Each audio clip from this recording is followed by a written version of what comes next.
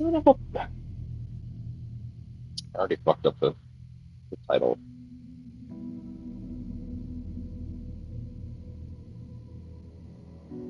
Oh, that was actually too quiet for you to hear. Son of a... I actually fucked up the title. I gotta remember, earbuds are like that. They do not detect low sound. I knew I was forgetting something. There we go. Fixed. All good.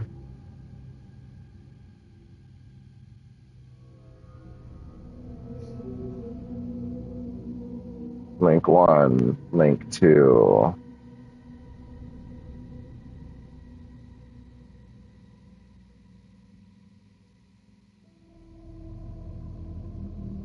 Link 3.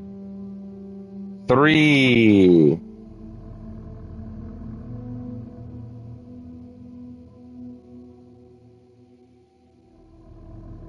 And then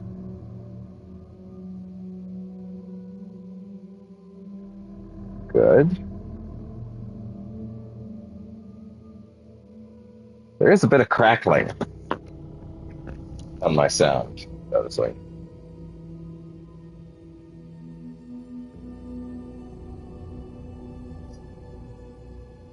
I can't tell if that's YouTube audio. Oh no, that's YouTube audio. 1 second. I'm gonna reset these things.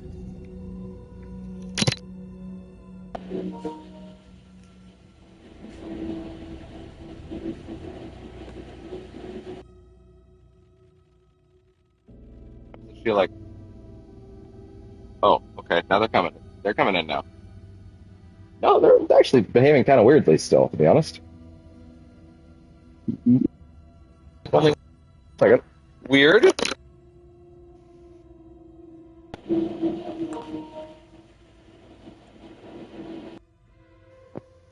These things are being unusually argumentative today.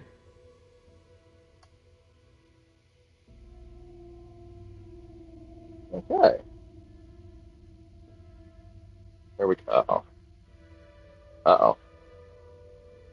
Uh-oh. Oh, okay, thank God. Let me check the sound again.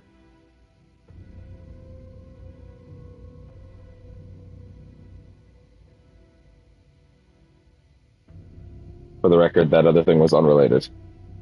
Crackling seems gone now. As good as it can be, anyway. That might also just be sort of how these things are. Although, could the crackling be due to this fan? Unclear. Very unclear. I just realized something. Although, wait, wouldn't it be better if this thing is behind me? Oh, well. Earbuds have their sound from. Anyway.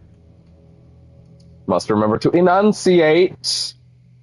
Enunciate loudly because of earbuds. I wonder how many things I've said on streams somewhat lackadaisically that just didn't get caught. Can you believe there was a time where I watched everything that I put up back? Oh. Like I would look back through my playthrough of Alien Isolation after I did it and just be like, did it come out okay? Good. The amount of footage I put up now, for the time being, who knows if this will be a forever thing. Maybe I'll drop off the face of the earth at a certain point again. Then it'll go back to being semi-regular instead of, a regular thing. Although my life seems to kind of fit it a little better now, but who knows?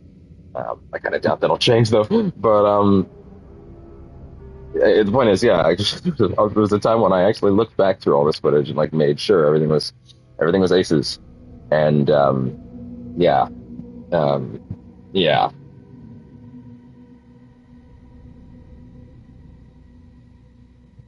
Yeah.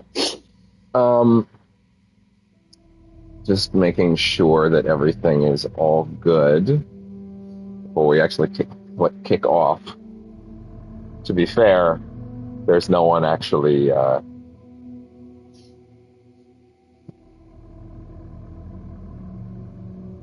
there's no one actually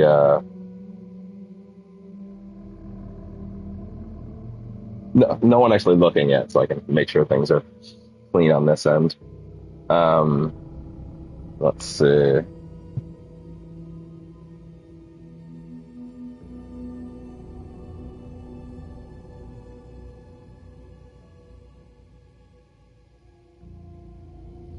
Okay.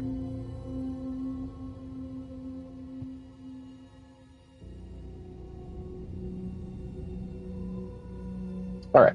I think we're about set now. Hello and welcome to session 2 for the Alan Wake 2 anniversary final definitive nightmare run. Maybe at some point I'll come up with a better name for this and I'll just retroactively change it. That'd be neat. But until then, you know. Anyway, today we're heading into the forest. We're going to do some cleanup. Then we're going to do Alan's segment. Then we're going to cut into number one fan because that's in the natural flow of events now. And I have actually come up with some additional thoughts on number one fan within the last day or so to ruminate on, especially. Oh yeah, I did not get to stream last night. It's one of those things where it's like I get to that place of I'm gonna go stream, right? But like the things that I was doing took way longer than normal, and then I had to clean up some other things ahead of time that I meant to do ahead of time, and then by the time it's like time to start, it's like 11 p.m.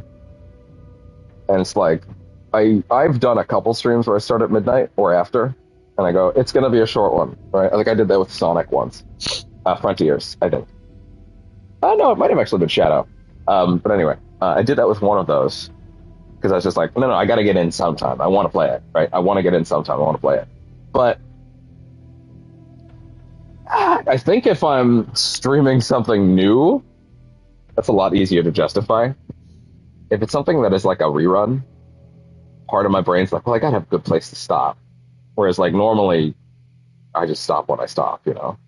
This felt different. And it's like that weird middle point between like 2 hours. What can you get done in 2 hours? Is 2 hours enough? And like, actually, no, don't even bother thinking about it. Just go. And then because I'm stuck between that point, then I'm like, oh, I haven't eaten. Then I take like an hour to eat, among other things. Then it's like, man. Then you're waffling between like, oh, well, now it's even later. Is there a point in starting? Yada, yada, that sort of thing. My Outer Wilds Collector's Edition came in yesterday also. And I did not open it until well after all my other shit was done. Kind of figured I would just do it today, to be honest. Kind of glad I didn't, because I kind of had a bit of a spiritual moment last night. Played the soundtrack, like the whole soundtrack on my TV. While opening the thing. It took like 3 hours. It's not like a big fancy, well, no, it is a big fancy box with a bunch of lavish stuff in it, but it's not like 3 hours worth. I was just vibing. Like I got stuck doing it every now and then, right?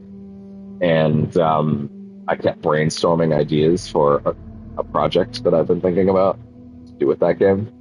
And it just kept building and building and building, and especially as you listen to the soundtrack and you're thinking, it's creating moments in your head, right, on how to do things, and it's like, oh my god, yeah. So I ended up spending like, at first I was like, yeah, I guess I'll just go to bed early tonight, right? So then I can wake up and start this even earlier than I normally would, and then instead it's like, actually no, I stayed up like actually past 5 a.m.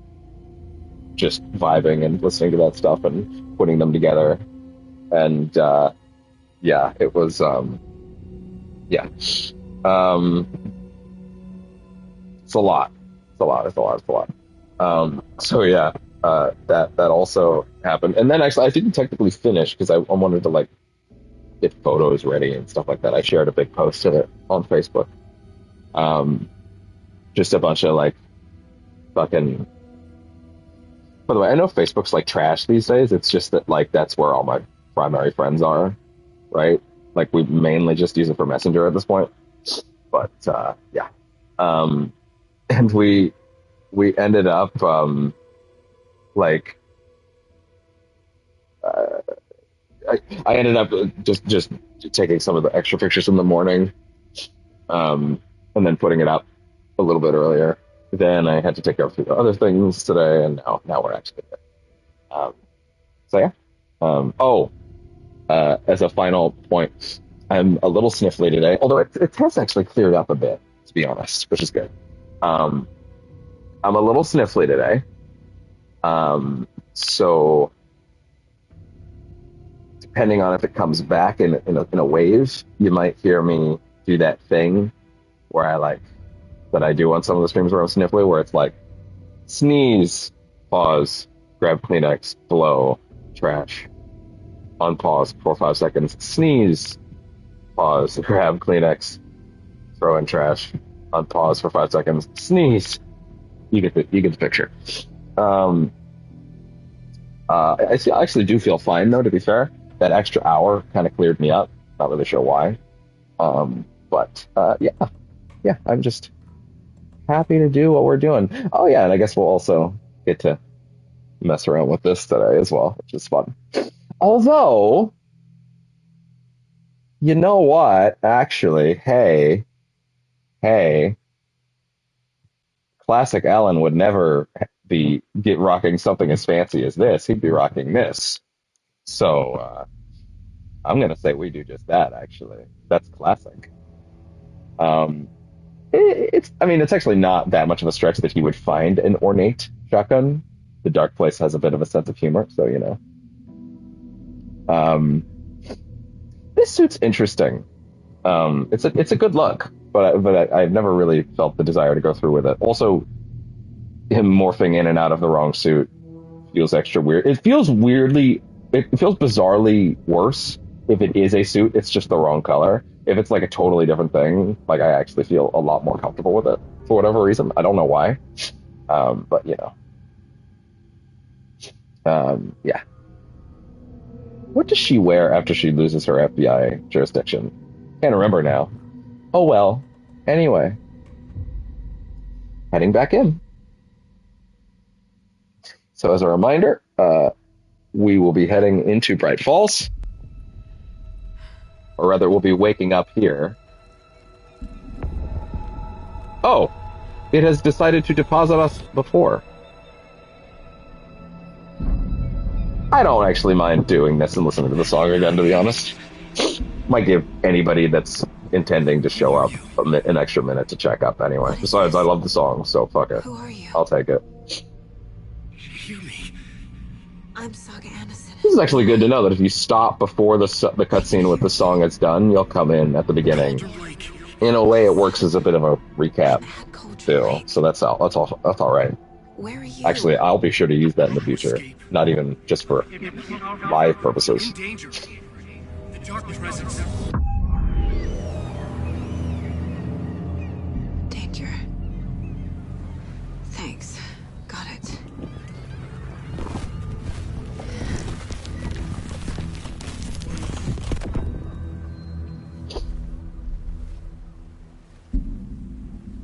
Hey!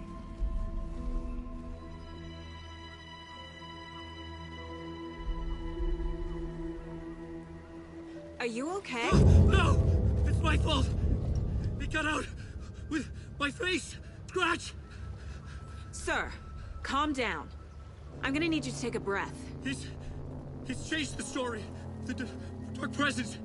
We must stop it before... Easy now. First things first. What's your name?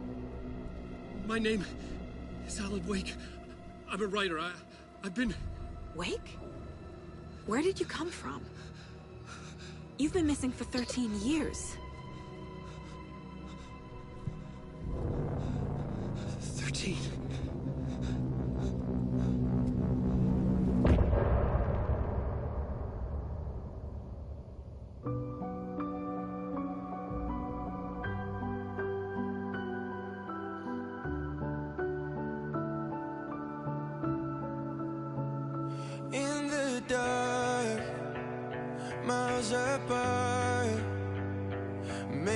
promise that I'm coming out alive.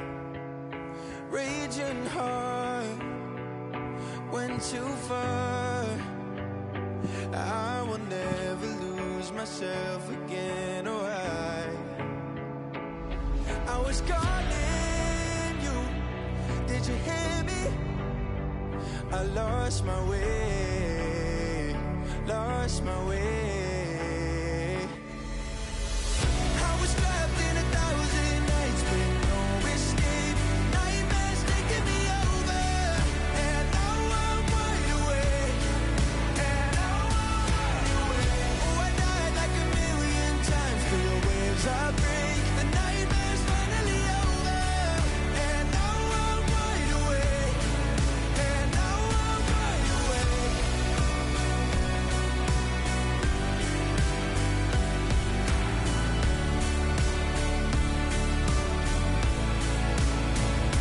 Blinding lights, burning eyes. I can see myself and I don't need to hide. My foolish pride paid the price. I will never leave again, I'm by your side. I was calling you, did you hear me?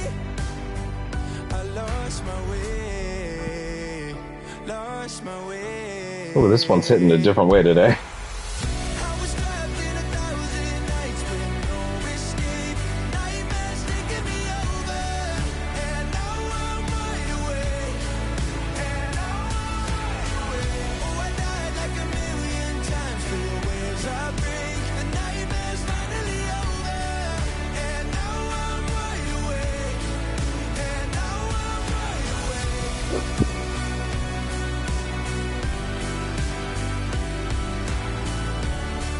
And now I'm wide awake.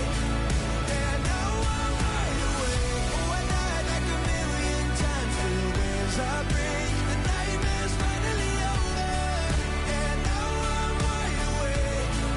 And now I'm wide awake.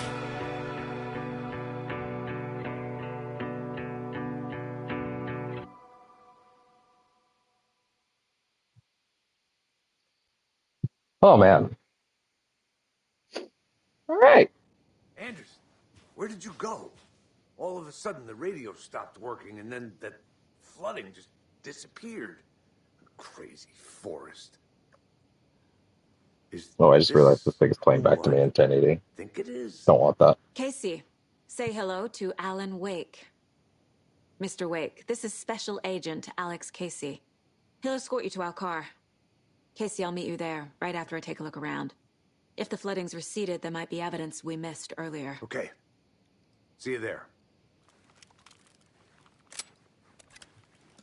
Alex Casey? How? Am I still... Is this the dark place? No, it can't be. I like that he's kind of slurring that line. Yeah, the PI from your books has the same name as me. Great. Moving on. I love that his It's first a bit of a first hike thought to the car, is like, "Oh fuck, Get your I'm not out, am I?" We'll head out. That may have been a mistake. I I may have been testing the limits of where the line is that I can't shoot them. I thought I'd never see this place again. Take your time. But you should know these woods aren't the safest. Yeah. It's getting dark. You have a flashlight? Pills to numb the pain. It's not safe without a light. I have a light. Technically, the light's coming up. You can relax, Wake. Although he's actually super right because this section will be Writing a anywhere. problem. You must take them and keep them safe. Our lives could depend on it. They have vital information. We know about the pages, Wake. We'll keep an eye out for them. Okay. Okay, just give me a moment. It's okay. Take your time. It's interesting because he is caring, like he does care, right? But it's like he's also like, "Ah, man, I really don't want to deal with your shit." This is something. It's not specific to this game. It's actually specific to most games, especially games that have motion capture and facial stuff going on, right? But like you see all this expressive facial work, right? And like detailed animation, lip movement by lip movement, micro expression by micro expression, and and um and then after that they just go into fucking like completely blank, right? Because it's expensive to animate like average facial movements, right? So it's the minute they're done, you just let them relax. But also at the same time, that's fine. It's not like an actual complaint. Should look around. It's a quirk of modern With the flooding mocap stuff. gone, could be further clues out there. The flooding disappeared very suddenly. I wonder if there's any connection to the overlap. To Nightingale.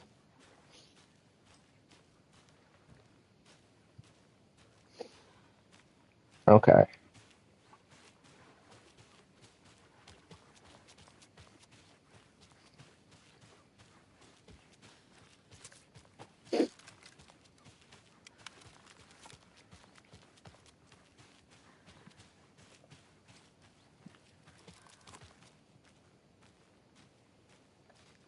Okay, so we are going to be checking the woods.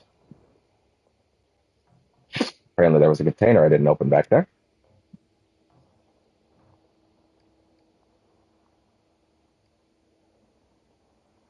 I appreciate that she is dotting up her map the same way James does. Although that's more of a, like, how do I put this? That makes more sense as an obvious callback to the original Silent Hill games. That was a very common thing in those, but obviously this game has way more in common with those. I do still agree. I remember Gene Park of the Washington Post, great dude, said something last year that I very much agreed with. I don't know if it ended up getting on to any of these streams or not, so I'll just, again, I don't remember everything I said on them, but I'm going to assume that maybe it didn't, because it definitely happened after. It might have made it into the final draft run. At the very least, it might have made it into there.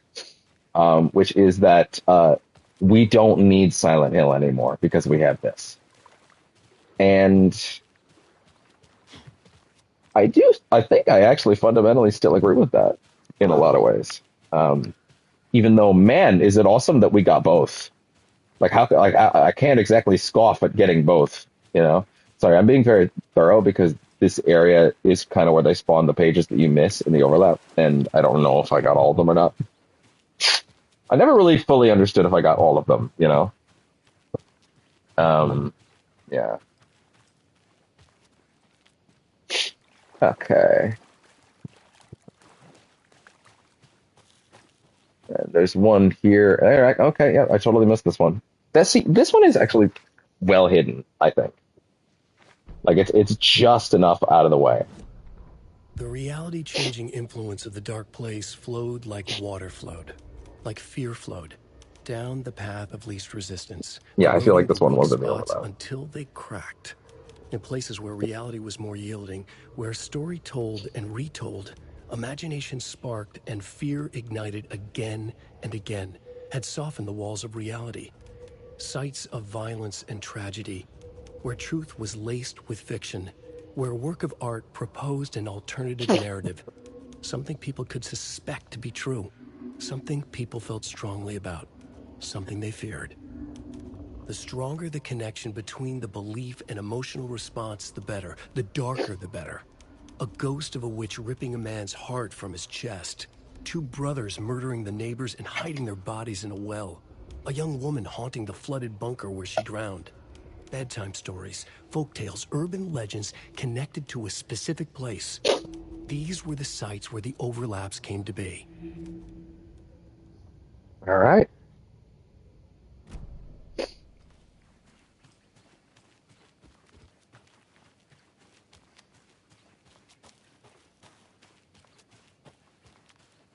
Duck down in here.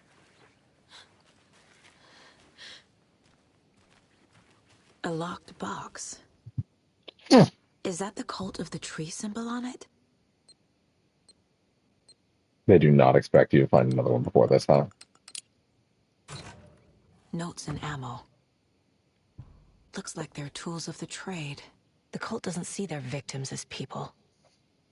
Remember, they look like us, but they aren't. They're like animals, and it's our job to hunt them and gut them. The rough part is that they're not wrong. Like, once you're taken, you're not coming back. That's not how it works. You have been taken. You are not coming back from that. It's not a, you don't reverse the dark presence's influence. It's got you, it's got you. That's all there is to it. Um oh.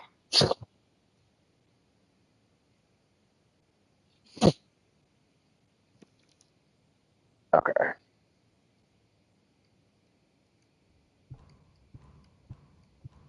Hey. Oh wow, that one's important. Shit.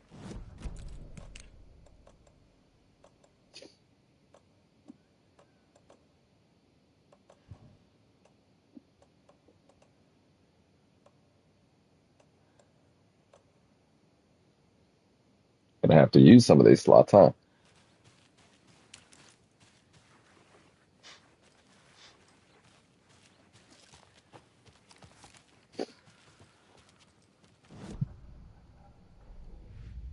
Oh hey. Nightingale goes missing for 13 years, shows up murdered, and then turns into a monster.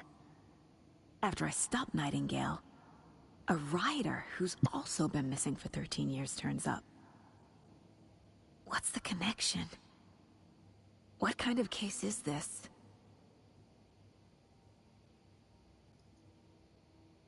Hey.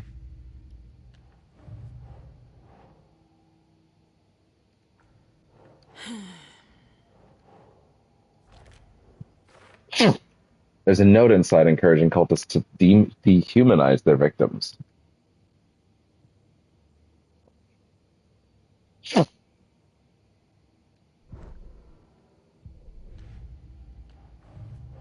Carved up that tree. Nope, reminding cultists that victims are like animals. Dehumanizing their victims, they are the predators. Their victims are just prey. Nightingale spoke in excerpts from the pages. The other taken were speaking strangely too. The pages are clearly connected, but how?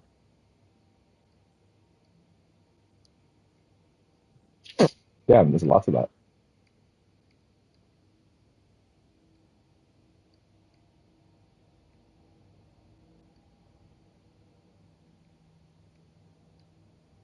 One more. One more.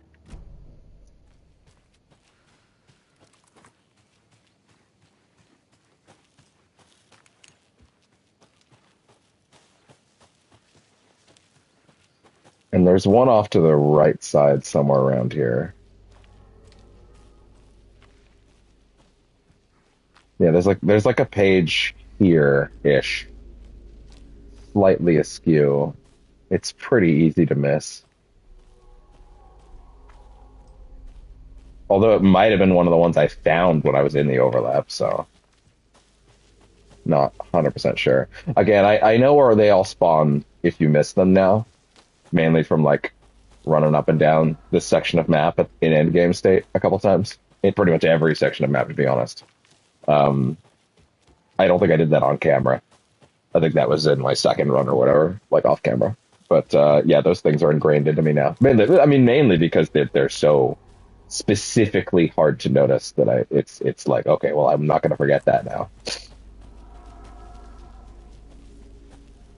It's here somewhere.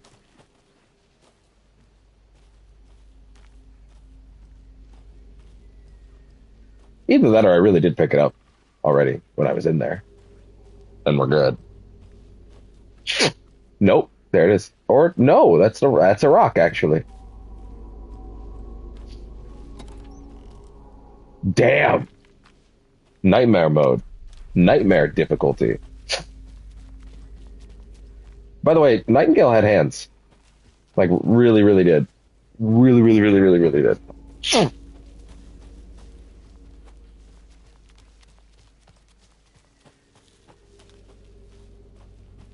I think it was here. I'm pretty sure it was in this little space here. Yeah. So if I'm not seeing it, I'm gonna assume I must have gotten that page already.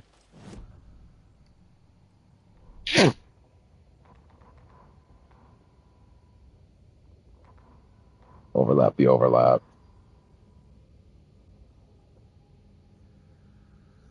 4 out of 6. This the thing is, you find some of them in different chapters, right? Like you do. Like there's quite a few to find, but yeah. Yeah, wow. Yeah, I guess I must have found that one while I was in the overlap. Oh noes, I can feel you. Trying. You might occasionally hear me spit. That's me getting that shit out of my circulation. Trying my best to anyway. Hey, 1 second. I don't remember. Is there more foliage density? There's much more foliage Remember density on Ohio? Sure. on The North Side Slasher. it's not on performance mode. But Wow. that case was completely different. The trees, Anderson. I forgot about that. Hid the bodies in the forest. Yeah, if you think I'm fucking kidding, like really look at how much foliage density there is now, and look how much it goes away when I go to performance mode. Yeah, it's actually kind of ridiculous. I still think it looks fundamentally great and like a forest, but like look at that. So much more.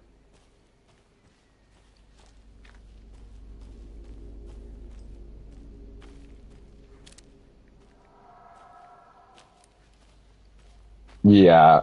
Although I have to say, once again, and I say this as someone that was actually just fucking around with Control off stream before, setting something up for an off stream thing. Um, I will once again say this game's 30 FPS looks great. It's not choppy. It doesn't feel sluggish. It honestly feels really good. Um, this game, Alan Wake 2's 30 does not feel bad to me. Still believe that. Obviously, it's choppier, but like not in a way where like trying to play Control when it's below 60 don't feel good. It do not feel good. I'm sure I must have done that the first time, but it don't feel good. Whereas I think this actually looks remarkably solid. Would I still do I still prefer this? Absolutely. Still absolutely prefer it be like this. But nevertheless, um, yeah, I think it's totally fine, and I don't mind it.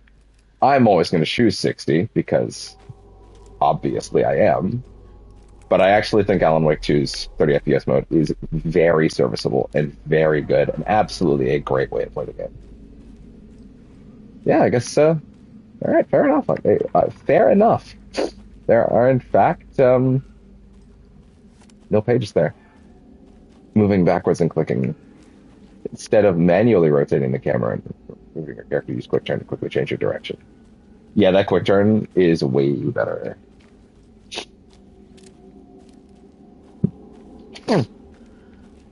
That being said, I'm so used to not using a quick turn in this game that like, ooh.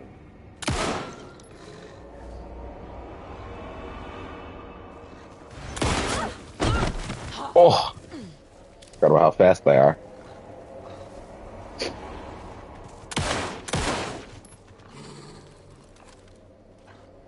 Oh, Even the animals are turning into monsters.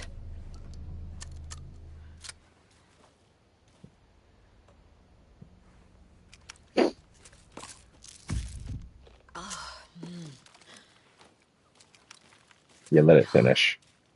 Pop another. There you go.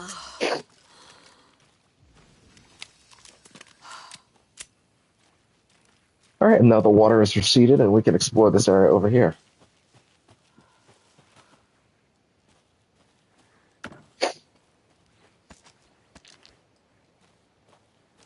Look for clues.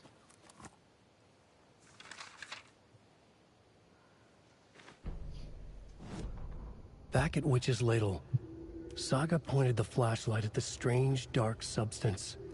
The same substance Nightingale had left at the morgue. There was something hidden under it. She strained to see. The opposite of sunspots in her eyes. Blacker than black. Suddenly a change. The light reacted to the substance. A feedback loop, surging up her arm. Saga squeezed the flashlight, willing it to penetrate the dark matter. Willing it. Burn it away. Why, hello there. Lady of the Light Paint. Oh! Damn, Silent Hill 2 remake is actually really good on the highest difficulty about like not making it feel like every single thing you open has nothing in it. Admittedly, the Lake House was rough in that regard. So I imagine the main game is similar. But I mean also, you know, limited resources is kind of the point. But also like I often find it a little arbitrary how many times you'll open a thing in highest difficulty games like that. Survival horror stuff about resource management, and you're just opening container after container after container after container after container. It's just nothing at all, nothing at all, nothing at all. To the point where it actually gets repetitive, like, and hard to take seriously, if anything. Like, really? Nothing at all this many times, huh? At all. Why, hello there, box. The cult is leaving supplies around for themselves.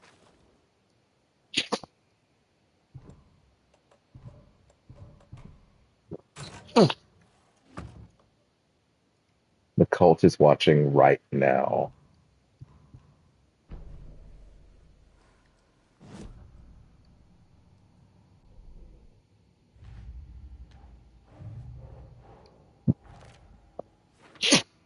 Stashed down by a bridge near Cauldron Lake. The cult stash has an ominous, creepy warning note inside.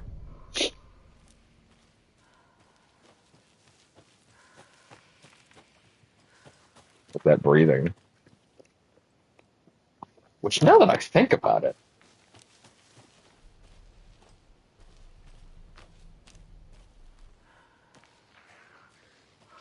oh, sup?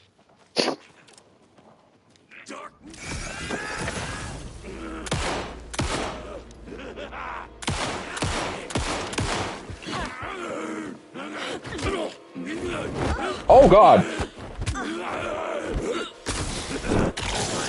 I would really rather have not used that on you, to be honest, but you know.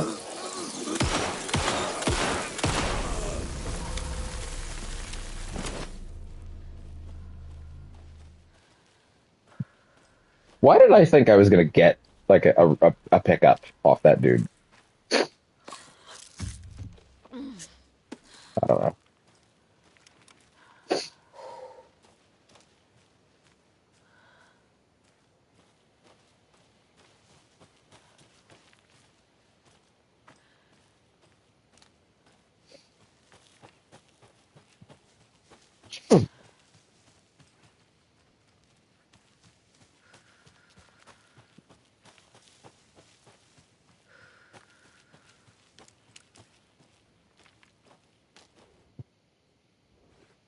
Oops, wait.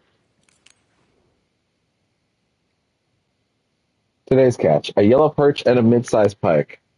Almost caught a lake trout, but it gave me the slip. Saw an out-of-towner walking around in the woods just before sunrise. Had binoculars or a telescope or something. Taking notes. Didn't notice me. Good. Don't need the attention. Just an old rubber boot. Some of the regular creepies roaming around again. Avoided them as usual. No one notices a quiet old fisherman. Not even the fish. That's good for him. Oh.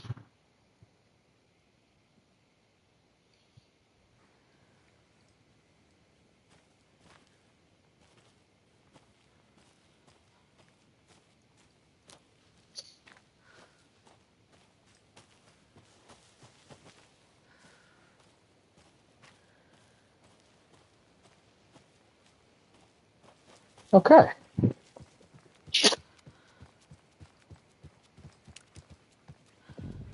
This particular bridge has a bit of emotional significance for me, but it's fine. Isn't it funny funny how the world There's works like something that. written here. Oh, A poem? uh-huh. Or a riddle? Reminds me of the nursery rhymes I read to Let's see Lolly how when well she I was remember little. how these worked out. Probably not well. 1 bird for light, 2 for darkness, 3 birds for a fight, 4 for a struggle, 5 birds for injury, 6 for misery, 7 for the ending, whatever it may be.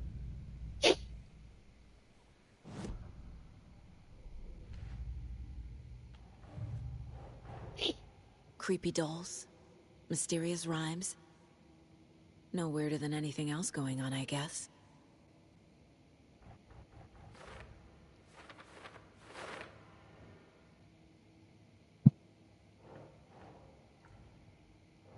Would that not be Nope. strange rhymes? Oh no, this would be about who are these? Yeah, I gotcha. What is the setup? Why the tripod? Some kind of experiment? I like that by the time you would get to do the lake house now, you would actually like, or you could rather. I guess there's no meaning that you would have to. You're not required to, but you would be able to solve the mystery of these already. And I think it's probably better for the playthrough if you don't. It's actually funny how much that sounds like the SH2R A little UFO clothespin doll. ending kind of Perfect trigger weird sound. souvenir for Logan. There's nothing else to grab here, right? No. Okay, good. All right, and it was, let's see, 4 for a struggle, 5 birds for injury, 6 for misery, birds for a fight, 1 bird for life. Yeah. Something feels different. I should look around. This would be, would this be more about Jules or Julia's? Or wait, was her name Julia? Was it Jules and Julia Marmont? I guess we'll find out when we get back to the lake house. But anyway, A charm. Cute. oh, It'll go that's great with the right. bracelet Logan made for me. That's right, the whole charm mechanic. Enemies stagger more often. Huh. Right, and you're fucking That was strange. your Gotta keep an eye out for more of these your rhymes. little your batch of charms filling up your chest. Especially those insta-kill ones. To be honest, I'll probably try to use some of them on this run just for the sake of, like, chewing through them. But yeah.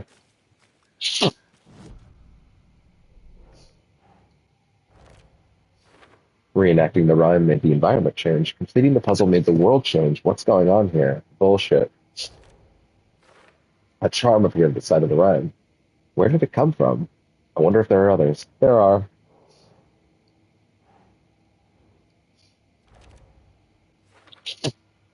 Kind of reads more like an owl to me, and she's not wrong. Crow doll used to solve the rhyme puzzle. Rhyme found near the bridge at Cauldron. A rhyme about counting crows. Each number of crows has a different meaning.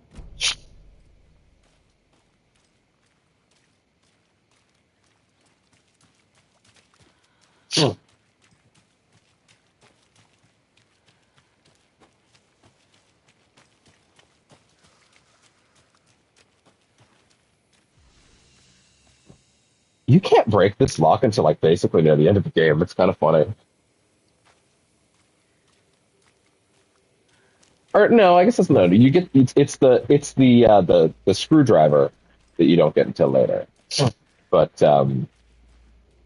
but I guess you can technically come back before that. But as far as times to reasonably come back here, it's kind of towards the end. From Alaska to British Columbia, Washington, Oregon, and all the way down to California, the Pacific Northwest area spans over a diverse range. Here you will find 59 threatened or endangered species. Is this worth reading again? Let me see. Is there anything like interesting in here? Squirrels, otters, salmon, blue herons, black cottonwood. Yeah, you get it. We've read it before. Probably read it multiple times on stream before. There it comes. There it comes. There it is. Oh,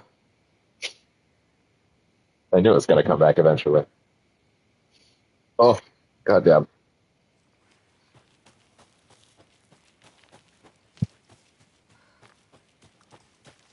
Not unless you drop down there, but that's just a shortcut. Witchfinder Station.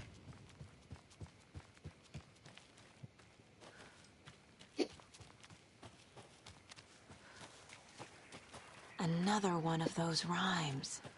And I don't think we have all the pieces we need for this one just yet. Hero, brave and strong, left home to right a wrong. From the woods came the wolf so greedy and hungry that he ate what he found in the house without a host. The hero returned to find she'd lost the thing she loved most. And of course, now, especially in hindsight, we can recognize that all of these rhymes are specifically, like, all of these rhymes relate to Saga. They relate to her motherhood. They relate to things that happened in her life. They relate to moments from earlier in her life. They even relate, although they largely relate to this story, like what's happening to her now. But of course, the guy that made the rhymes didn't know that. He just, like, wrote rhymes he thought were thematically poignant. And clearly some element of the lake pulled that through, and it rooted into Alan's stuff, or Alan's stuff rooted into the rhymes. One or the other. Honestly, probably the other way around. Probably the latter.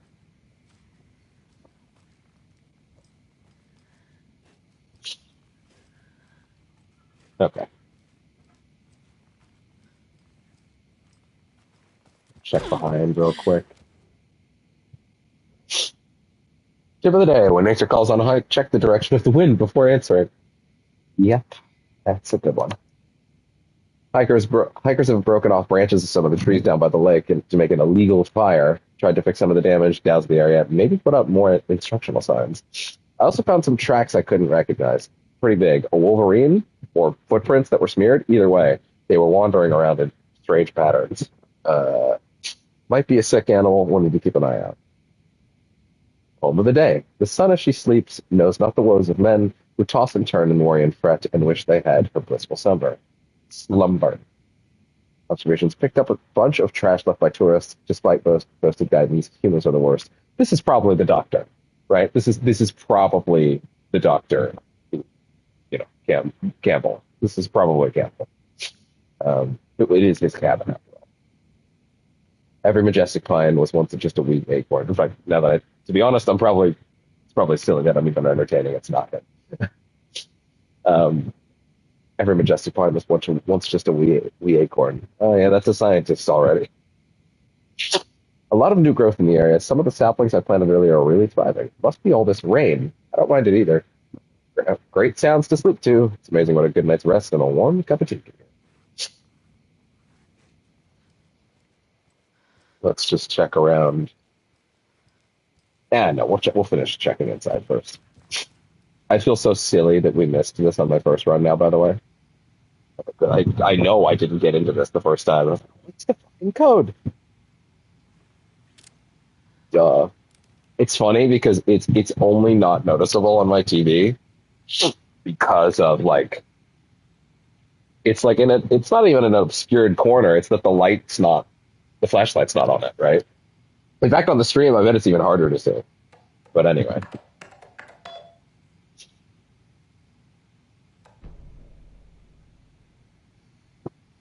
From Dr. Eugene Campbell to Dr. Marmot and Dr. Marmot. These are going to be more interesting to reread anything that's directly to the Marmots now that we know their deal. I've received your favorable review of my project proposal. Thank you. I need not remind you that my academic as well as recreational expertise in mythology, folklore, and writing will indeed lend the needed credibility to the project in both leading it and creating the testing material. Dr. Eugene Campbell. Of course, the guy that's like best at literature and mythology on their team, his last name is fucking Campbell. Of course. Of course. Joseph Campbell, Man of a Thousand Faces, or is it Many Faces? Yeah, I think it's Man of Many Faces. It's either many or a thousand. I think it's Men of a Thousand Faces. Basically, the hero's journey. Not exactly. Well, actually, no. I think it might even. Don't quote me. I think it's actually just sort of like the long form version of hero's journey. Whatever. It's the point is, famous literature guy. Just get off my ass. Anyway, Dr. Marmot and Dr. Marmot. Here is the promised update on the project's first experimentations. The test items were plastic animal figurines, teddy bears, toy cars, baby dolls. Yet the iconographic nature of the test items was hypothesized to be beneficial for these research purposes. Test results negative. I will continue testing with more advanced items and scenarios. No response from you is necessary. Dr. Eugene Campbell, PhD, lead researcher. All right. Yeah, the anything that's directly addressed to the Marmots is going to be a lot more interesting to reread now. Especially, God, realizing that fucking Jules Marmot was Heisme fucking blew me away.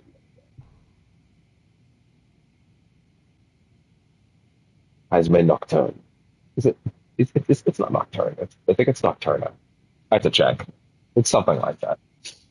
Um, Research into the reality-altering effects of discovered in the Cauldron Lake area, utilizing fiction and art as a source, and then manifesting the results into existence. Methodology. The FBC's intent in this research project is to experiment with nursery rhymes, hereinafter referred to as fiction, in an attempt to recreate the conditions under which the writing would become reality. The hypothesis is that there are two ways in which fiction affects reality. Either by reflecting events that have come to pass but that are not known to the later creator, whose act of creation therefore becomes the catalyst for these past events, after which they serve as the source of their own inspiration, or by the fiction itself being the initiating force in its present timeline, using the creator as a conduit.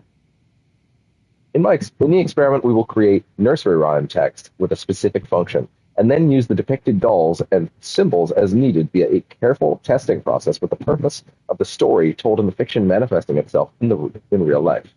A variety of combinations involving the dolls, symbols, and rhymes will be tested in order to collect large amounts of data with the hope that a pattern will appear.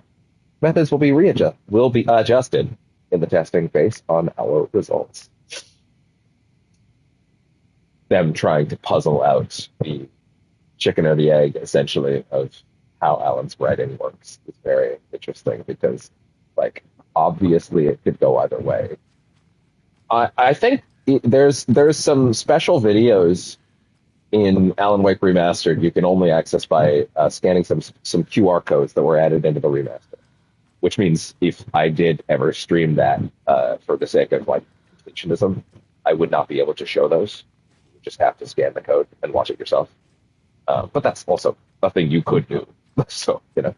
But one of them essentially sort of directly implies that Alan is... It's less that Alan is plucking things from thought process and more that he is explicitly clairvoyant. And that's how he's able to pull, essentially, Max Payne out of the air and write it out as Alex Casey.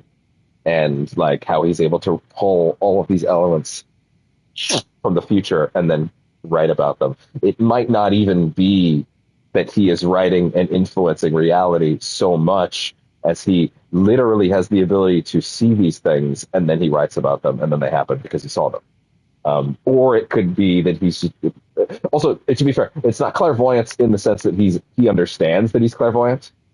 It's clairvoyance in the sense that he sees these things in dreams when he sleeps. And then, like, inspiration.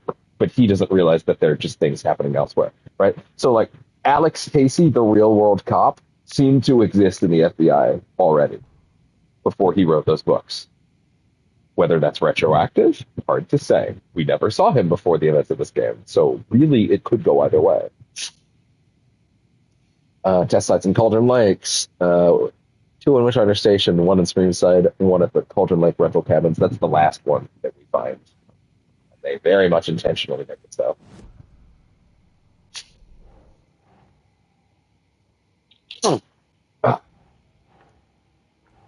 Oh, fuck off. That's totally it. Really? Okay, fair enough, I guess. Locations are Witchfinder Station, Streamside, and Cauldron Lake rental cabins. Okay, that's why. That's why. Okay, gotcha. Wolf Doll. It's a pretty good paint job. Nice detail. Hero doll used to solve the rhyme puzzle. Is that foil lining? Someone put in a lot of effort.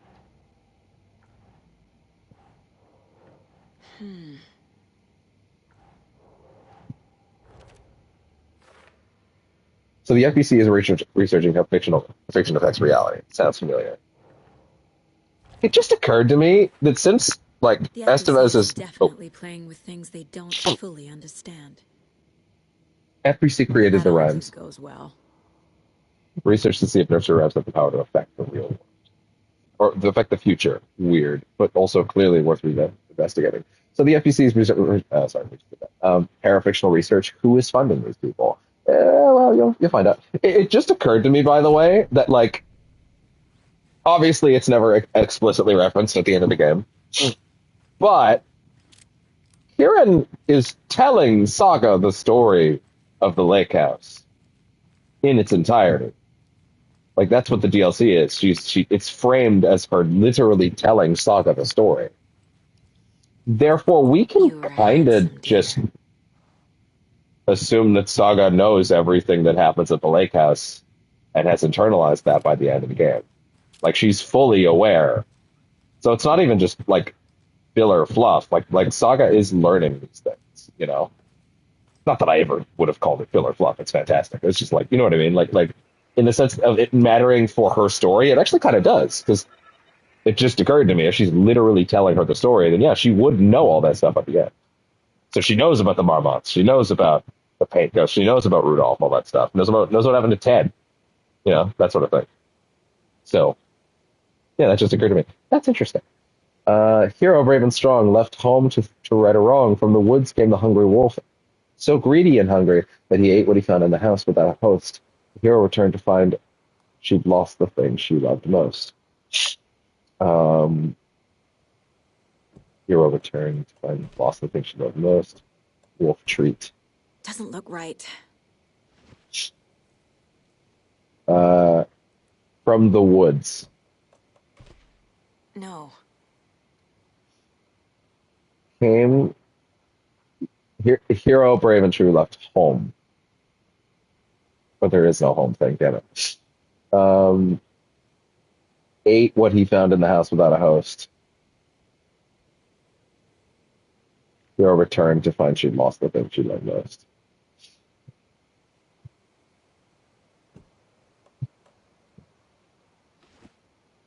How did this one work?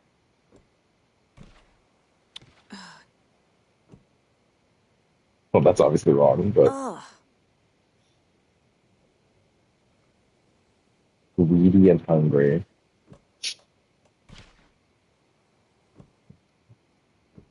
Baby. No. Keep Obviously trying. wrong. Obviously wrong. That's not right. Okay. Hero brave and strong left home to right a wrong. From the woods came the wolf so greedy that he ate what he found in the house without a host. Hero returned to find the thing she lost, the thing she loved the most. Doesn't make sense. Where am I fucking this one up? Where am I fucking this one up?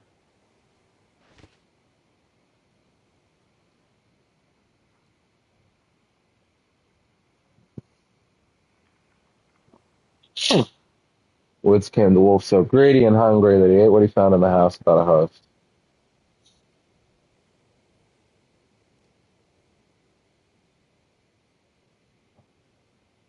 Huh.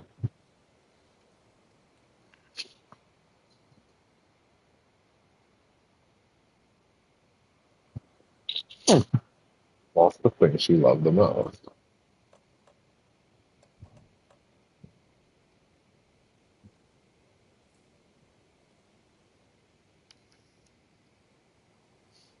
Eight? Wolf 8. Didn't we literally try all of these with Hero? Think, Saga. Nope. Nah. Think, Saga. Okay, hold on. Wait, what? Really? I have a weird The boat? feeling something's changed. The boat?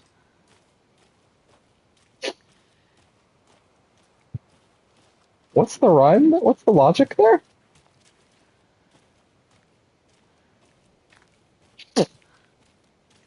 What is this? Okay, then. Returned home? I've actually. The hero left home, as in got on the boat and left, I guess. I guess. Yeah, some of them were a little weird, huh? Another charm for my bracelet.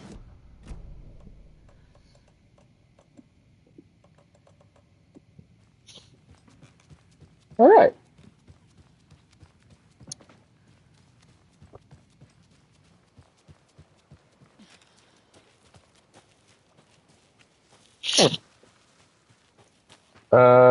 Let's do a sound test real quick.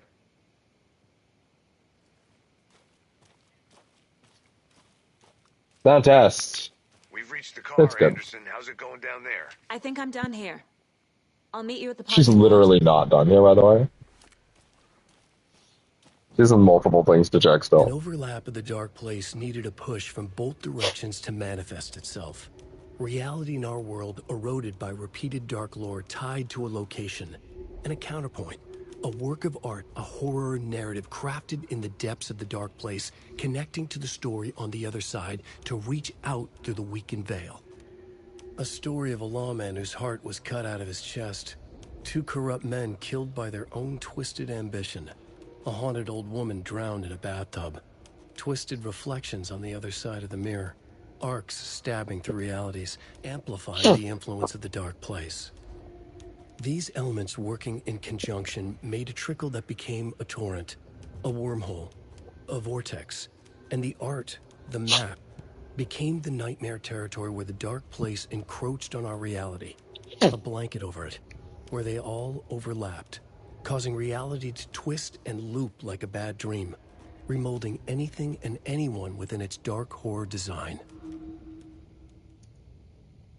All right. Oh.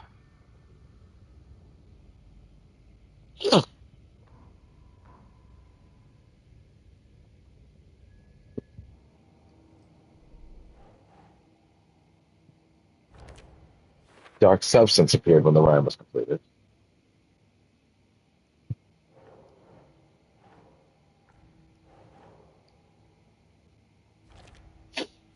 Rhyme appeared. Rhyme found outside the Cauldron Lake. There's your cabin. Hero of the rhyme left her child unprotected. Yep. Sounds about right.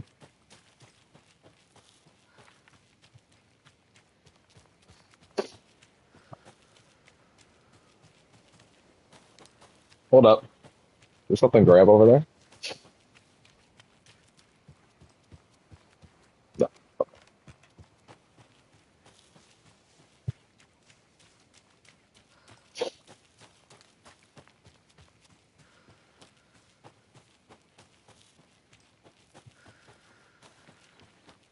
More of those kids' lunchboxes. A good thing I found this. I would have missed it. Obviously, you're going to succeed, or else you wouldn't be the hero. Duh. That's a lot.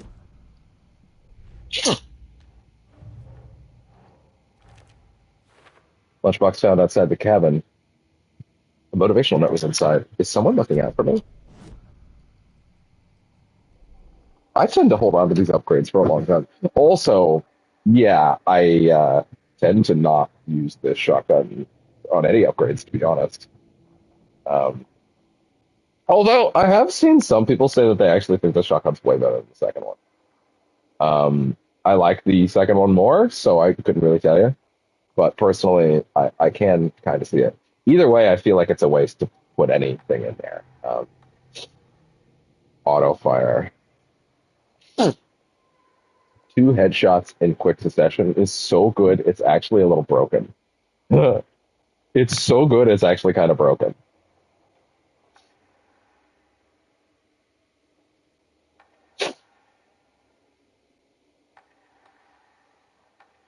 They're all really good. They're all really good. I'll hold on a little longer.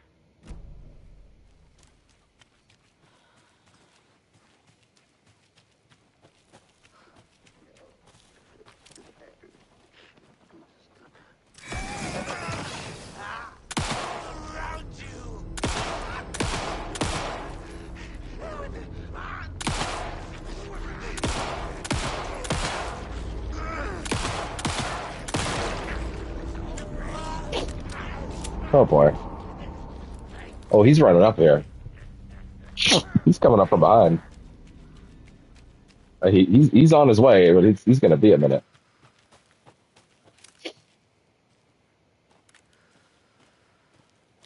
He's on his way. I'm coming. I'm coming. I'm on my way. Just you wait there. Just you wait. Did he like give up? Lose interest? Oh.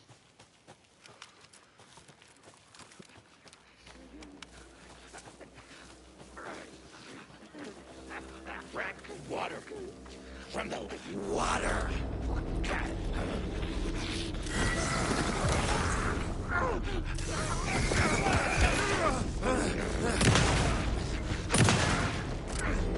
Plastic beer mask. Yeah, that was 4. Still pretty good. Oh, forgot they actually do drop stuff. I tried to check some of the other ones and they didn't. I was like, oh yeah, I don't know why I thought in this game that they dropped supplies. Because they do.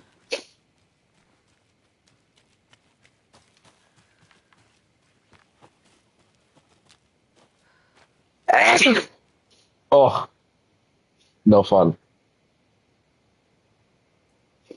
God damn it.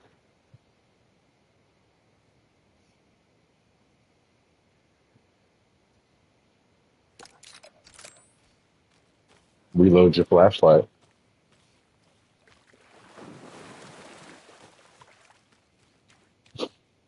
That's my sound.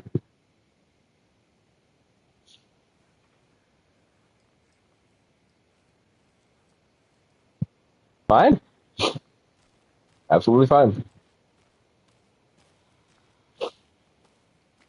Okay.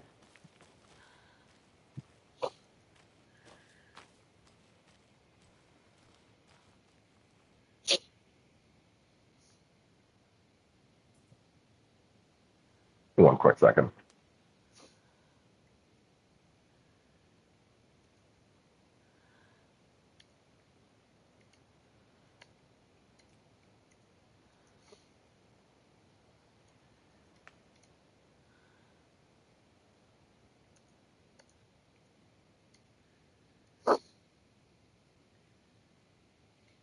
Okay.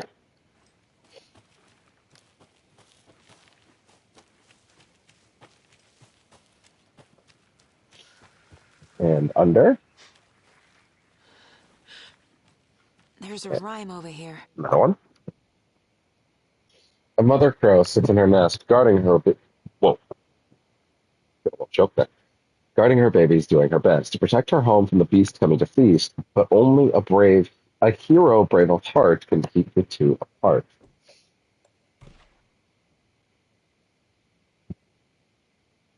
The hero keeps the mother and her baby apart. Mother crow sits in her nest, guarding her babies, doing her best.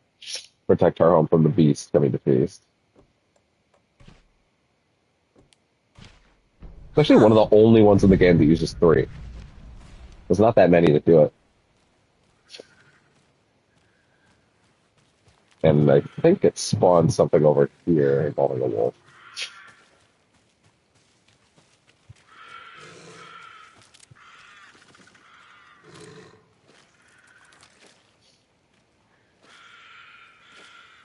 Oh, squelching. Squelching behind the tree. What? I really thought, what? Huh. Another charm. Good thing Logan made me this bracelet. Oh my! I got stuck on the tree. He got stuck on the tree.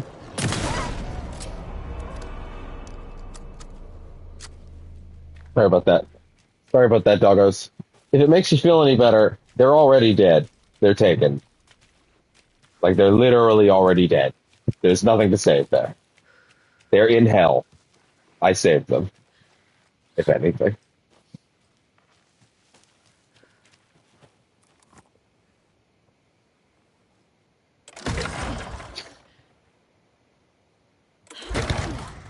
There's no coming back for me to take him. You know what? I'm actually going to say this might be so good, especially for this difficulty. Or sorry, no, this is such a good upgrade that on this difficulty it feels essential because like they've got fucking um uh um sorry, I used 12 shots on those two guys a minute ago. Therefore, being able to make the most of my shots might be really good. That's all I'm saying. Saga was sure she had hit the Taken in the head, but had not even slowed the monster down. She took aim and fired again. Another headshot. This time, the Taken staggered. All right.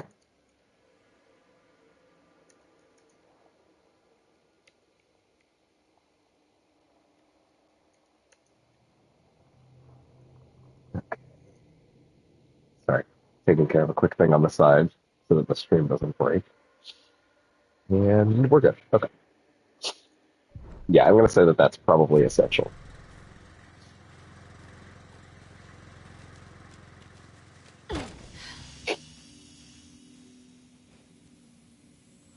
Hello there. And to think a minute ago, she said, I think I'm all done here now. Like, no, you're not. What are you talking Children about? in Bright Falls all grew up hearing stories about the cult of the tree. Feral maniacs living in the woods. Satanists chanting, "We watch in the night" as they perform blood sacrifices in the forests. Or things not quite human lurking in the dark. There were many versions of the story, but they all shared one important element. Danger in the dark, in the woods. Somewhere among all the urban legends lay a secret truth. The real identity of the cultists prowling in the woods. Real faces hid behind the masks. Real hands held the knives. Real people fulfilling a grim purpose. The forest was not safe. People were right to keep their children away from the trees. All right.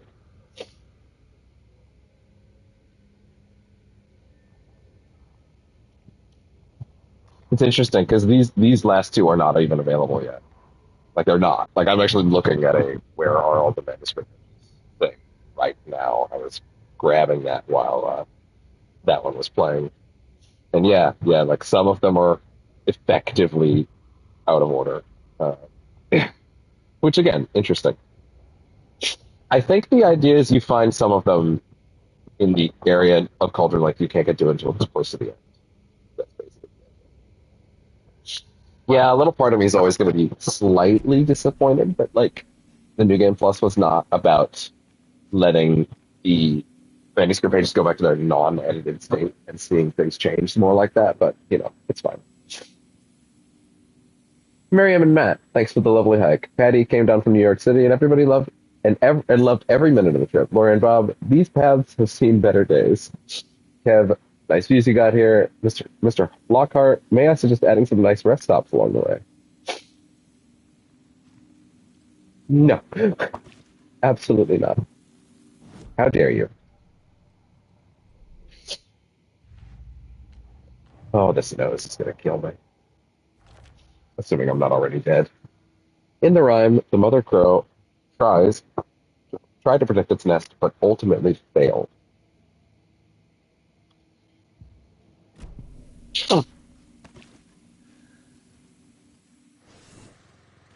All right.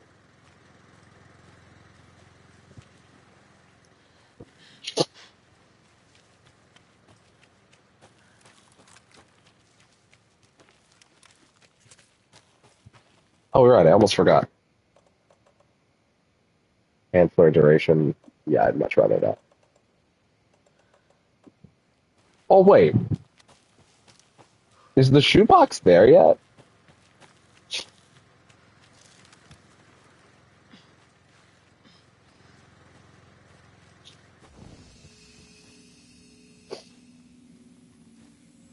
It's actually not.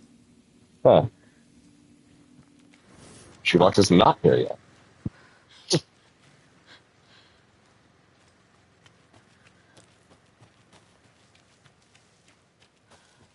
Cannot inventory jumble. Another locked box. Rock, rock, tree. Are you bright enough? And by the way, yeah, you can hear the breathing of what sounds like a diver. 6 plus 2, rock tree. So that would be, yeah. 8.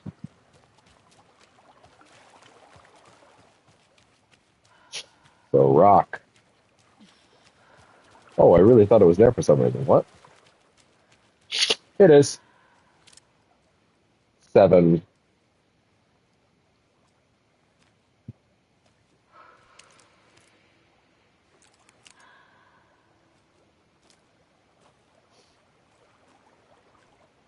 Huh.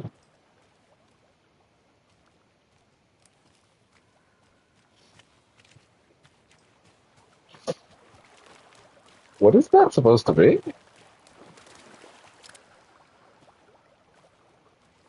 Oh, I think I. No, no, I don't actually.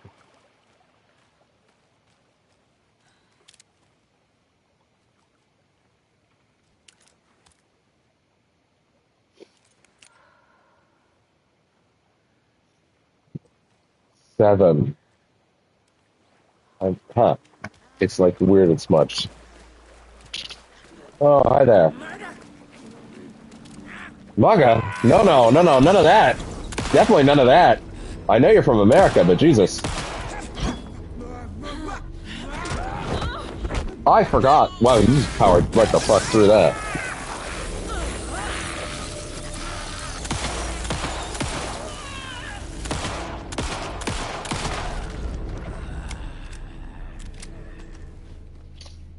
Good.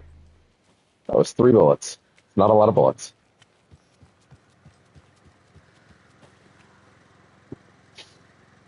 3, 3. So rock. 3 plus 3 is 6. Wait, is it a 3? It is 3. It's 6.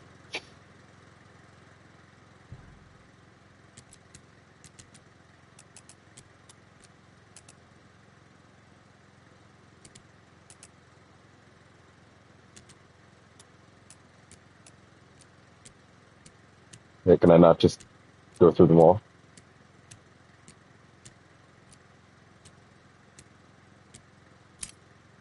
Yeah. Yeah, I can literally just go through them all. Are you one of us or one of them? I can be whatever you need me to be.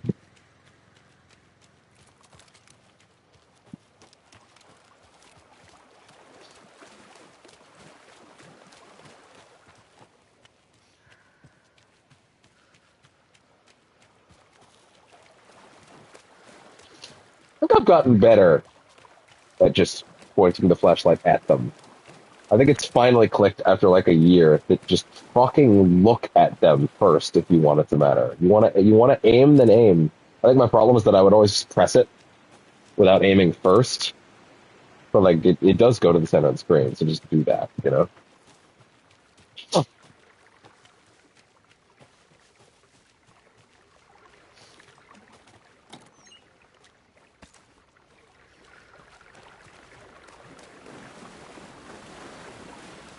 And another lunchbox.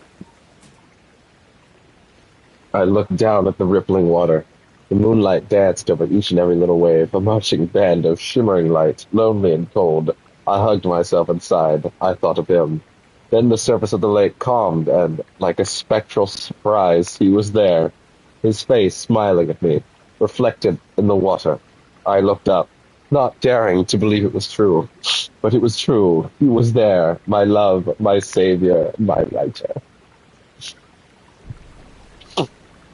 Yeah, now they're throwing those things at me.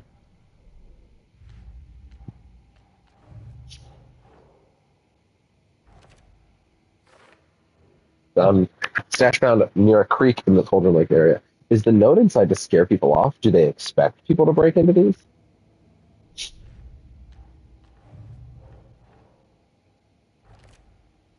Lunchbox found at the bottom of the waterfall, Golden Lake. There was a page of a story inside, but this is definitely not like the other pages I've been finding. Fan fiction? If anything, that should have tipped me off. It's pretty overt at that point. But I guess I just didn't want to assume that there was no character I hadn't met yet, you know?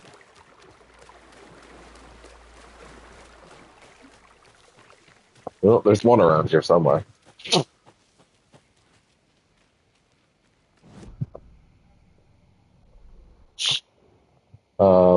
There's stuff at the witch's hut. Yeah, there's these containers I can't open. Pretty much everything remaining down here is just something that I can't get to until we've got bolt cutters.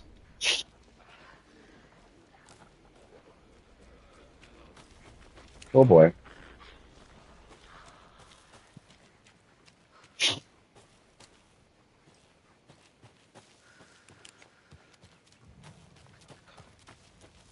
Don't forget to save often, even though the game doesn't really punish you super hard with that, to be honest.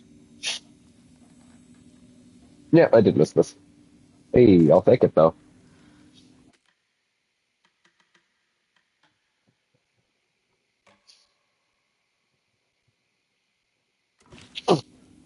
Cool.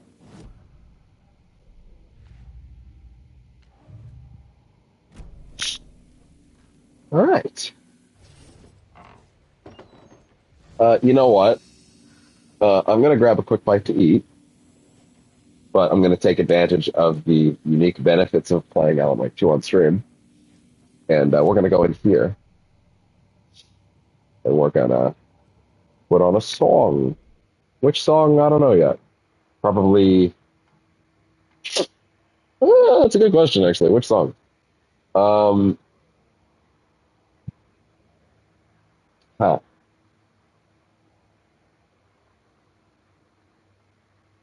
Say, wait a minute.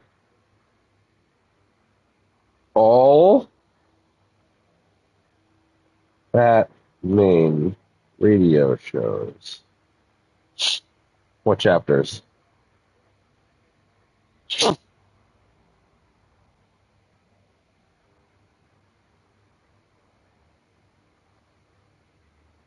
Where's this found?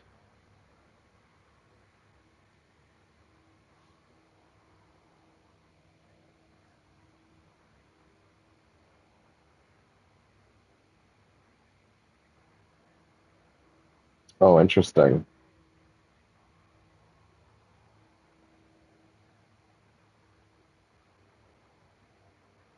Yeah, location.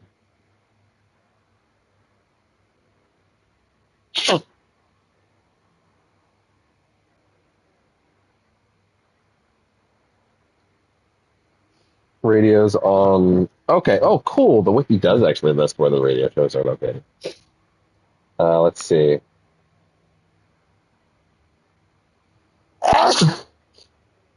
Holy shit. Oh, God damn it.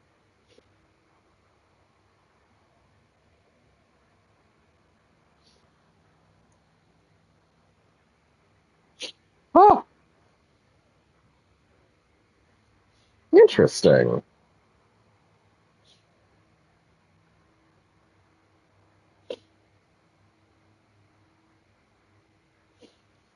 Nothing to be a specific location for any radio show, as an eligible radio will simply play the next radio signal that has not been heard yet. Furthermore, because a timer between the shows for radios found on the same map, and the same radio will not play more than once. Section will title this radio locations. What conditions they work under are unknown. Furthermore, there may be a bug preventing the last two radio shows from playing. Yes, yeah, there was originally. Um,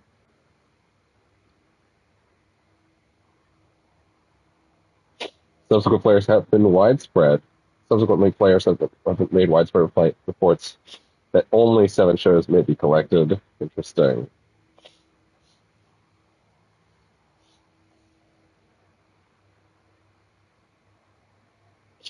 Oh,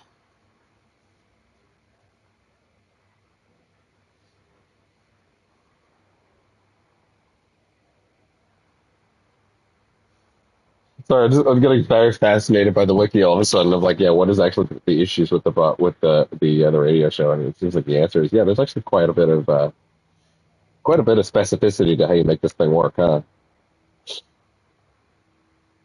Rough. Radio outside drone tools and hardware. Building north of the sheriff's station. Huh. Anyway, I'll be right back. I'm gonna let these things charge and grab some food.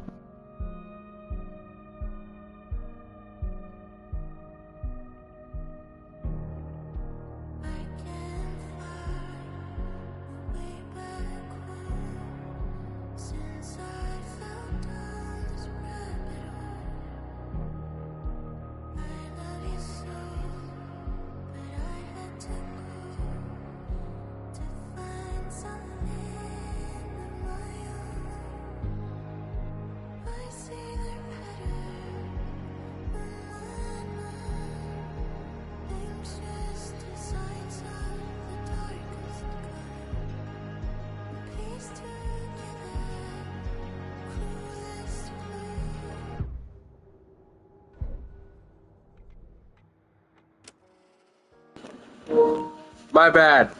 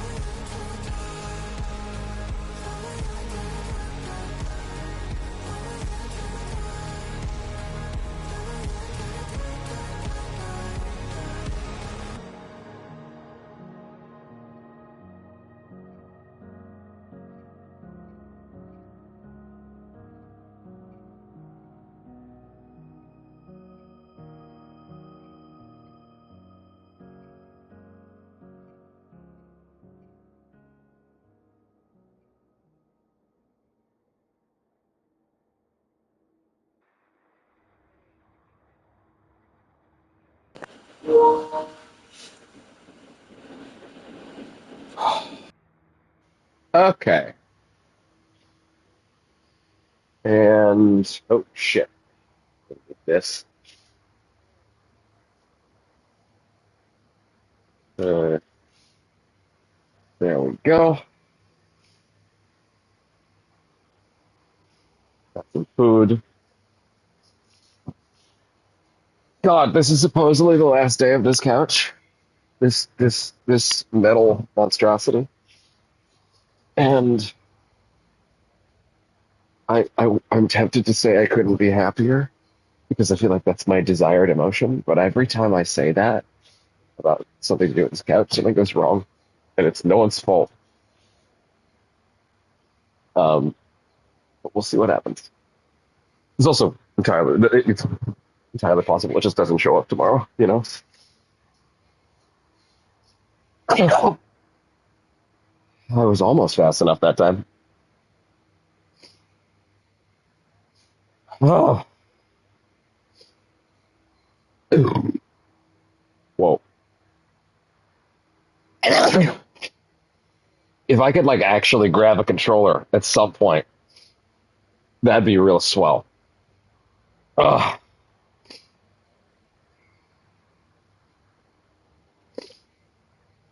That's the weather. It was snowing a little last night.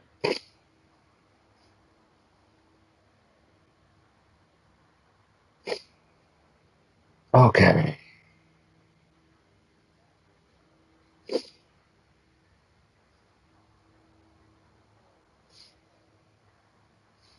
Yeah, all right. There we go.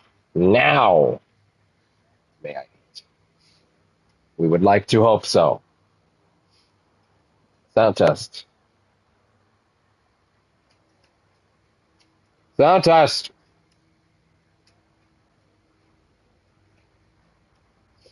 It was a little funky for a second, but it's fine.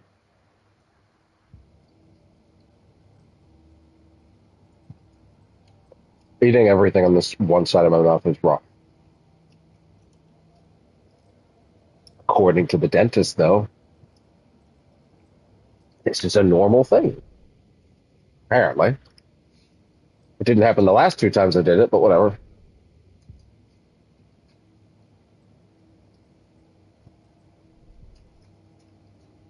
The Mile High Strangler case. Proud of that one. You know what?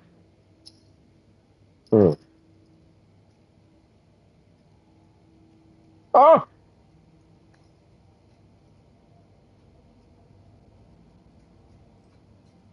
Oh! Ouchies. Shoot on the wrong side. I was going to say, you know what, actually, this might just be a bad batch of this food anyway, but, actually fine.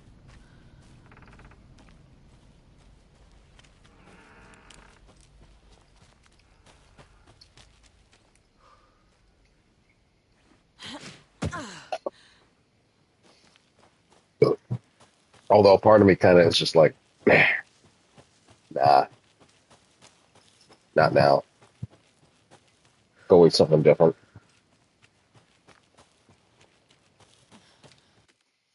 Yeah, you know what? These things are just kind of not. Yeah. Yeah, they just don't really have any salt on them. Just weren't manufactured correctly, I guess. Oh well. I'll be RB, but I will actually do a regular. No. No, I won't. No, I won't.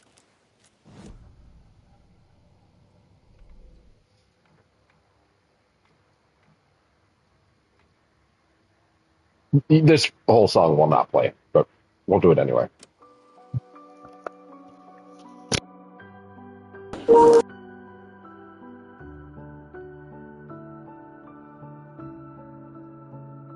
In the dark, miles apart, made a promise that I'm coming out alive. Raging heart, went too far. I will never lose myself again, or I was calling you, did you hear me? I lost my way, lost my way. I was trapped in 1,000 nights with no escape. Nightmares taking me over, and now I'm wide awake. And now I'm wide awake. Oh, I died like 1,000,000 times through the waves I break. The nightmare's finally over, and now I'm wide awake. And now I'm wide awake.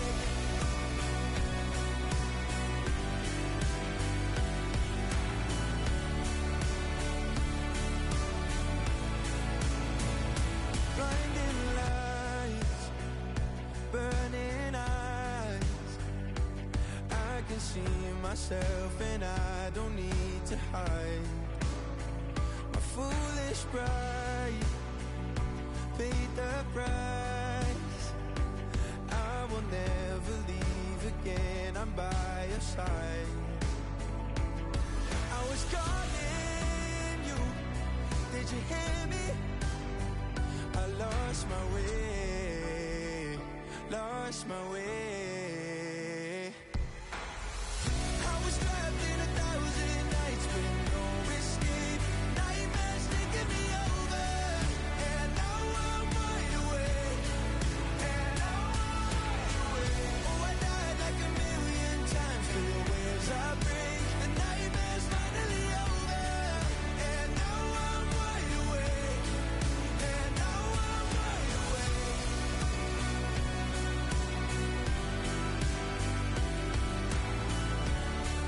And now I'm wide awake. And now I'm wide awake. Oh, I died like 1,000,000 times through the waves I break. The nightmare's finally over, and now I'm wide awake. And now I'm wide awake.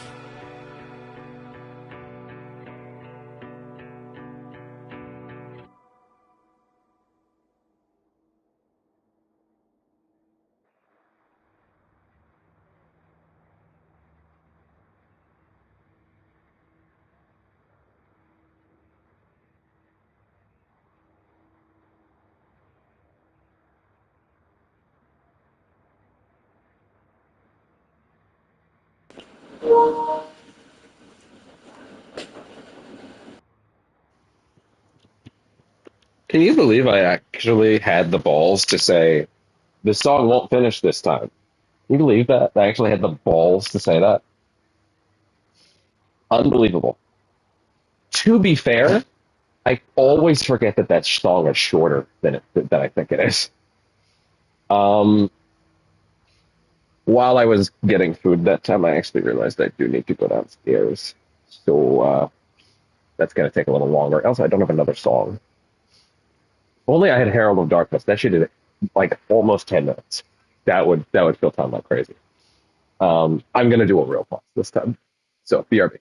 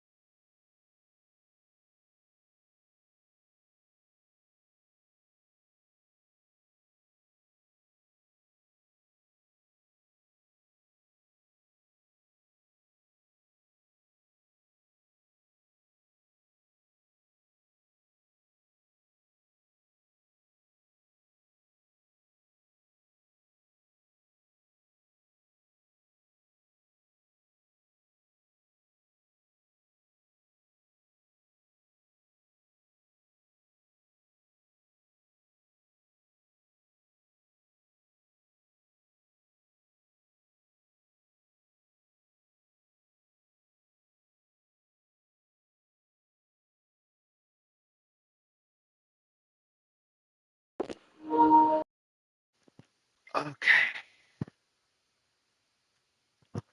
Okay. Press this down. It was a little awkward. That took a little longer than I wanted it to. I went downstairs. I actually made my food, and then I walked downstairs. Oh God, that fell. I made my food. I went downstairs. No one's fault, of course. Um, there's no fault at all in general. Forget that I even said that. Um, but I went downstairs and oh yeah, but yeah, again, my food was getting cold, so just like bear with me. I'm gonna eat it maybe a little faster than I normally would. Oh, thank God, that's not too bad. I was afraid it was gonna be a lot worse. Um,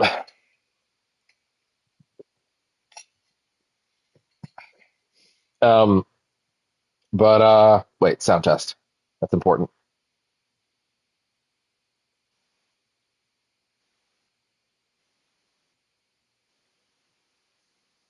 There we go.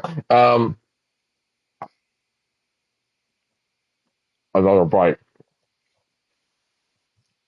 Again, sorry if I seem rushed to eat it. It was on the counter for a bit. Um, but yeah, I went downstairs and like there was a bit of a not a traffic jam at the door. It's one of those things you go downstairs, the office is a little busy. Because a thing I wanted to talk about. Technically two things. And I'm going to be patient, so I sit there and wait at the door.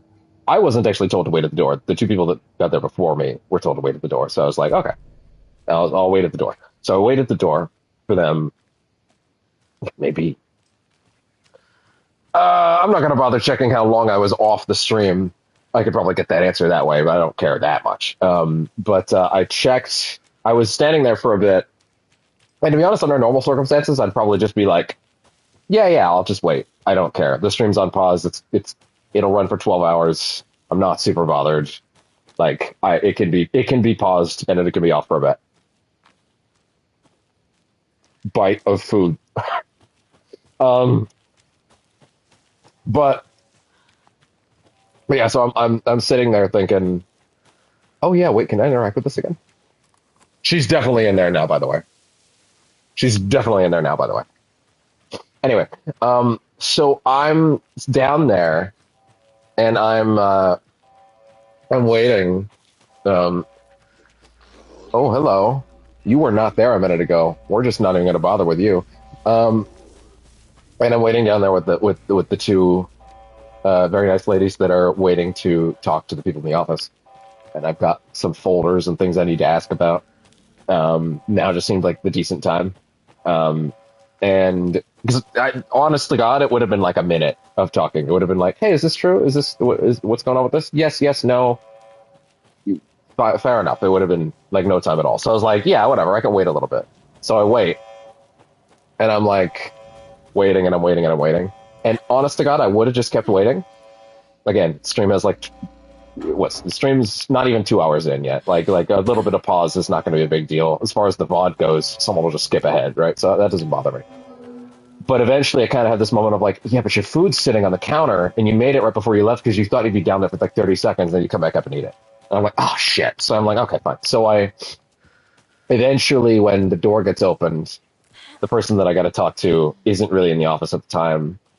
So I'm like, oh, because I actually thought I heard their voice at that moment. So I was like, oh, okay, whatever. So I wait for them, right? And then I get in. I get to talk to them very briefly. I'm like, can I borrow you for like 30 seconds? They're like, no, I actually have to go to the car outside right now. I'm like, okay, fair enough. I basically hand over this bag of food that I had to bring downstairs because it's like not. It didn't quite hit me the right way. Let's put it that way. But I'm sure it'll be good for someone else, and I'd rather it not go to waste. And I'm kind of just like, okay, so I'm just gonna leave this here, and I'll just come back down later to explain the other thing that I had to question. You ready to go? Because I'm just like, I could wait patiently, and I don't mind waiting patiently for my turn. But I did make the food before I went downstairs just now. and it is on the counter, and I'm like, ooh, that was a mistake then. So I just leave that Mr. bag Wake, downstairs. we're I come taking back you back up, to our field and office now in I'm Bright Falls. back here and I'm You can eating it. freshen up there, And and then we'll talk properly. thank God it's not as bad as I thought it would be.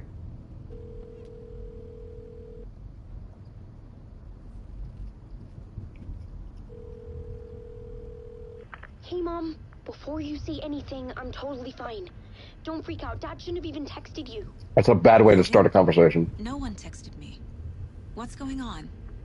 I'm totally fine. I slipped, that's all. God, it's not the end of the world. Put your father on the phone. Okay. Dad, it's Mom. I guess that was kind of one word, huh, subtitle. Don't worry, hun. Logan slipped in the shower and bumped her head. She has a slight concussion, but I'm keeping an eye on her. You know, Lucky is the word slight applicable with concussion? Jesus, David. Why didn't you call? I tried. It didn't go through. She's fine, really. But what about you? You sound stressed. How you doing, baby? No, it's Like I'm like Casey's in the car, and he's like, I know. Well, if you Casey's like, come on. Board game victories tell me Colonel Mustard did it. Again, Casey's in the car. He's in the car. Love you too, honey. He's not saying anything too crazy, to be fair. Just tell her I love her. Bye for now. Okay. I'm back from the kitchen.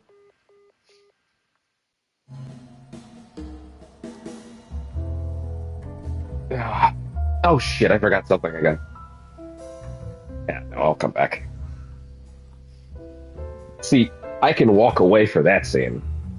That scene is just basically static driving backgrounds that are looping.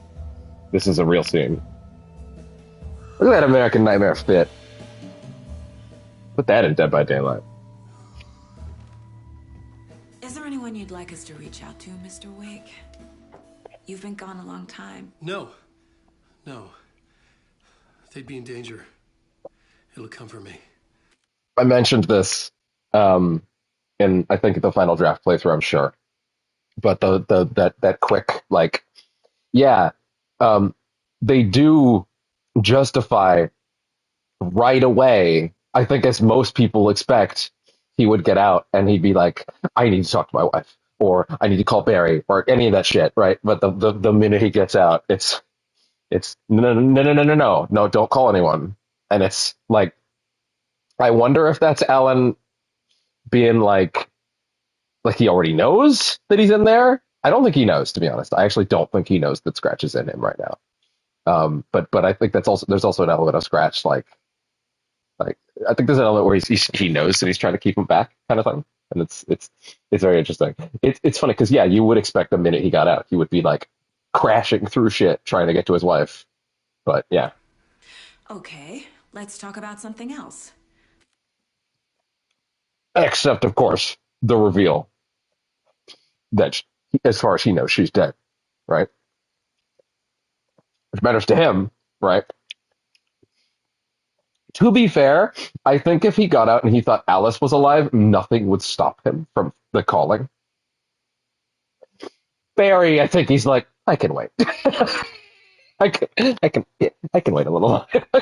What do you mean you were out of there for a whole week and didn't tell me? Robert Nightingale. Actually, it's not really a week, is it? It's like 2 We were days. both here in 2010. The dark presence got him back then. That's the last time I saw him. 13 years. Oh, fuck me. Tell us about the pages. You had what looks like a title page with you. Return. Is this the name of the story on these pages? The writer's name has been scratched out pretty violently, but your name can still be made out underneath. Scratched out pretty violently. Mr. Fantastic died before. Say that again? I hate that GIF has come back. I hate that scene is like come back as a bit.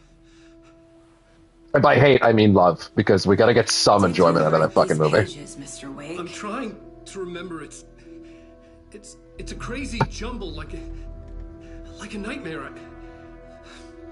It doesn't. Mr. Wake, is it an American one? It doesn't make sense.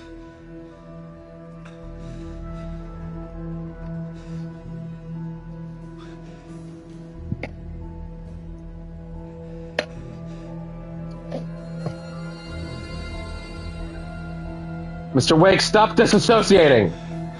Stop it! I remember. Stop disassociating! Stop! Cut it out! Now, as we go into the first Alan segment, I will remind that, again, this is a DLC integrated playthrough. And I know where all the access points for all 3 Night Springs episodes are. I went and hunted those down a few months ago. So, that'll be okay. We have been switching controller shit for a second there, don't worry about it. Oh, yeah, right! We're running the classic fit for this run, because anniversary. I'm very excited to actually fuck around with this. It's just a costume, it's nothing too crazy, but still. Those layers. So many layers. What a lovely thing for them to patch in after a year. Lovely. Oh, I'm not gonna lie, actually, it's a good fit with the pouch too. Was I on a talk show tonight? Waking up in places with no memory of how I'd gotten there. It was out of control. I didn't need another mugshot in the fucking Those patches! Those arm patches! Had I already done the show? Of course, every time that he jumps into live action, he's not going to be wearing it, of course. Could you imagine? They went back and reshot these just for his costume? They didn't. I can already tell you that. I may have some additional things to say about everything with Door this time, just because I have, between the last time I played this on camera and now, done a Quantum Break playthrough with my mom, actually. If you can believe it. So I don't know if anything's gonna like click in my brain, but if anything does, I'll mention it. Because that shit's fresh again. Like within the last month.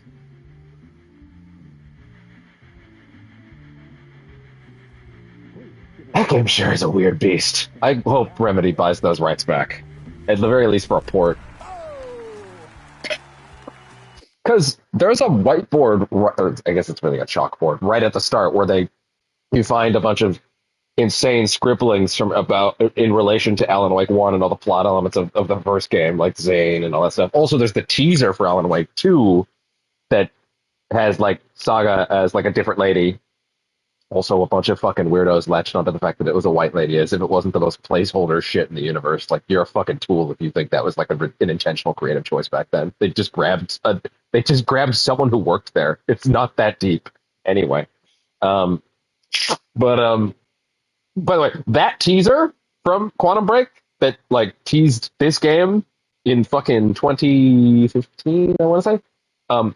It's really fucking crazy how many things in that teaser actually ended up in the final product, considering how many times they told us that like they made like 6 versions of this game before the one we actually got, right? It's remarkable how many of their core ideas were retained from that original teaser.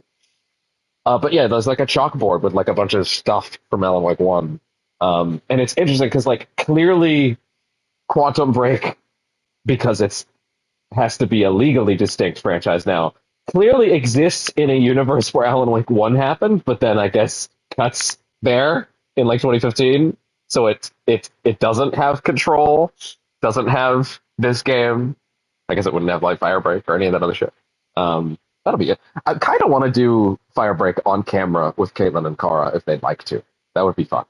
But because that game looks pretty neat. Also, they're giving it to us all on PS Plus, so no issues about accessibility. But like it's interesting because like they clearly intended Quantum Break to be in the same universe. So if they wanted to tie it back in, they could do that very easily. Like clearly it exists. Well, no, actually, it would still kind of need to be multiversy because now they've established that fucking Sean Ashmore Simbreaker / Sean Ashmore, the real actor. But whatever. I just think that's interesting that like Quantum Break is in a different universe, but it's clearly a universe where Alan Wake 1 happened. Either that, or there's just a teacher in that school at the beginning of Quantum Break that's like a crazy OCD fanboy about Alan Wake 1, and it's a fictional game. I don't know. Anyway. Good to see you, Alan. Great to see you. Welcome back to the show. Come on, sit down. Oh, my Kleenex box fell. Woo! Oh man, It is so good to see you, Alan. This must be an exciting time. I'm sure I've said it a billion times. I'm not going to keep pausing like this. Don't worry. I'm sure I said it a billion times, but I guess I'll just say it at least once. Rip Lance Reddick once more. Um, it hurts. It still hurts. And yeah, it would have been great if this was him. A part of me does kind of think they still would have had it as a different actor, even if Lance was still alive, just because they kind of maybe didn't want to make it that obvious. But at the same time, I mean, I think Harewood's fantastic. I already loved Harewood. I know people have feelings about the CW, but I fucking loved him as Martian Manhunter. He was fantastic. He was never the problem on that show, and I liked that show a lot, for the record. But it is CW, and you just need to get past that. But if you can, there's a lot there to like. Maybe not the effects. For you. Tell me, does it ever get old? So does what get old? He's always going to be MM to me. Publishing a Oh new wait, book? I can't say MM because of the boys. That means something else. Fuck. Are you okay there, my friend? You look like you've been cooped up in the writer's room for a few too many years. Hey, you guys. I know those guys. You know, I've waited so long to get my hands on the sequel to Departure. You left Whoa. us on quite the cliffhanger. We've all been dying to know what. It's not a lake, it's an ocean. 13 years, technically 14. Well, our wait is over. You're I love You and Me both because it's like Sam looking to the camera and like staring directly at you and going, I didn't know what the fuck it meant for a while either, honestly. I just thought it sounded cool. I was going to figure that shit out later. book. Initiation. Hits the shelves tomorrow. What? That's it. I think my favorite Sam Lake writing story about writing this game was still him being like, yeah, I made that game 13 years ago. So I had to go read the Alan Wake wikis to refresh my memory because of all the freaks out there who have every minute detail I ever wrote there so I can keep that shit straight. Because Lord knows I can't remember everything I wrote. Also for him, it's not 15 years because like he wrote that game over the course of 8 before it actually came out. Like it was, well, okay, whatever Max Payne 2 came out, right? Like, but after that, like it was like, I think it was like 6 years. Right, so it's not even just 13. It's more like 20 for him. So yeah, of course he doesn't fucking remember every detail he wrote. Of course some people are like, what a hack. Listen, there is a hack. He's on screen right now. That's besides the point. Exactly what every reader will be asking. This book is mind-bending. It's so cerebral. I mean, how would you describe it? An auto-fictional thought experiment? I didn't know what that word meant until I played this. I think I had that moment where I Googled it on camera, actually, the first time. I haven't written anything. He's so humble. You got me. Good prank. He eats it up. He eats it up. Yeah, I sad to say, I've not written this. I'd remember if I... A minute ago, I was wearing a cardigan. Or maybe it was written by your evil double. Well played, man. That is spot on. Playing the role here. Pretending the world of the book overlaps our own. That's very meta indeed. You see, Initiation tells the story of a fictional writer named Alan Wake. He's like, hold on, wait a minute. I need to read this shit. Hold on. I need notes. Trying to find the manuscript of a novel he has forgotten he has written. The book is set in New York, but it might not be New York at all. It's not. He is tormented by his dark doppelganger and guided by visions of a fictional detective he has written. That's right. Alex Casey is in this book as well. I guess we'll just keep doing this the whole show. The joke's on me. But isn't that what you sign up for with autofiction? It is interesting how you can hear moments in Paretta's performance where he's like doing his best to dub over him correctly in a way that he clearly doesn't normally have to.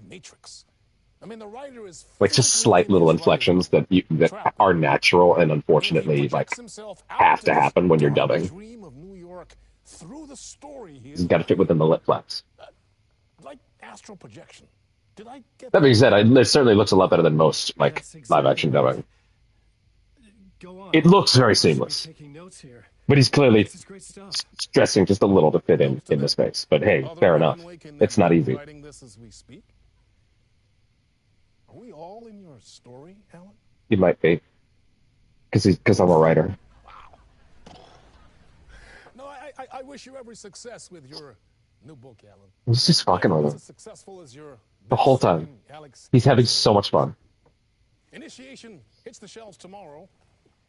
After this, I'm sure we'll all be eagerly awaiting the culmination of this hero's journey trilogy of yours. Which, again, Return. initiation is Alan Wake 2. Return is Alan Wake 3. Thank you for one of the strangest. Like, I'm not... That's not me being facetious. That's actually it, if you didn't get it. Expecting to disappear once this scene ends. Remedy not content to make one sequel, they made 2. How dare you think that we would make you wait 13 years for one game when we could give you 2? Hello? I'm wearing my Lost My Wife fit. Where is she? Something's not right here. If you saw that fucking image of like James and the dude from Evil Within and Alan in this costume, and there's one other I forget, but when you see your boy and he's wearing his "Where's My Wife" fit, it's so good. It's so good. I love how you can see like extra haze around the desk. I think there's an element of the Dark Place is like actively mad that this place is here. Like, Dor has clearly got an influence of his own that is metaphysical, that is, like, superimposing over the Dark Place. He is clearly able to inhabit this space in a way that I don't even think the Dark Place is... I think it objects to it, actively. I think it actively doesn't want him here. That's why, like, you could see it, like, encroaching Kind of joke? around. Initiation? Right? Like... I never wrote a book called Initiation. This felt like a bad dream. Like good horror story. I think Dor is explicitly here, and he's manifesting this area, and I think the Dark Place is like, get away from my bitch!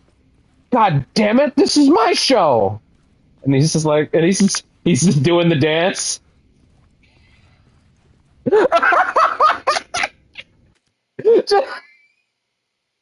just the fucking Chad meme, but it's just Dark Presence with the fucking the crying eyes, angry. No, that's my writer. Dorsis, show me the champion of life. He's tapping his knees. He's doing the spin. Who cares? I'm so beyond your bullshit. I don't care. The version Dark Place and the Chad Mr. Dor doing the dance the whole time. That name sounded familiar. It should. The idea that he's been in here so long he doesn't even remember that is crazy. I want them to play with that more in 3, whenever the hell that decides to come around. Obviously, a while off from now. They have Max Payne remakes to make, then Control 2, which recently got confirmed to be an action RPG. Was I losing my mind? I know that guy.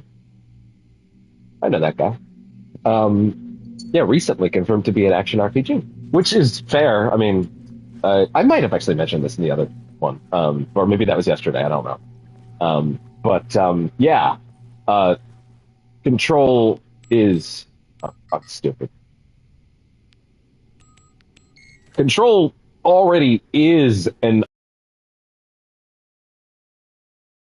with light action elements, right? There was something here. A broken transmission I couldn't quite make out. What was that? I will say... Message?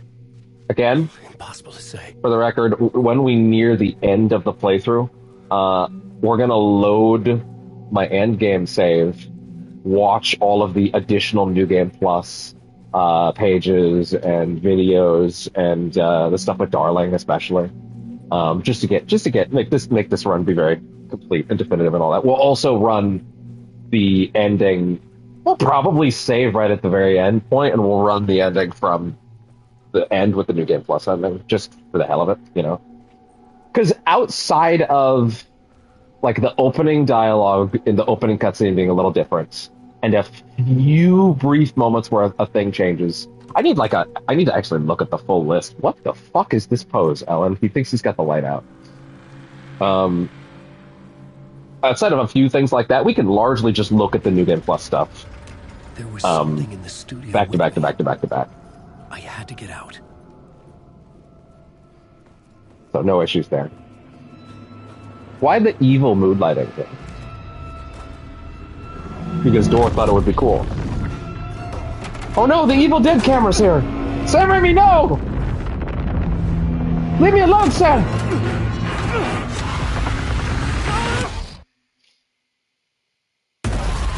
This is the ritual to ritual. You just say hi. Waking up from the nightmare, I felt like a drowning man gasping for air. This place felt familiar. A ghost of a memory surfaced about writing here for countless days. Because I'm a writer. I write. I sat down there holding my binder earlier at the bottom of the staircase while I was waiting. I had been writing. And Initiation. my wrist is hurting more than I would expect from holding some relatively light binders. But I guess if you hold it in a certain position for too long, you know, it can be weird. But then again, I fucking hold these controllers for as long as I do and nothing, so whatever. These update very frequently, but they don't notify you when they update like Saga's. Well, I guess with Saga you're putting them up manually. So I kind of have to come back and remember to read these out manually. But other notes as well. Warnings. I had written them. I couldn't remember what it all meant. The name Scratch filled me with dread. I could trust these words. I had to act on them. You must write to escape. If I gotta... The flow of Alan's, like, eternal torture is so fascinating because it's like... every time... Again, he's been doing this for 13 years, right? But, like, every time that he does it, he clearly figures out relatively quickly, I should not write. Writing is a bad choice. Every time I write, bad things happen. And every time he comes to that conclusion, the Dark Place is like, that's cute. Oh, that's adorable. Anyway, and then just wipes his memory of having that realization and starts him all over again. Like, he literally goes, I have to write my escape. Oh no, writing is making things worse. I will not write anymore. And then it's just hit the reset button. And now he's back. And he's going to start over. And it's like, the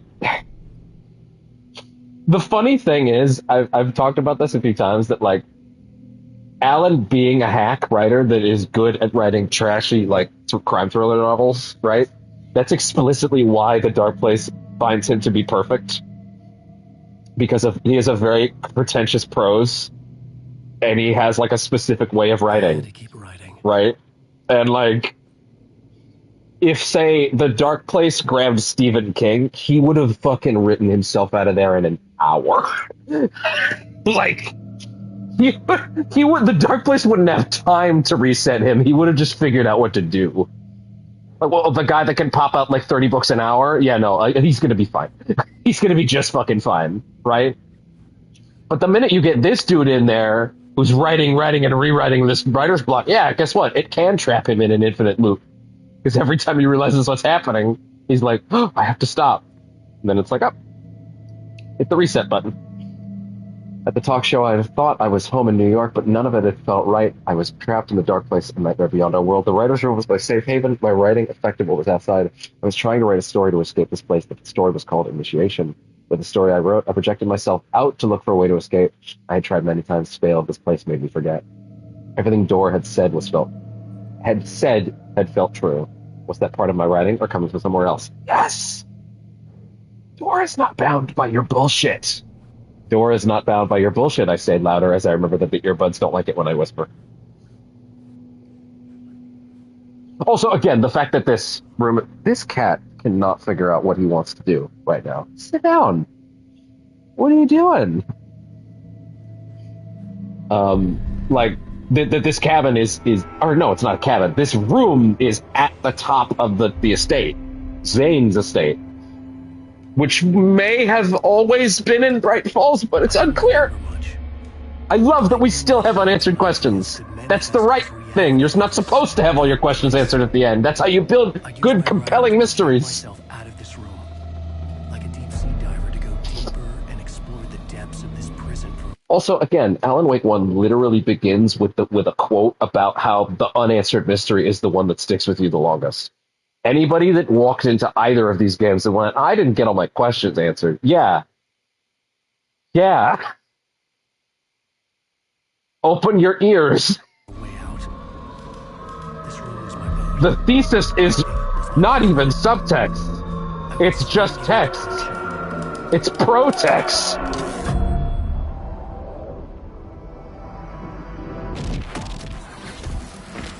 Top text. Top text. That's funny. Subtext, top text. That's good.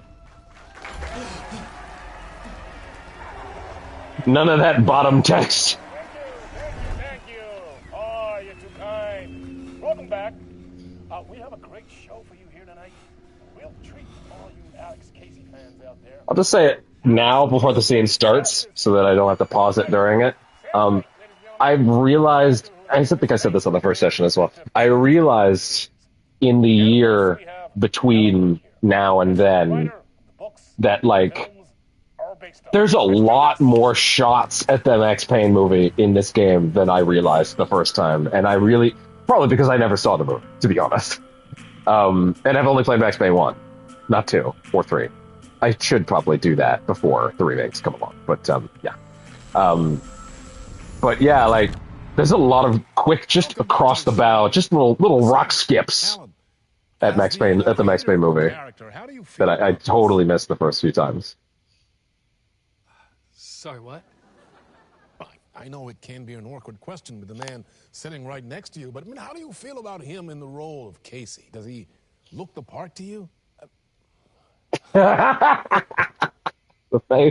face. He looks exactly like I always imagined Casey to be. It's uncanny. Thank you. That means Not, so much. he's not Wahlbergian at all. Huge fan of your books. So, what's the problem, Alan? Because on more than one occasion, you voiced your reservations about the adaptations. It's not that. They're their own thing. They've gone with choices that are different from mine. This is so interesting, by the way, because either Door or The Dark Place put this in his head, by the way. He's never seen these movies. Obviously, he wasn't involved in them, but he's been in here the whole time.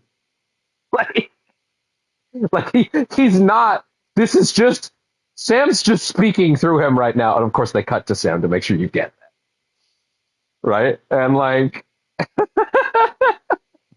but this is either The Dark Place putting this shit in his mouth, or it's Door, putting in the idea that he has disagreements about the movies. He has no disagreements about the movies. He doesn't have any context for what they are. It's really neat. Make sure to cut to Sam, just so everybody knows we're talking about Mark Wahlberg right now. I don't know. I guess I just wish I could have been more involved in making them. Oh, Jesus, that's a good point for me to talk about the fact that I think within the last 3 months, Annapurna Pictures, which Annapurna Interactive imploded recently, but that's not going to affect this because this is Pictures, which is the film side of things, signed on to make a Control and Alan Wake movie/TV show. And also they said very directly that it's not going to be retelling. It's going to be additive, which is fascinating because that means the next thing we see from this universe will probably be one of those, to be honest. If they fast track that production, or you don't even have to fast track it really. You can just let the production team do its thing, right? And then Sam could just be there, right? But yeah, that's going to happen. Since it's additive to the same universe, I would assume Alan will be in it in some capacity. Love to see Saga in it as well. To be honest, I that's the thing. If it's additive, do you just set it somewhere else? You have it one of the other. If he was writing for 13 years, you could fucking set that shit about just about anywhere, about any cast of characters, really, and then just have Matthew Peretta doing the voiceover if you want. Then just have Ilka fading in the background. Like, that's all you need, right? You can basically make it about anything. Control is going to be a much more interesting nut to crack because that game has a visual language that is not going to be cheap in a movie or a TV show. That's not going to be cheap. There's some. I don't know how you would replicate half the shit that Control does on a technical level in live action. There is so much going on there. But hey, we'll see. Is Jesse going to be there? What else would you set it at? You have to set it in the oldest house, I'd imagine, because there's nothing. If you just go somewhere else to another FBC facility, it'd be like with the Marmots. And why would anyone care about that, to be honest, unless it's us in another context? Is any original thing they make after this point just going to be like fucking? Is there also going to be a Control DLC where we see what FBC Lab is hanging out? Like, I mean, really, just about any of the things at the oldest house could just be a game if they really wanted to expand it out. So, who's to say? Well, in that case, you won't have seen this either. We have a clip from the new film Murder. And by a clip, I mean some voiceover. Should we roll it, or do you want to say something first, Sam? Nah, just roll it.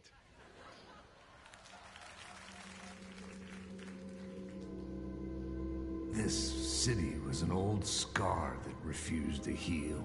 The rain made it. And he's literally just doing Max Payne. But there was only the night. I was tired. Insomnia covered me like a plastic film. I was watching the world through a rain. Everything I've ever heard about Max Payne 3 makes me think that when I eventually get to it, I'm also going to have some issues. I was trying to track down the missing writer. My only clue was a table lamp shaped like an angel. For those that don't know, Remedy did not make Max Payne 3. Rockstar made it.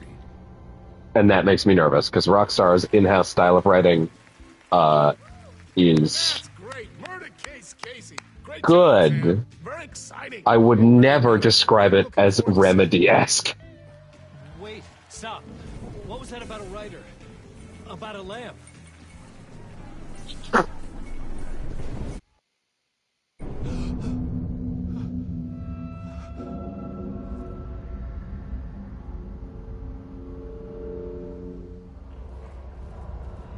Red Dead 2 is very good. I like it a lot. But I cannot see the way that they write, say, the GTA stuff. Because also, that was before Red Dead, if I'm not mistaken. I think Max Payne 3 was before that. Or at least, they might have been after Red Dead 1. But hey. Either way. Yeah. 6, 5... Wait. 5, 6, 5. Gotcha. Neighbor of the Beast.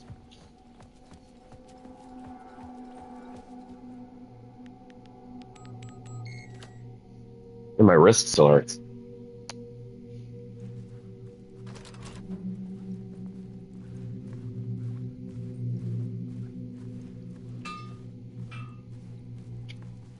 that Spark? Oh! Ghosts! Ghost chair! But it's in the dark place. So that makes sense. I gotta lay down, if anything. Sorry, bud. I know. Oh no, I didn't mean to. Oh, you silly kitty. Come here. There. Did I drop you on your ass, bud? Oh, don't worry. Tomorrow, new couch. Hopefully. Fingers crossed. And then we'll both have so much more room, and we won't constantly be shooting metal up our ass. And that'll be nice. Okay. Controller over there. No! Not the earbud chargers. I feel it coming. Ah! Yep. There it was. Okay. God damn it. It's the weather. It's changing. That one was the same Kleenex. Oh, Fucking Christ. Anyway, it'll be nice when I don't have to worry about all this metal shooting at my ass.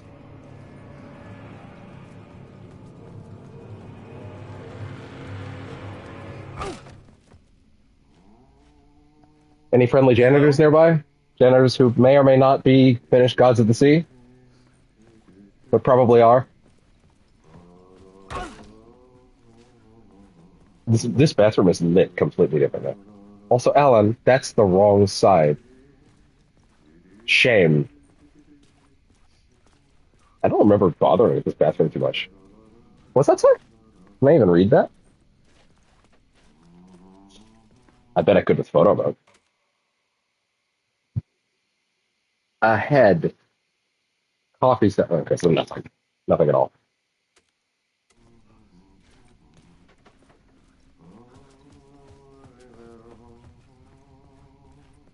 I don't think every game needs a photo mode necessarily, but I'm getting to the point. I've definitely gotten to the point where when one doesn't have it, I'm like shocked, and I'm like, what? Like Silent Hill 2? I will totally admit, probably, definitely the wrong kind of game for that. But at the same time, it would be nice if I could look at that Comic Sans sign that way. I know that guy. Ah, Lorraine, there you are, Tom. Oh, not so much evil that not a bit of good as well. Not one without the other. Trying to position him where I can see his face talking, maybe. Hey, I can't seem to find my way out of here. Can you point me to the exit? Totta helvetissä. Of course, Tom. The work will And of course, he doesn't even see a distinction between the I was two. gonna get something from the basement for you, but you can get it yourself now. The more cooks, the worse the soup. Have we met before? Are you trapped in the dark place too? You gotta like spin him around in a weird way to get his face right. You can't be lost if you don't worry about where you are headed. So don't worry, Tom. The sun will shine even into a heap of twigs. Just remember to turn on the lights. It won't take long when you get to work. What do you want me to get from the basement? And my name's Alan, not Tom. Ja, mutta katsoppa, kun a man, but a man with a tool makes two, Tom. Eikö niin? And a man with a tool can build his own exit. It's in a shoebox, in the basement where you left it. Safe as in the Lord's purse. I need to plug this thing in. Where's that charger? There we go. I can't remember if I would have ever said it on stream or not. Oh. I've been trying to find a way to escape the dark place. Any suggestions? He who mouths about his I don't know if they laid off the intensity of the camera sway at some point, but this feels like they did. Don't you worry, Tom. In terms of not making him look the other way. I appreciate it. Think about it when I mop the floor and look into the puddle. Water is Again, that manuscript page about Auntie's puddle bucket in Final Draft still it might be the craziest thing in the whole game. I had to trust the basement would get me out of here. I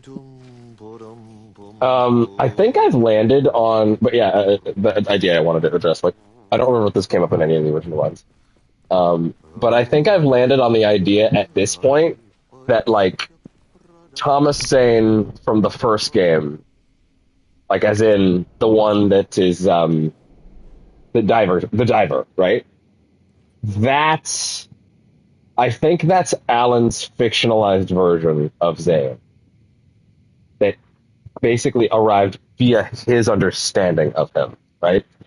I think you can't invent people like that are... You can't invent people entirely with the lake, you can just push them. But I think because Zane is so tied to the lake in some way, I think he was able to push it out.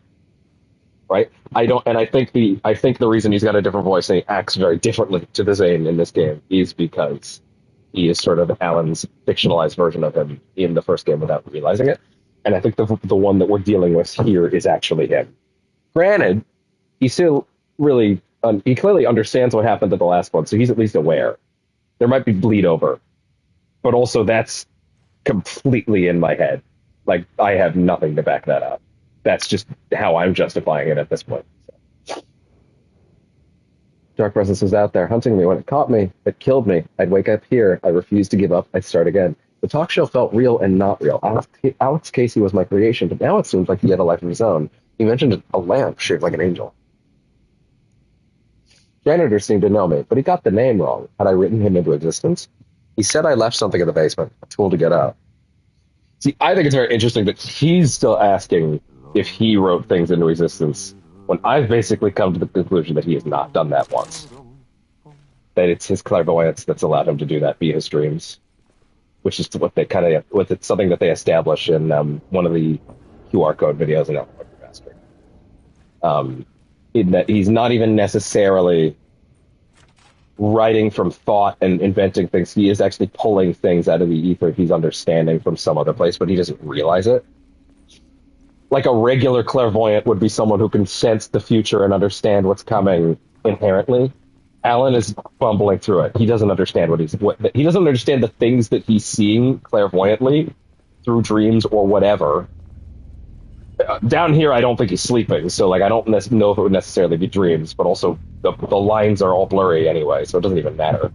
Like, but the notion that he is essentially pulling things that he's seeing elsewhere without realizing they're already real. This is new. The talk show host? Good evening. I would never have missed this 4 times in a row. I've not seen this. Holy shit, I haven't seen this. This is for next breaks, right? Yes, for sure. This is crazy. I couldn't think I'd missed anything. Few know that ultimately he will succeed. But before that, many of his stories collapse back into the stuff that dreams are made of, to remain as they began, works of fiction.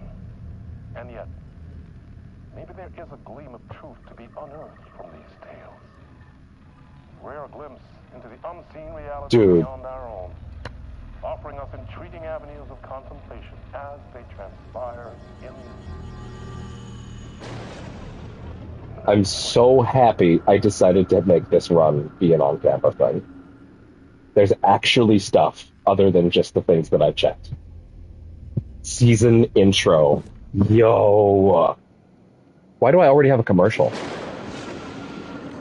Night Springs, a special place, a shifting space, existing in a countless number of parallel realities. Sometimes a quaint small town. This usually you'd find around chapter 5 for Alan. Different every time we set upon the road that leads us. Have they removed that TV and replaced it with something? Is that why you have it already now? A fading dream, always familiar to us. These are the stories that take place there. And they've done even more work to justify these in the campaign than I thought. Nail-biting, absurd, and thrilling. Sometimes all of these things at once. A haunting new season of mind-bending episodes written by Alan Wake. I am your host, Warland Orr, and I will see you soon. Which doesn't sound anything like... Which certainly doesn't sound like a writer trying really hard to make a name sound like Martin Hatch, but not. Not at all. It doesn't sound like someone's stretching really hard to make a name sound phonetically and thematically like Martin Hatch. Not at all. Who would do that? That's fucking interesting. Obviously, I recognize that the video that I just saw isn't like anything crazy or special, right? Like, I recognize that it's not like anything truly mind-blowing. But still, this being here when it was not there before is extremely cool to me. I didn't know. I went and checked where I was told and expected new TVs to be, and I know where they are. I went and I checked each one of them off camera like a few months ago. But I did not know about that. Was this what the janitor had left for me?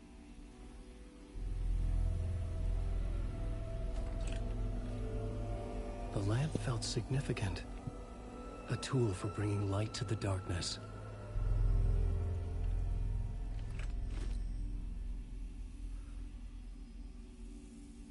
I felt a magnetic pull between the lamp and the light overhead. Whoa! When the light jumped into my lamp, the whole room changed, like something in a dream. Opening a way forward, the lamp was humming. The bulb glowed. It held the light now.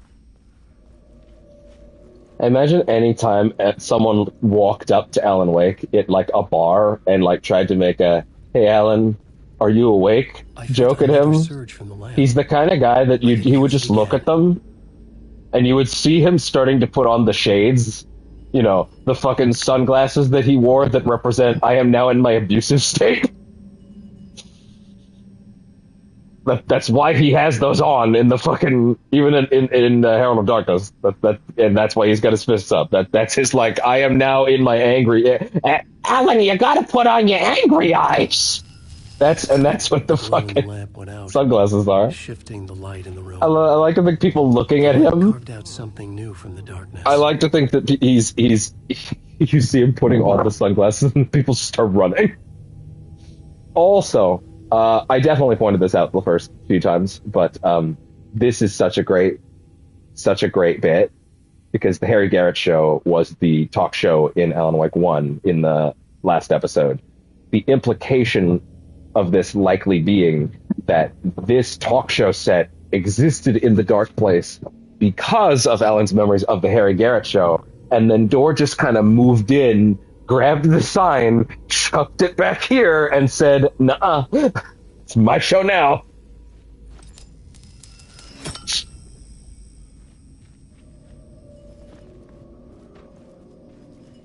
Which I just think is a wonderful detail. And you have to think about it, right? It's not an obvious connection unless you're really thinking about it. But, like, it's great once you think about it. He has such a weird animation if you move with it. He's doing, like... It's not good if I walk too far away, but, like... He's doing, like, a shake-weighty thing. You see? He does, like, a little shake-weighty thing.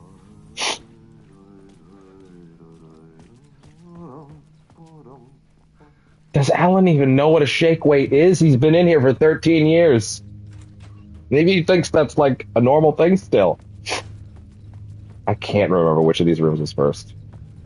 Oh, this is back to Ati. I needed to find another way out.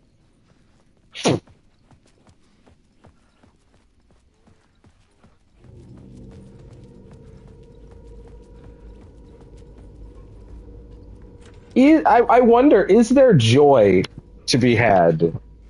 By joy, I just mean like interesting thematic elements in actually letting Alan out of the dark place completely. To be fair, at the end of Alan Wake 2, even after the new ending, it's still somewhat unclear if they're even out. It feels like they are, and we do kind of get an answer that they are, sort of. I think we do. I think they're out. But there's also like an element of like, but is it fucking with them? You know? I think we do kind of get our answer in the extended ending, to be fair. But otherwise, oh shit! I actually need to go get a light. 1 second.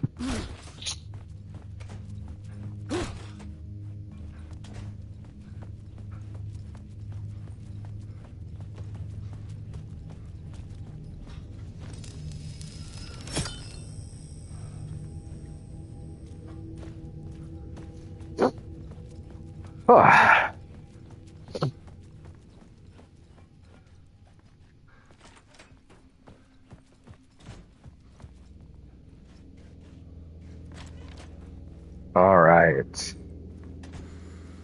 I'm back. Shake weighty. The dark place wants to drown me. Oh no, wait. He should have that costume on here, right? No, yes, he should still be wearing that one. But I had a moment for a second there where I was like, wait, what? Why is he wearing that one? No way they did that. But no. I'm pretty sure he is wearing that. I'm losing myself. I have to fight it. I have to remember. The clicker. The light switch. I lost it. But I have the lamp now. The lamp the switch was cut from. This place is a nightmare. Not real, and yet more real than anything. The danger in the horror reel. It feeds off my mind, twisting whatever it takes into psychotic reality. I'm trapped here. I write to escape. I've tried this many times, written countless stories, forgotten how many. I keep failing, but I must keep trying. I use the story to dive deeper. Every word I write is a step forward on this spiral in the darkness. I dive to the bottom to find the answer, the map, and the key, and the compass. That's combined to form a door leading out. But how do you open a door that's not a door? At the bottom of an ocean that's not an ocean, and a lake that's not a lake. And he's like, man, that guy's fucking crazy. I think I said the first time through that I was not a big fan of this song being the same every time. I have completely flipped on that. I think it's brilliant. I get it now. I'm sitting here like, it's not today. I got it much sooner, but I've absolutely had that Danny DeVito moment. I get it now.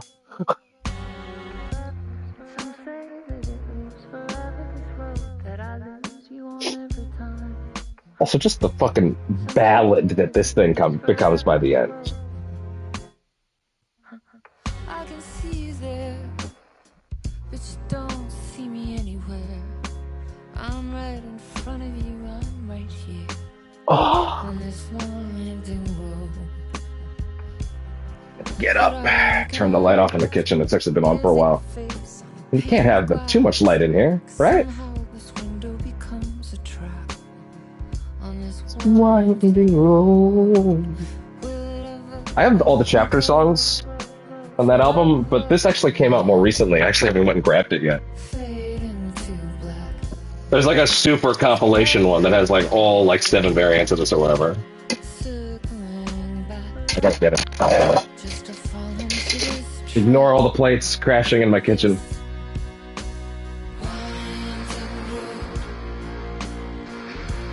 This game has built-in animations. It's great. It's great for streaming. Well, this one's some of these early ones are a little shorter and stuff.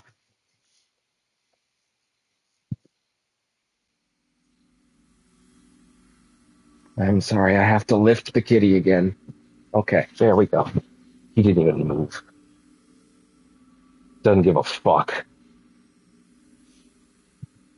Okay. So at the end of this chapter, you know, I haven't seen a single shoebox so far. Does Sniper Mode not have a shoebox? No, it does, for sure. But anyway. Wait, one second. Let me just try this real quick. I'm curious about something.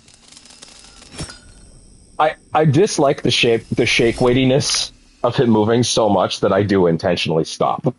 You'll probably notice that. What? Oh, the shoebox is right there. Here to prove me wrong. Make me look like a fucking dipshit. Immediately.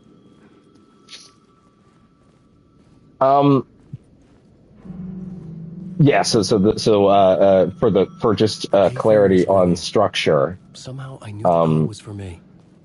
The Night Springs first episode is slotted right before you properly enter the train station.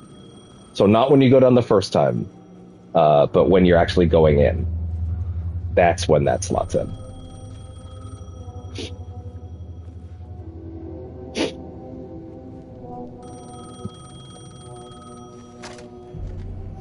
Hello? Alan Wake? Yes. Do you know who I am? No? Who is I'm a guy talking with your fucking voice. There are spies all over. Shadows. A sense of deja vu washed over me. Had I had this conversation before? Alan, listen to me carefully. Caldera Street Station, the subway. You need to go there. I'll call you again later. Make sure to pick up. Do I know you? I know you from somewhere. You've just forgotten again. We're in it together. Don't worry. I got you now. We've been working. Great.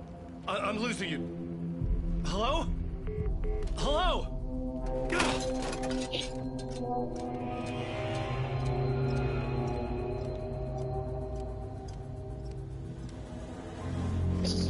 fucking hate subways.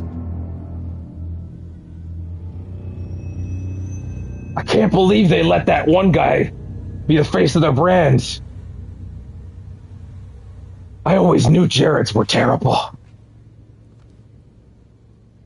This is recent pop culture shit, Alan. You'll have to forgive him. He was lost in 2010. Was that dude exposed by 2010? I don't even remember. Caldera Street Station. I had to go there. So I have to say, and this is still somewhat theoretical. I'll probably talk about it more when we're actually going through it as well. Maybe, if I feel like there's anything more to say. But I love Alan's segments in this game. They're fantastic. They are obviously less involved than Saga's, but I don't think they're lesser. If anything, some of the game's most wild shit happens in them. I'm just kind of circling right now, to be fair. But, like, obviously they're a lot shorter, right? And that is a little bit of a bummer. But at the same time, I don't think the game's lacking for them. At the same time, I do have to admit, the idea of beefing them up by sprucing in the Night Spring stuff and not making it so you do it at the end, you actually do it in the middle of his sequences, is actually really interesting to me from a pacing perspective. Because it both extends his sequences by like an additional hour, and like it makes them even more dynamic, I guess would be a good way to put it.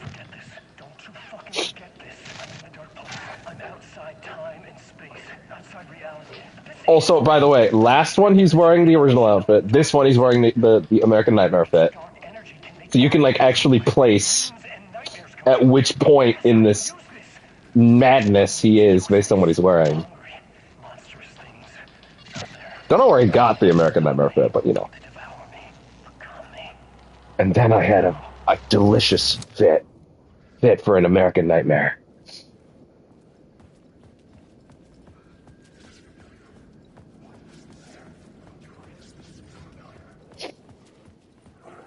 Cold case, Casey. Closed, Casey. There's no closing the door on past sins. It's a cold day in hell. You lost her.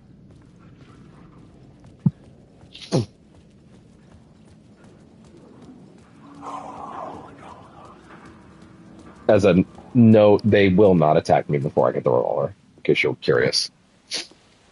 They don't even try. They don't even try. Wearing that Max Payne fit, like, just straight up. Alan Wake, the writer. I'm Alex Casey. I'm looking into a murder. Right down to the shitty tie. Come on, what is this? There's a piece of evidence, a manuscript of a novel. You wouldn't know anything about it? A manuscript? What manuscript? I need those. I need to see it. Rumor had it the manuscript contained the details of the murders. A murder cult was following the story to commit their gruesome acts. Was Wake their leader? Had he written it? How far would he go to create a perfect work of art? Or would he be the next victim?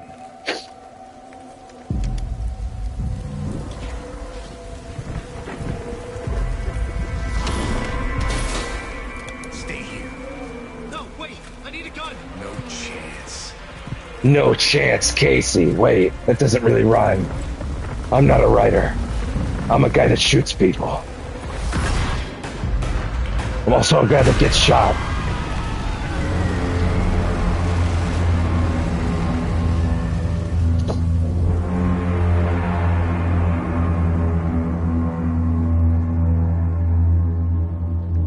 Casey! Damn it.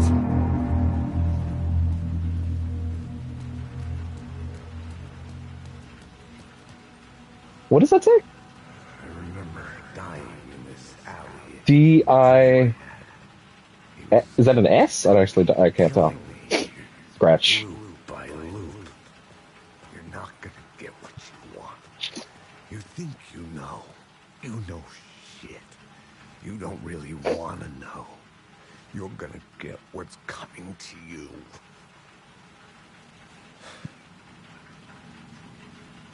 Anyway.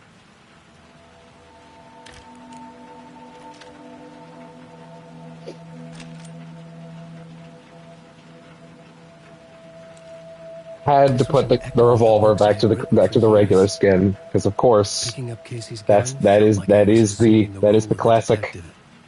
classic fit. Can't have no fancy revolver with this skin. What a lovely thing for them to add after a year. And by the way, you just get this if you have the deluxe edition. Which, I mean, let's be real. If you liked this game, you probably picked up the deluxe edition at this point. I had a light now. I could use it to make my way deeper. Apparently, they also in the most recent patch made like the words much more receptive to light, so that they're not as picky. A phrase repeated over They certainly felt less picky there. The words resonated with meaning. Had I written this? Words of power can be used to make Wake stronger. Assign them in the writer's room. Words of fix. Max health seems like the right one. This seems incredibly silly. That's a limited resource. Why would you do that? And that's actually not bad, but this is the obvious choice. I had to find the subway station. Realizing how many extra hours ended up on that first playthrough just because of the map bugs. Like, again, 43 hours on that first run. Just, like, there's like a good 15 hours of me just running around rooms trying to find something that I'd already found because of the map bugs telling me there was something there. And I'm so sorry. I'm so sorry. I'm so proud of that playthrough, but also, oof. Please, dear God, skim. Please, anything on this channel, skim. But like, I'm totally fine if you have a moment where you're like nothing is happening. Just skim, by all means. But like, woof, that was a lot. That was a lot. I think I do have notices on those videos that do say, "Hey, there were bugs in the game that made me think certain things were there when they weren't. Please feel free." But still, it doesn't make me feel better about it. Shit. With the alley in darkness now, restless shadows block my way. I will say, realizing that you can hold the flashlight on them for long enough to make them dissipate to find out if they're real or not, did take away a decent amount of the tension. But I learned the hard way that especially later in the game, the last loop especially, they throw so many of them at you, it doesn't matter.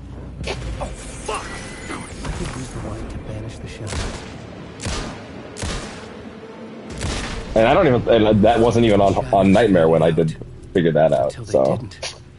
They were trying to stop me. With the gun and flashlight, I could fight back.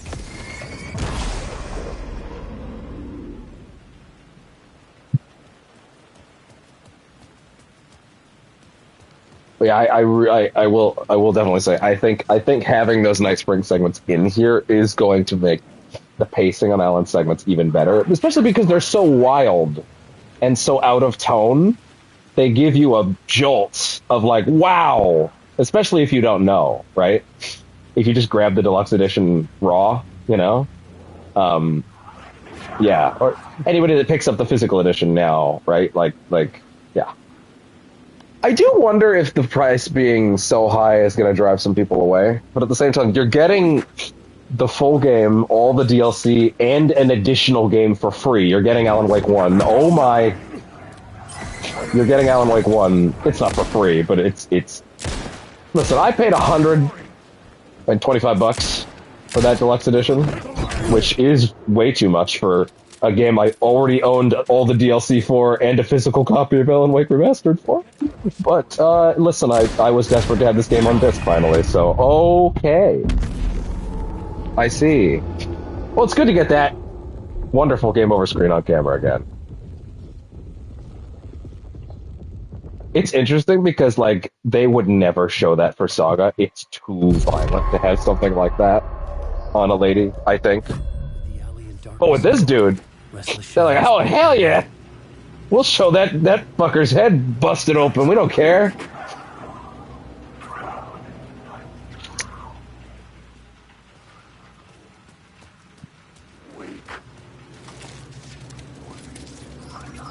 But yeah, of course I was going to pay any price to finally get this game on a disc. That shit matters to me.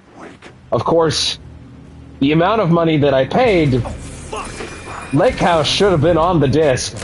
It's not. Night Springs is.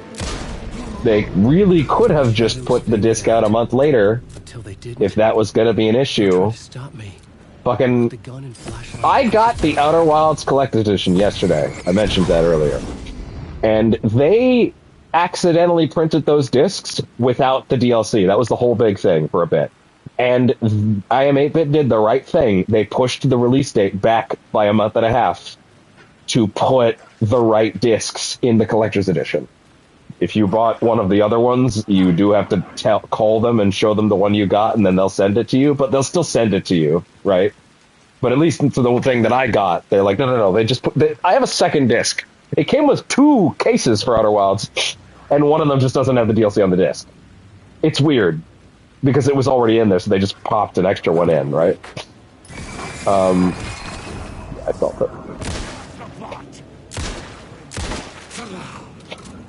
But yeah, so now I have... the only way you can tell is because it actually says on the back of the box. Station sign was there. But the Outer Wilds and all of its DLC. I had to make it appear. And then the other case says Outer Wilds and its DLC on the disc.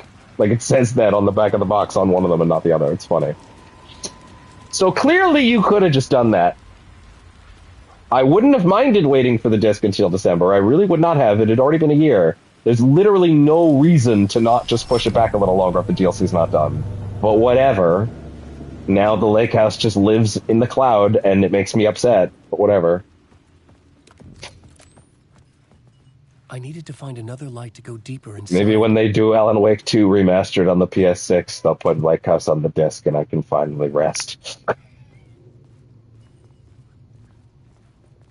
Something. Atlas shouldn't make expansions on disc, and I'm like, yeah, no, actually, I really do want Episode Aegis on the disc. I don't want that to live in the cloud. God damn it. It's all your fault. Everyone that said that. Now the ending of that game is in the cloud. It's not on a disc that I own. It's your fault. I do expect a bill in the mail for damages.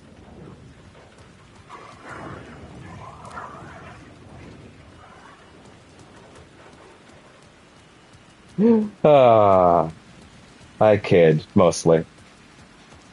Not really.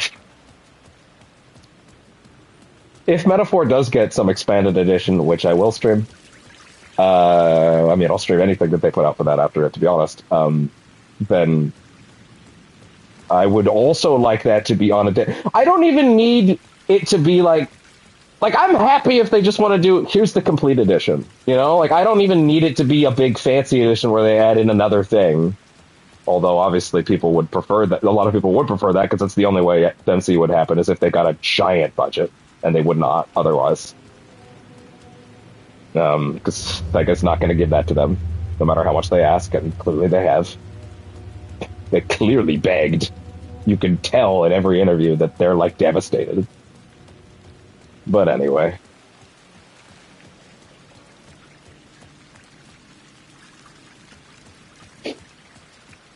I just want all the content on a disc. It's not that complicated. Complete edition is fine. I don't need it to be a big fancy re-release. Just give me a disc. I'll sell my old one.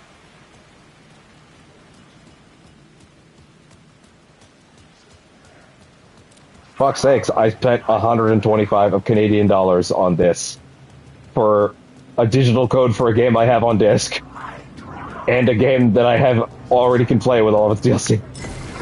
Like, it matters. The only reasonable alternative. It's not like I can say, well, it should be a lower price. Well, how can I say that?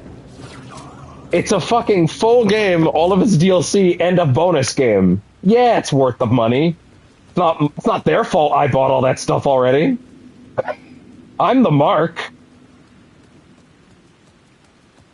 If someone else was buying all that stuff for the first time, yeah, it'd be worth the money. It's not their fault that I'm stupid.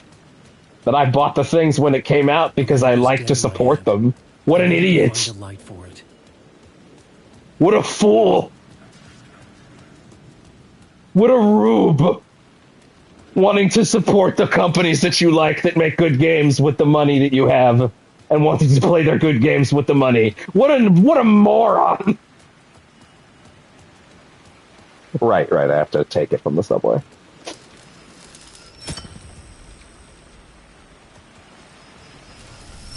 Alright.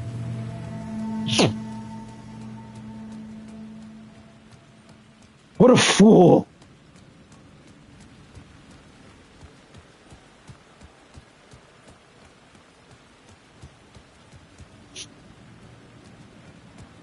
I've been mulling on like doing a sort of second run extra lifey thing before the year is up, but I have no idea if I can justify it.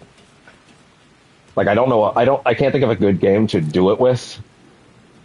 Well, I mean, no, actually, I do have an idea. I just don't. I need to test it and see if it's like actually good for it, or you're real. Super wrong. It's crazy that I still can't tell. Oh yeah, and again, of course, all of these are of course Wake. Like when you can see that it's him whenever I unshade them. I need to actually quick select all these things. I almost forgot. Does Alan even use all of his quick slots by the end? I don't remember. I had written books about Alex Casey for years. Something letting him finish. There. A line from a half-forgotten story. I love that this has been in there since day one, by the way. This is not added later. Night Springs new season coming soon. That was always there. The rain tried to wash away the sins of this city. Come again another day. Sins, the evidence of the crimes committed could never be erased. Not by the rain, or any amount of therapy from Dr. Jack Daniels. It remained bruises under my skin, like tattoos. Bruises in my soul. I've only got one tramp stamp from my marriage. Never stopped falling. And I never stopped drinking. Now I really wish I could have heard him say that. No, he would have said, and I've only got one tramp stamp. It's called my marriage. That's what he would have said.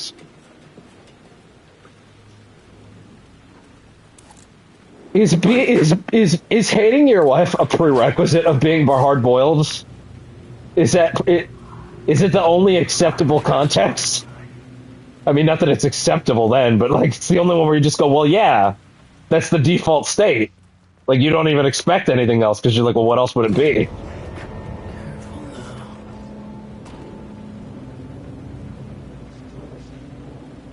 Oh, you're real. Motherfucker! They fade just a little slower than they used to on this difficulty, maybe. Or I'm imagining it. I don't know.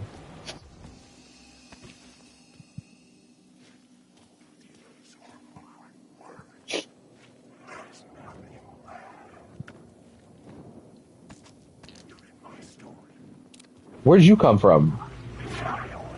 See, sometimes they go away faster. AWE. Again, the stroke of genius to call that expansion for Control AWE, which of course is alternate world events, but it also works for Alan Wake expansion. Like, just incredible. So huge-brained. Timothy! Hello? Oh. Hey, Alan. You snuck up on me. Sorry. Have we met? Memory problems again, huh? Yeah, we Tim Breaker. See, with Tim, I can never get him to look shared right. notes. Hey, I've made some progress on the map if you want to take a look. Still haven't found my It's mystery because man, he's though. in aiming state. That's why I think. Yeah, I think when he's in his aim state. Can I, like, put it away?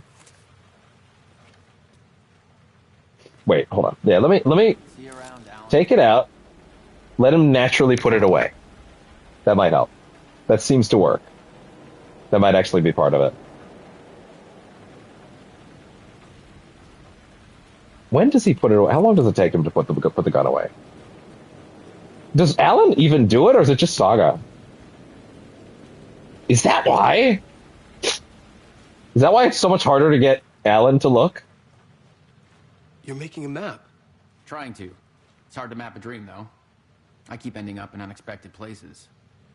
Yeah, obviously you could never fully tie in Quantum Break because Tim's here, but like Quantum Break was already multiversey to begin with, so it doesn't even matter. Like you can loop it in that. I mean, they basically have looped it in anyway. Fucking Door's backstory, they kept it the same from Quantum Break. It's the same backstory. It's great. I find interesting things like those strange markings that react to the light, but never the one. Hey, this works. It almost did. I just want him to look. Supplies while I poke around. If you find a stash, take anything you need. I appreciate the help. Who's this mystery man? Oh, it wouldn't be much of a mystery if I knew. All I have is a name. Warland Door. The talk show host? No, that doesn't sound like him. The guy has many disguises, but a talk show host? No. I'll keep looking. It's funny, because if Tim listened there, he might have been able to pull on that thread easier. Get back to breaking, Tim. Man, if I said that with a different cadence, this would have been a very different implication. Thank you for the updated map, Tim. Thankfully, it's not bugged this time. Oh, that's my crazy wall. I'm just trying to make sense of things. Don't judge me. I was at the morgue. I was about to give the evidence to the FBI. Door transported me here to this dream reality. Why? Who, where, why, motive, why me? Because of some shit that happened in Quantum Break. But also not even, really, to be honest. If anything, that's coincidental. It's really more about Sean Ashmore, the real person. Missing time, no memory. Until now, how have I always ended up here? Will I forget when I get out? Abducted, aliens, door, UFOs, polyhedrons. Dreams, me, but not me. Others, I know, yet they are different. The redheaded woman, Beth Wilder. To its ports I've been.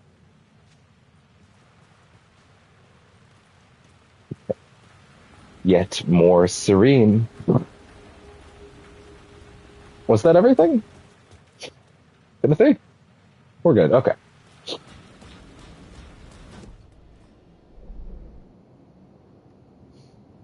So, yeah, that's right. There's one over there. It's on this wall down here. Oh, no, I'm wrong. It's up. No, it's up here. And then down here. Yeah. Oh, yeah, they're much less squirrely now. Wow. Words of Lamp. 50 health for each second when using flashlight boost. 10% chance to stun. Kinda already stuns them. 10%, 25% chance to gain a flashlight charge on killing an enemy. Especially down here, that's useful. 50 health for each second. Seems kind of nuts, actually, but a little bit of both wouldn't hurt, honestly.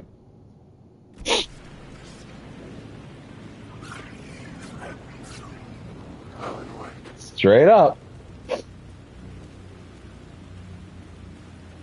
I believe there's a chest back here.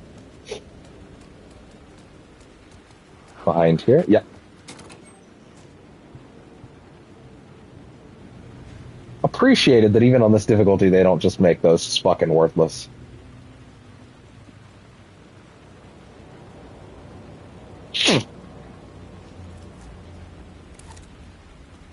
Good. Good, good, good.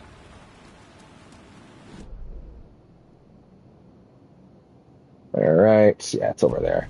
Yeah, I think one of the other things that really fucked me up the first time around is also that they have those things called point of interest, but they are drawing your attention to something, but they don't go away when you've seen it, which made me think for sure that I had not seen what it was trying to draw me towards.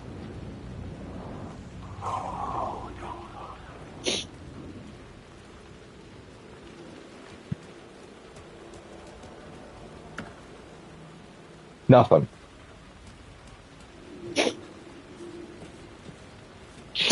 Fuck all. Oh, as tomorrow is Thursday, I will not be streaming until very late tomorrow. Not in the same way where, like, on Tuesday I did the same thing and then didn't. At least I hope not. Yeah. It'll be later in the day. Oh, it's just down there. Oh, I didn't actually look down here any other time I did this to realize that this is that spot. Yeah, that's where we came up from the street. So that's there, but then it connects over here. Yeah, interesting. I never actually looked down here and realized that that's what was down there. That it was that closely connected.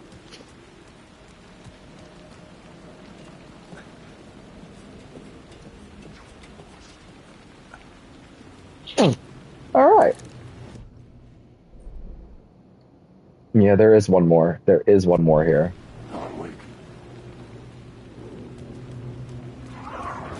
Where is it? Isn't it like, Oh, no. It's down there. It's down there. We're good. This shit's coming back to me. Sticking with me, whatever you want to say. I'm so happy I put 11 or so months between this run and the last, because now the game feels fresh again, and I had played it 4 times in a row over the course of a month. If I back out right now, it says I've played this game for 160 hours, if that helps you. This is a 20-hour game.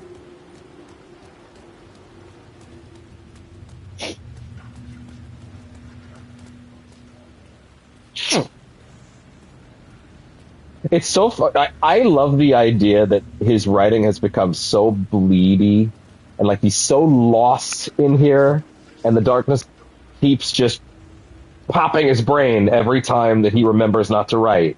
But it's become so constant, that realization to not write, that it's written everywhere. Like like the dark place can't even stop that sentiment from bleeding into everything. It's so he's hit that idea so many times, it can't even keep it out.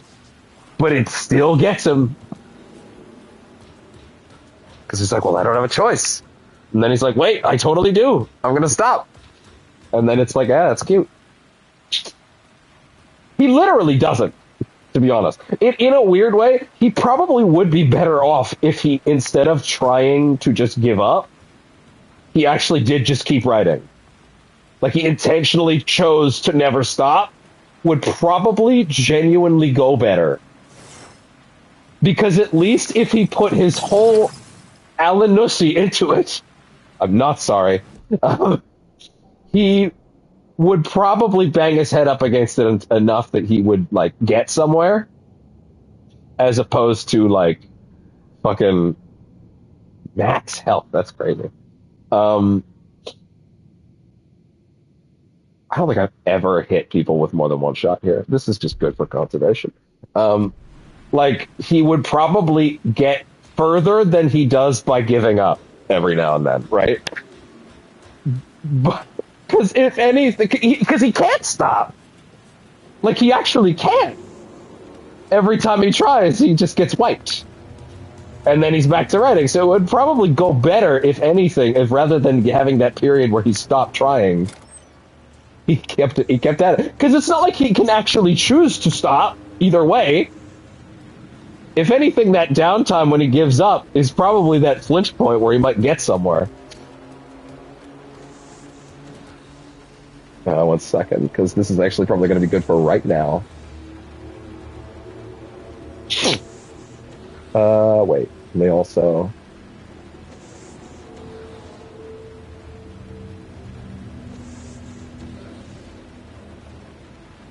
Okay. Alright, here we go. Yeah, whatever, do it. Do it right there. Hi! Did I fucking throw it too quick? Well, fuck it.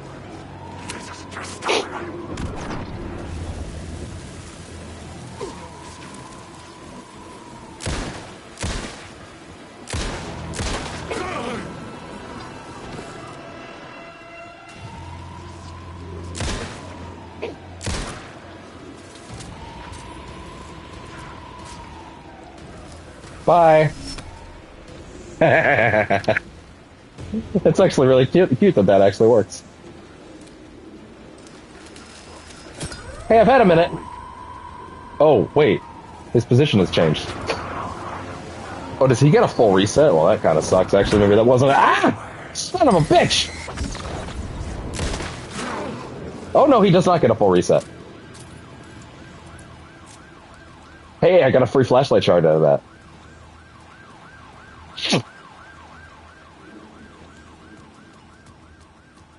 Oh, yeah.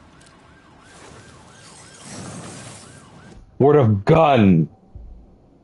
Word of ballistics. Not consume revolver ammo when firing. Force of the shotgun. Projectiles, yes. Projectiles on flare gun is the way to go. Absolutely. Absolutely.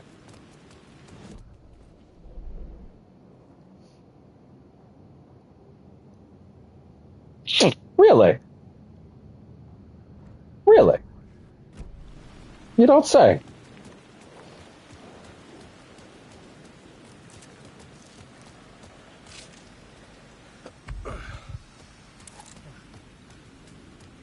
Where's that echo?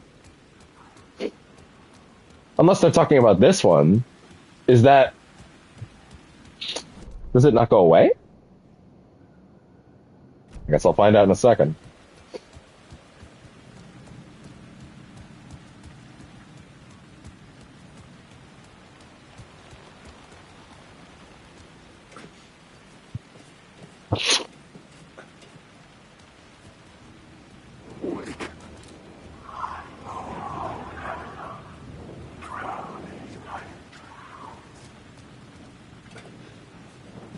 Cannot check while climbing.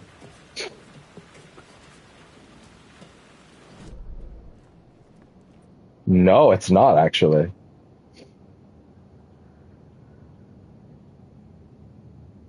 You know what? Actually, you know what? I'm now realizing I totally did miss one. It's the one that's it's not up there, but there's one up there. Did I really not line that up? Oh, well, I can go back and do that. Why not?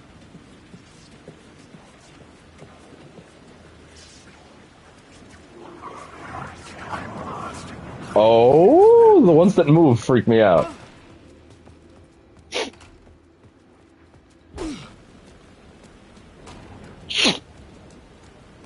Yeah, small detour. It's funny, it feels like a bigger one because of how much space we're moving, but it's really not. I think the wildest thing about them is that sometimes they can throw you on your ass anyway, even though... Yep, I totally didn't do this on the way back. They can throw you on your ass even if they're not real. The city was a monster, poised to tear into you the second you let your guard down. You thought you had it tamed, that you knew what the hell you were doing. Your last mistake, unless you got lucky. And you didn't deserve to get lucky. Hard-boiled and hungover. Hard, Casey. Let your mind wander, and the fire escape that was meant to be your getaway route was gone. Was never there at all. You'd gotten turned around somewhere along the way. The city was coming to finish you off, and there was nowhere left to run.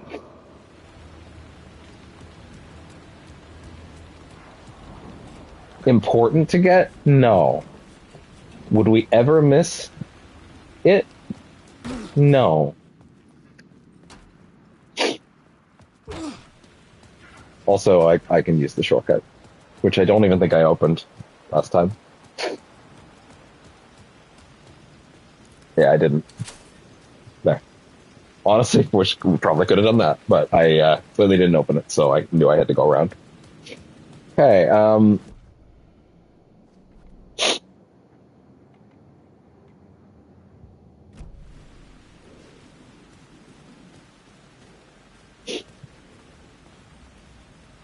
and there is other stuff. Yeah, because there's also this one that's hanging under here. Oh, the lighting is freaking out, and you can actually kind of see it up there.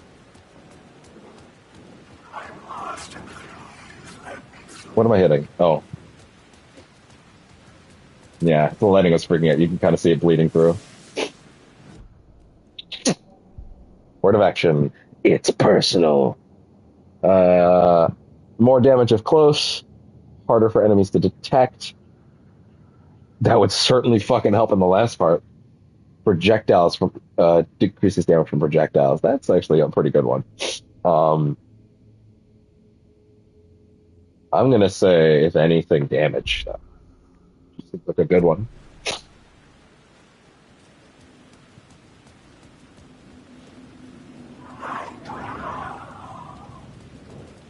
And then next, yeah, that. I definitely got the one in the alley, but we'll humor it. Yeah, there's the one on Wheeler Street. Sam, like, there was no Barry in the DLC. I just want to talk. Just want to talk. Ignore the gun. Don't look at the gun. Look at me. It's for your safety. Where's Barry? God damn it. Give him back to me. Give him back to me, Sam! Anyway. God rays. They actually call it God rays. Max the health out immediately, obviously. Pills to numb the pain. The max, anyway. Don't worry about it.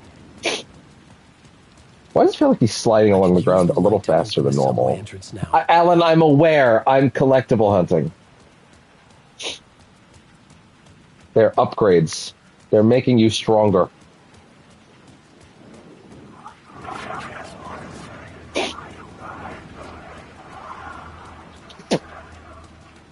Also, this is another thing that helps Alan's sequence pacing quite a bit, is in the Night Springs episodes, you do have the regular enemy types. And Alan doesn't deal with them at any point. Right? He only deals with these ones that are kind of just the basic ones, plus let me see. No, this is definitely, it just didn't feel it. Damn, so they still haven't even fixed all the map bugs either. Yeah, man, come on. It's been a year. They keep saying that they fixed them in every patch, to be fair, so there must just be some bullshit going on there with how they tally that shit. That, like, they can't wrangle for whatever reason.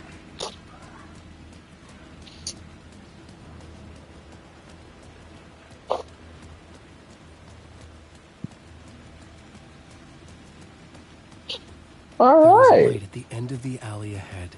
I'm aware.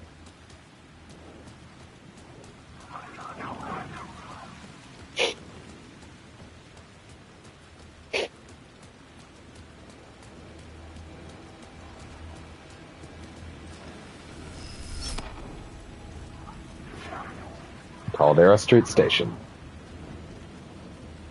If you don't mind, before we go in, I'd kind of like to watch this again. Both of them, to be honest. Night Springs, a special place, a shifting space. existing in a countless number of parallel realities. Sometimes a quaint small town, sometimes a hulking metropolis. So they just give this to you by default now. And yet, like a half-remembered Does that mean there's another new thing at the TV that used to have this? these are the stories that take place there. That'd be crazy. Inspiring, macabre, terrifying, heartbreaking, nail-biting, absurd, and thrilling. I really wish the Darling stuff was going to happen in the base campaign now, to be honest. It wasn't restricted to New Game Plus. Written by Alan Wake. I am your host, Dorlin Dorr, and I will see you soon in... I can rationalize having New Game Plus specific stuff. Here's my only thing at this point is just that, like, I think there should be unique stuff to make the New Game Plus playthrough more unique. My problem is that there isn't enough new stuff in the New Game Plus playthrough to, like, make a second run immediately worth doing, right? Like, my original thought was that, oh, they're gonna have all the manuscript pages be unchanged, right? And, like, they're gonna be, they're gonna be unedited, right? So all the scratches that you see through all the manuscript pages, they wouldn't be there, and you would kind of see, like, the original version, like, scratches intended version of those scenes. Well, scratches, quote unquote, really, Alan, but whatever. And that would be a really cool way to keep the New Game Plus playthrough feeling fresh. But instead, it's mainly just a couple new things along the way, and they're all great. But altogether, it's like 30 minutes of new stuff, and it doesn't really make playing the game back to back in a row twice feel quite as necessary. If that did happen and the game was like that, I would immediately be going straight into the New Game Plus run after this run to do it a second time on camera. Like that it would make that much of a difference to me, in that I would feel like, well, yes, of course we're going to do it twice in a row. There's enough there, but there isn't. There's enough new stuff that I feel like every playthrough of this game in my context now would just be like, I'll load the opening scene, see the difference in the dialogue, and then I'll just load an endgame save of that. I'll watch and read all the new stuff, and then I'll see the new ending, and I'll just do it like that. You know what I mean? Like, I wish they integrated that stuff back in here into the regular run, so that a regular run didn't feel like it was missing something now, you know? That'd be nice. That being said, I haven't played it since, and I've never seen any. And clearly, if I was capable of missing the fact that the TVs are now here, I was capable of missing that. So maybe, who knows? Maybe we'll get to the end of Thor and Odin will be there, and I'll just fucking shit my ass. Thor and Odin, sorry. I just realized I didn't actually watch the new one.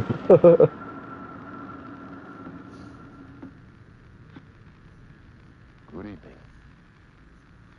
A writer trapped in a dream world attempts to write a story to shape reality around him and escape. He is beset by visions leaking in from realities beyond his own. He uses those visions as inspiration for his stories, in hopes of giving them power to make them come true. It's funny that Dorr understands what Alan's deal is better than he does. But before that, many of his stories collapse back into the stuff that dreams are made of, to remain as they began, works of fiction. And yet, maybe there is a gleam of truth to be unearthed from these tales. A rare glimpse into the unseen realities beyond our own, offering us intriguing avenues of contemplation as they transpire in Night Springs. Like, seriously, Alan is still contemplating, even on the whiteboard right now, if he's manifesting people or if he's affecting them. And Dorr's just straight out being like, he's pulling visions from other places and he doesn't even realize it. Like, he just says it straight out. Like Dorr's not bound by the story. He literally gets. He read the script. Dorr read the script. He's like, he's already in there. Which again, also to be fair, Door's not in the script. Like Door, this might be hard to even wrap your brain around. Door does not exist in the initiation story that Ellen wrote that we're playing through right now. He's not in it.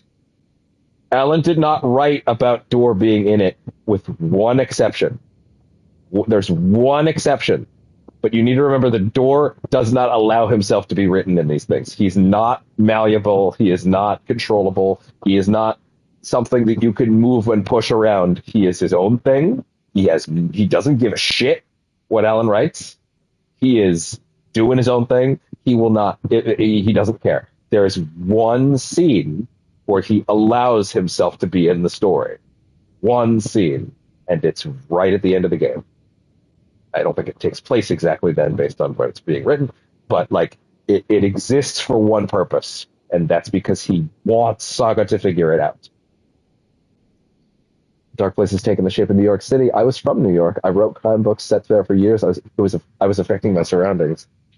Mysterious caller on the payphone. I knew him from somewhere. I couldn't remember from where. He told me I should go to Caldera Street Station. I had to find my way to the New York subway station. The lamp would make it emerge, if I can only read. I met Casey. He was in this story. This was his city. He talked about a manuscript. It had to be my writing. Casey was killed by the Dark Presence. I had assumed his role. Every writer is a detective finding the story. That line is so good. That's like the thesis that I feel like is Sam Lake's career. Is like he even talks about this in like the commentary track for Alan Wake 1 Remastered. Like the idea that when you are a writer, you're not even you're not taking your characters from one end of the story to the other. You are trying to find the story. If the story's already in your head and you're just going from place to place and you're connecting the start to the end, you're not really writing it, right? It's writing you. You need to let the story write itself and let you be a vessel for it, right? Like the story's going to go where it needs to go naturally. And if you try to force it in a certain direction, it breaks, right? The idea of the act of writing a story being an almost transformative, like metaphysical experience is kind of how Sam like just talks about it. The idea that like he's almost absent from it, right? The story's going to go where it goes, and you just need to be honest with yourself about where it's going to go. And or not even be honest with yourself. Let the story be honest with you, and you'll never even question where or how it's going to get there, because it's doing what it's supposed to. It's a really, really interesting way of looking at it.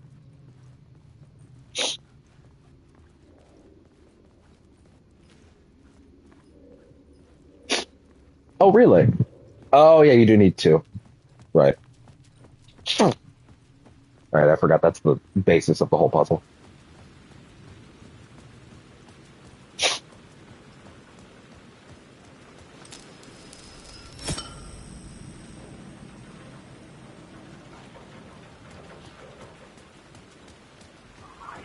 Yes, I do hold on the animation longer so it finishes. What about it?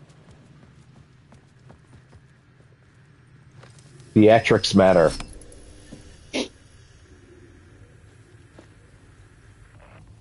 You found an episode of Night Springs. This is optional content unrelated to the main story. You can access it now or from the main menu later.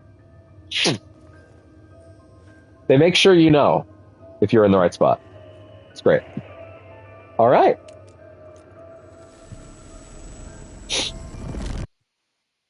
Love when devs properly integrate their extra content and they care about this shit. I don't want to start it on the menu. I want it to be in the thing. I want it to be part of the experience. Also, I never thought they would do that with these, to be honest. The dictionary definition of the word is an enthusiast, a fervent devotee, an abbreviation of fanatic. What comes across to an outsider as a dangerous obsession or even madness is something entirely different from the point of view of the fan herself. To be a fan is a joyous existence. One filled with the happiness that stems from knowing with utter clarity the purpose of your life. But what if that purpose could be more still?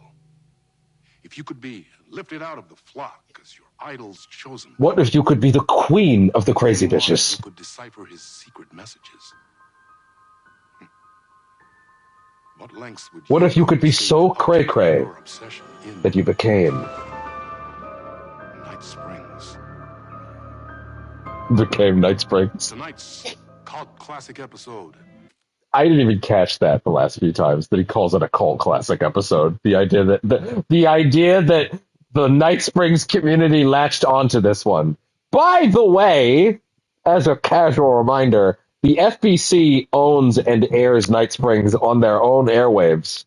They bought the show after Alan Wake 1's events, and now they use it to disseminate ideas of like things that they've captured at the oldest house and try to basically seed them into the public knowledge in like a normal way, in like a way that like makes them more accepting of that truth if it ever did get out, right? Like for example, let's say the world didn't know about vampires. They'd have an episode about vampires. So the people went, oh, I know what vampires are now, that kind of stuff, right? Obviously they know what vampires are. It's a very common trope, but you get the idea. Like if there's a new thing, like they'll try to seed it out so that it's not like average person doesn't even know what to do. In that context, like, is the FBC just looking one day and they're like, where the fuck did this episode come from? Number one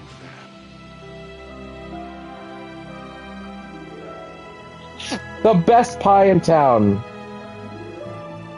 So contextually, all three episodes actually like function in different ways, but they are all fundamentally Alan writing things while he's in there, right?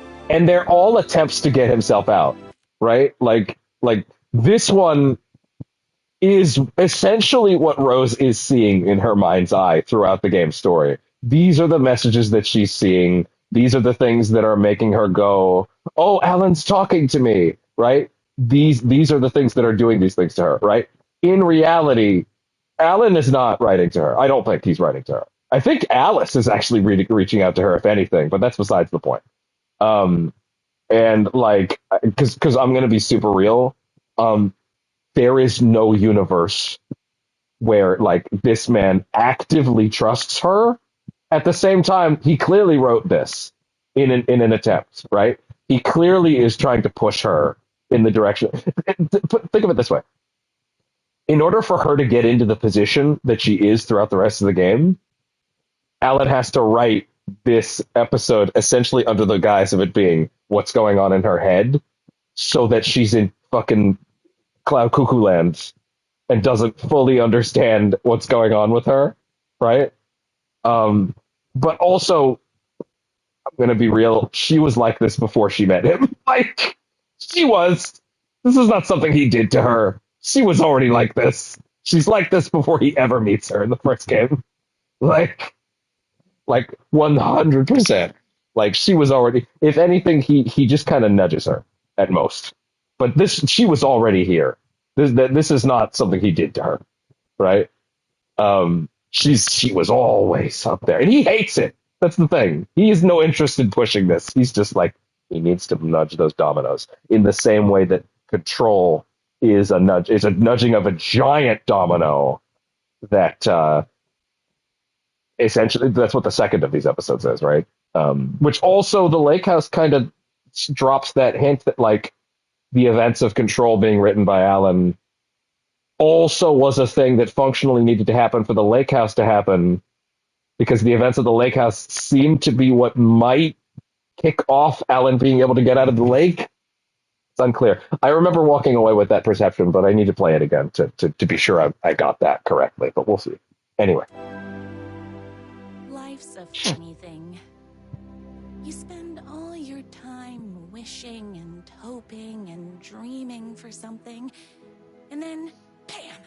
Destiny shows up at your door like a mailman with a package you were pretty sure got lost because you ordered it like 6 months ago. But that's okay.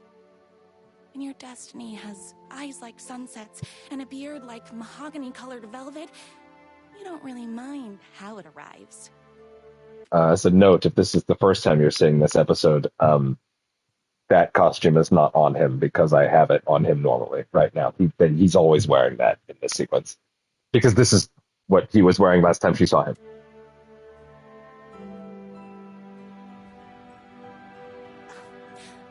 But my day didn't start off with all that excitement. It began like any other day did for this waitress. She's like, that cardigan is so sexy. Springs. He's like, I was wearing it, bitch. Like, I don't know what As to... always, Knight's Diner was the hottest spot in town, so there was plenty of work to do. So that's the thing, right? He's writing about what's going on in her head, essentially, right? He's trying to nudge her. But we're in Night Springs right now, not Bright Falls. So now that's getting transmuted onto that town's aesthetic, right?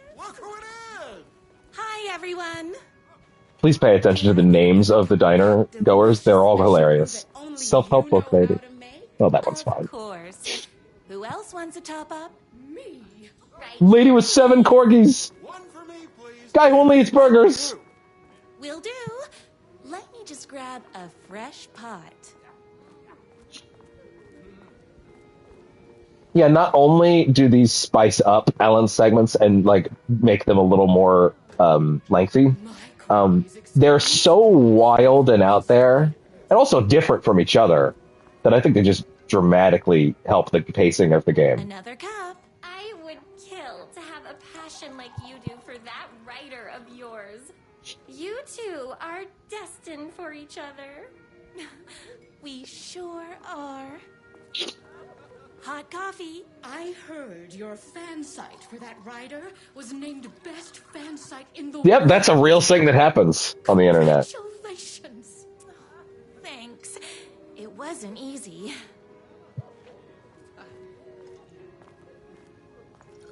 Here you go. Best fan site on the internet. Grace is wasted serving coffee to us regular Joes and Joannes. Oh, I don't. What about the Joannes?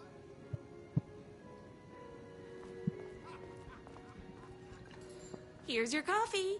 How do you juggle running this diner, your bird sanctuary? Bird sanctuary. For the writer you love so much?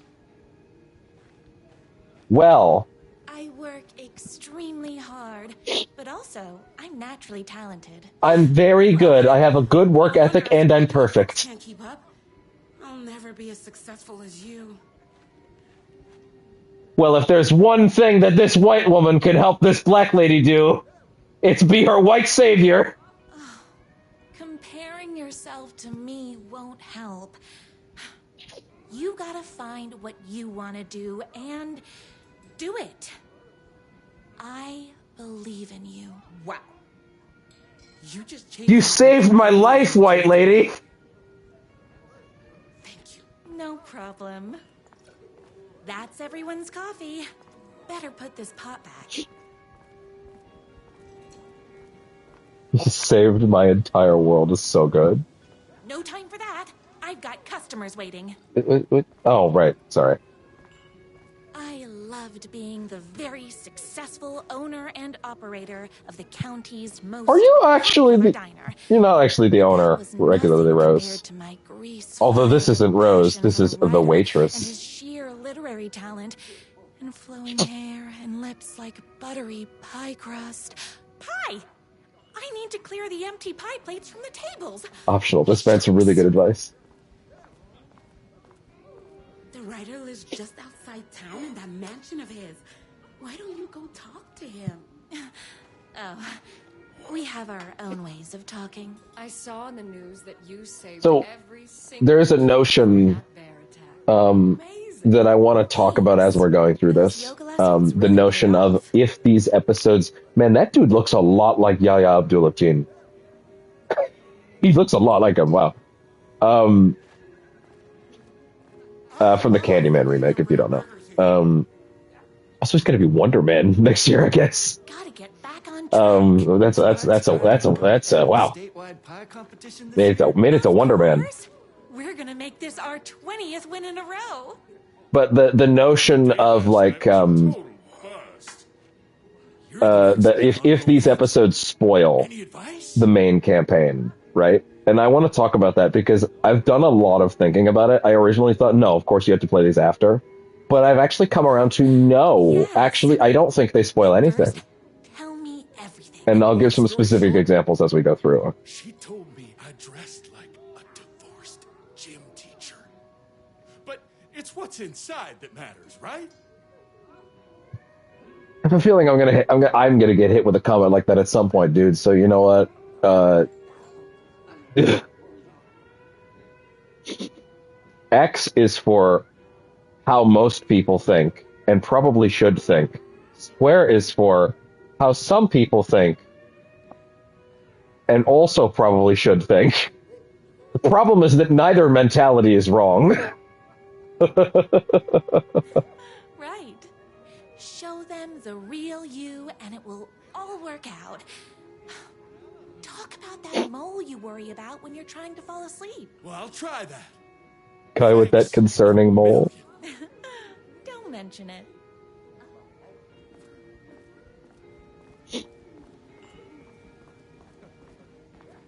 Oh, no, it's back here, isn't Take it? these plates back To be fair, the only of the three I think could genuinely spoil anything in the main campaign kind of is this one, but I actually have an argument I'm going to make in a bit for why it doesn't. I need a good book recommendation.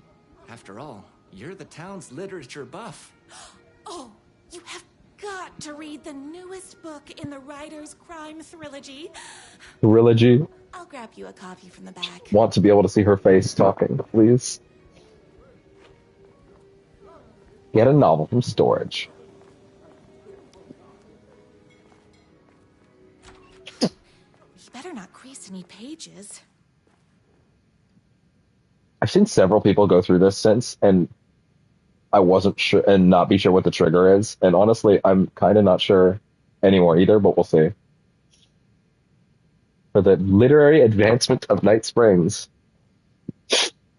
Employee of the Decade Award in recognition of basically being the best at like everything, presented to everyone's favorite waitress. Dude, like, she runs the place. Jesus Christ.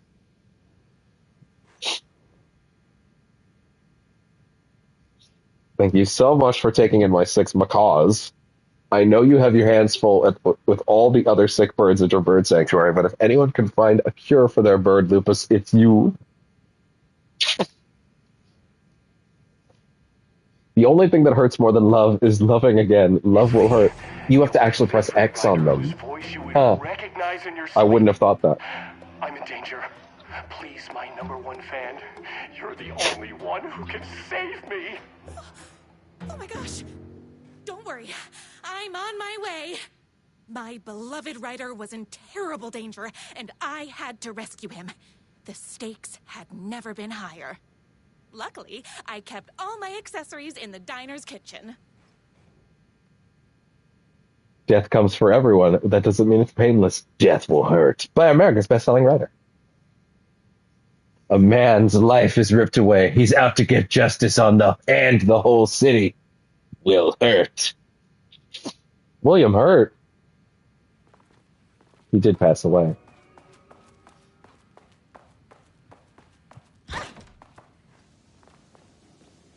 My accessories. Everything a girl needed to claim victory in the battle for love. Bolt-action hunting rifle with a gorgeous walnut stock. Deadly, and looks good doing it. Just like me. My trusty 12-gauge, fully automatic. Fully automatic. Circumstances call for extreme shotguns. I was finally ready for a Oh yeah, she doesn't even need to get a pistol. Danger. There was no time to waste. The shortcut through the boatyard was the fastest way to my writer's mansion in the woods outside town. And everyone's like, yeah! Let's fucking go! The boatyard is this way! You better hurry! Go through the boatyard! It's the shortest route! This was my moment. My chance to save the writer and make him realize how much Jesus he fucking needed me. Christ, my nose. And if that's not love, Oh. I don't know what is. Disgusting. Oh shit. I just realized it's 8:40. I'm going to be called down from my meds. Actually, they might have already called me down. So, you know what? Yeah, I will be back shortly. This is the best moment in the episode to do a break anyways. So, yeah, better now than once we're actually really into it. So, be right back.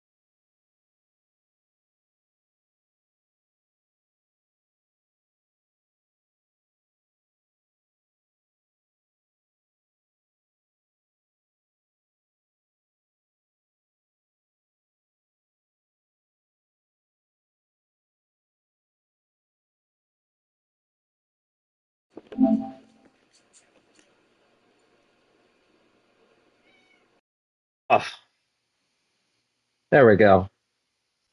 To be fair, I was down there a little longer than I thought I'd be, but I was also um, down there probably just the right amount. What would that have been? Oh, that's not even a full 20 minutes. That's fine. Whatever. What am I even worried about? Um, yeah. Oh, by the way, I'm going slightly away from the TV signal. Like I'm using a room that's slightly far away. So if I get choppy, my apologies. All right, now I'm doing it. But yeah, no big deal. Just needed to ask a specific person downstairs about a specific document folder that was transferred to me this morning and the nature of the transfer. Nothing super serious, but they were not in the room at the moment, so I had to wait for them to show up, kind of thing, because no one else knew what the deal was. That's fine. But yeah, that's pretty much that. I'll be good to press that resume button any second now. As soon as I'm like, actually in the room with the controller. Uh, but also no more interruptions from here. So we're good. Um, I hope that I didn't sound like shit for the last bit. Like I hope while I was slightly away from the thing that it didn't make me choppy as hell. Maybe I should re-explain briefly what I just said, just in case. Went downstairs for folder, fucking to talk to main worker about folder because didn't understand why folder was transferred to me at a certain time. Got clarification, mainly just about room, but they kept one folder. I also figured there was one folder that I wanted them to have. Like I really shouldn't be the one that has it because it's useless to me. Um, but so that I made sure to make sure that they have, but that kind of thing. So no big deal beyond that. Oh, okay. The kitty is eating. I'm now sitting. The earbuds are probably incredibly charged after that. To be fair, that was a good like nearly 20 minutes. Like they're probably fucking good to go now. That's fantastic. And where the fuck is the controller? Is a very good question, actually. Where? Oh, hello, controller, please. Where you at, my boy? Where we at? Where are we? Oh, okay, there you are. Whew. Whew. All right. That's not a fun one. That's never a fun one. Okay. Um,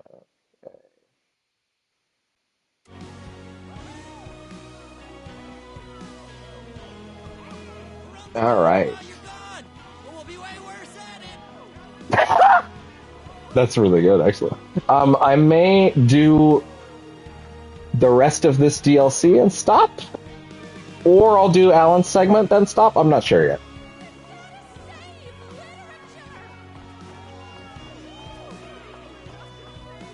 All right. Always on his phone guy.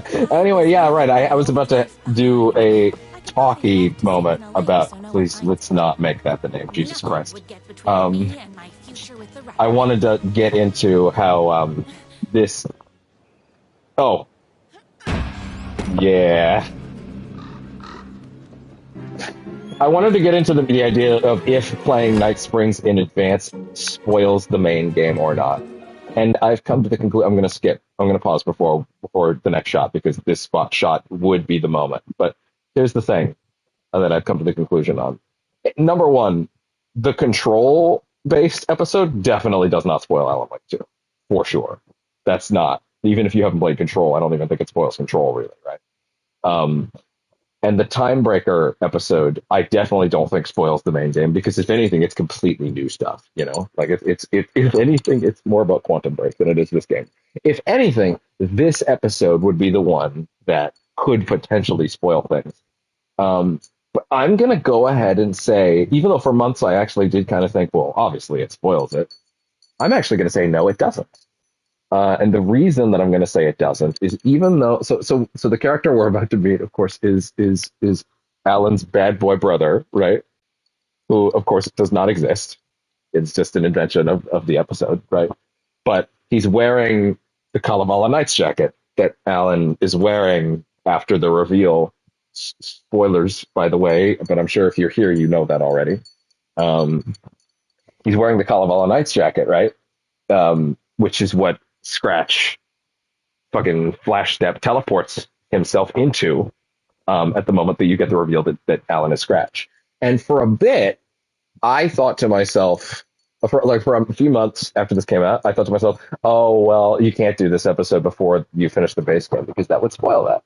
And now seeing them willing to plug it in, it got me thinking, well, but would that not spoil it?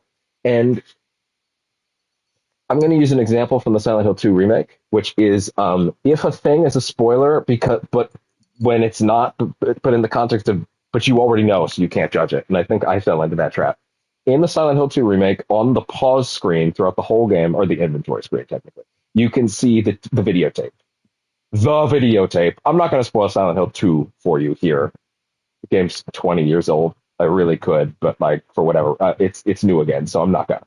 You can go watch that stuff if you want to get into that. But the videotape that is a big deal in that game is just in the background of the pause screen, but it's highly faded out. You would never be able to know if you didn't know what it was, right? And some people said that's too much. That's too on the nose. You can't put that there. But here's the thing. Is it too on the nose? Or are you saying that because you know? Right? Does a new person that's never played the original Silent Hill 2 see that on the pause screen and think literally anything at all? I don't think they do, to be honest. I think that's a incredible detail they'll notice on their second, third, or maybe even fourth or fifth run, but definitely not their first. I genuinely do not think that would be an issue. In this case, in this game, you see the jacket on this guy, the Kalevala Knights jacket, and you think to yourself, oh, well, now the minute that a new player sees the Kalevala Knights jacket on Alan, they'll know that that's Scratch. That was my thought process for a minute. Except there's a very big problem with that. The nanosecond that Alan is wearing the Kalevala Knights jacket later in the game is because he flash step teleports through a set of jail bars. The reveal, he warps through a set of jail bars, prison bars, whatever you want to call them. And then he goes through Yako, kills him. I already said spoilers. You know what you're here for. And then, like, the minute he's wearing the jacket, you already know. If there was a sequence of time where he's wearing the jacket and you didn't know, then I think this could be a spoiler. But literally, the minute that he's got the jacket, he's already Scratch. And you've already been visibly told that he's Scratch, right? Therefore, I'm of the mind, no, this does not spoil anything, actually. Because, the only time he's wearing it, the first time he's wearing it in the game, you already know. So it's not like you would see it on him prior and go, whoa, wait a minute, because I played the DLC. It wouldn't work like that. So I think this is actually not only not a spoiler, I think this is a masterful use of hiding something in plain sight. That, if anything, people will then go, oh, later, right? Like, I was like, yeah, but I think it's actually really smart. Therefore, no, I do not think this episode being here is going to spoil anybody on anything. If you're playing, the only way it's going to spoil someone is if you, the person watching this, decide to be an asshole when your friends go through it and be like, now you know. And they'll be like, now I know what? And they'll be like, well, now you know he's Scratch. And they'll be like, what do you, like, that's not, like, you will have spoiled it for them if you say that, you know? They will not get it. I think it's really well done. It didn't click until I realized how it was integrated and how early it was. But no, I do not think it's a spoiler. So I actually think the DLC all flows into the base game really well and is additive and not disruptive. Really, this is the only big example that would come up, honestly. Because, like, there's absolutely nothing in the other 2 episodes that would spoil anything. Especially with how deep in they come. Like this is, by the way, just so we're clear, this is not a I'm playing all 3 episodes of Night Springs back to back. This is I'm playing the first one, and then later I'll play the second one, and then the third one is all the way after the big confrontational scene that's going. Like you get 1 per Ellen segment. It's not back to back. I knew you'd come to his rescue. Who are you? And why do you look like Yeah, I don't think it's a spoiler. less handsome version of my writer? You would just think this is silly. Don't you ever compare me to that worthless hack. Sure, I may be his wild and rebellious estranged twin brother, but we can't all be perfect. God. I had no idea he had a brother. To think there were 2 of him all this time. After today, there won't be. No more writer, no more books, no more living in his shadow. But you're his brother. I'm sure you 2 can talk it out. I just want her to look at him. So much in common. It seems like once they're carrying a weapon, they will not look. And I'll come over with popcorn for movie nights. He had his chance for popcorn and movie nights, but he wanted to keep everything for himself. Too bad. You know what they say? If you can't join him, beat him. They usually don't say it in that order. What did you do to him? I locked Mr. Fancy Pants up somewhere you'll never find him. You won't get away with this. I'll stop you. Babe, I got an army of people that hate that hack almost as much as I. Quick note, there's a trophy for getting 3 enemies with 1 explosive. You can only really do it in the following fight. I'm going to try and do that a few times, so just be aware of that. They're ready to die if it stops him from writing. I watched a video on how to do it, though. What do you got? Well, there's only one obvious answer here. I have a shotgun. Well, I got a... Wait, that's a real shotgun? It's not. It's actually a fully automatic one. So, but it doesn't matter. But still, you can't stop all of us. Only a monster could be blind to the poignance of my writer's books. And there was so I got to get rid of these first 3 enemies first in order to make this work. me and my writer. God, the damage models are so good. Okay. Okay, so the best way to do this is to lighten them up soften them up a little bit, like on the legs. Okay. Do that.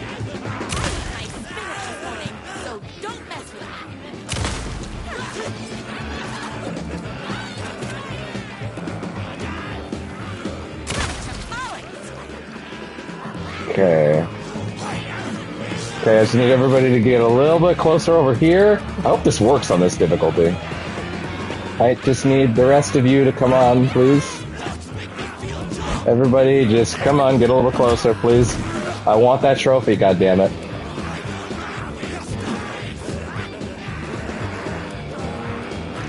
I just like everybody to come a little closer. I don't know the range of it is the problem. Hey, I got it! Destroy 3 haters at once with 1 explosive. And we're good.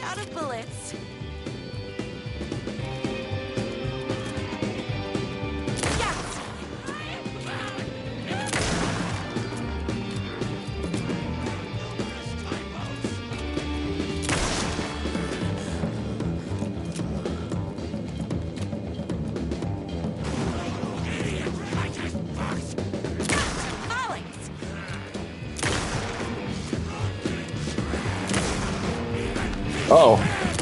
Oh!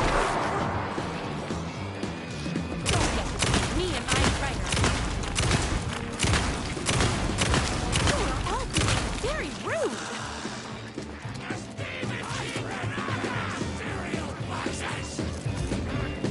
Wow, that gave me so much. My spinach this morning, so don't mess with me. Can't forget the bullets. Are we sure this game doesn't also have the peeling system? Thank you, Dead Space Remake.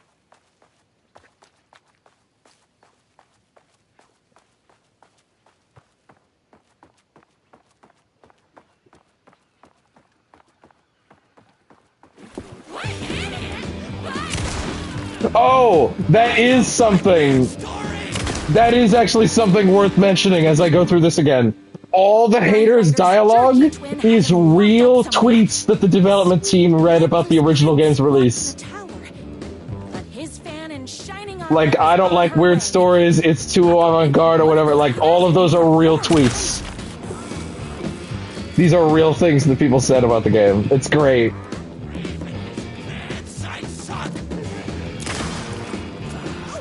Hold on. I need to fill my gun up.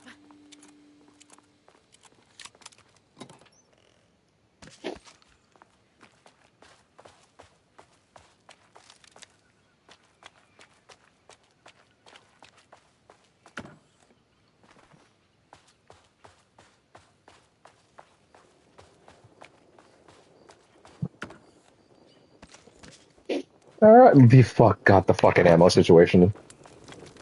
The twins' motorcycle had left tracks in the mud. I recognized the tread pattern immediately, thanks to my famously keen perception. The tracks would lead When I read that I lost my shit. his kidnapper. I felt like That every single thing they say is something someone really tweeted at them. wits. All I needed now was an unlimited supply of black coffee and crippling emotional trauma caused by the untimely death of my spouse. I love the Snow White-esque whimsy. Oh my god, so many shotgun rounds. They're giving it to you like that because it's a fucking fully auto shotgun. Ow.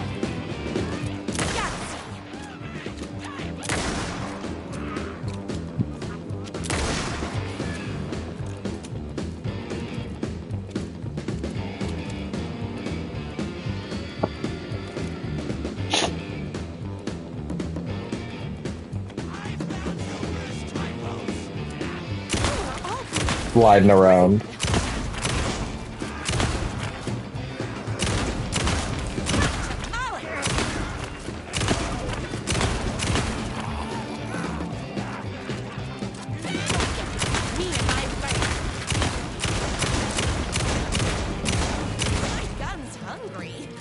You know what? Why am I even doing anything other than just firing the fuck away on this thing? Like, if just don't even let go of the trigger. Why would I? This is where I get to let loose. What the fuck happened with our arm there? You see that?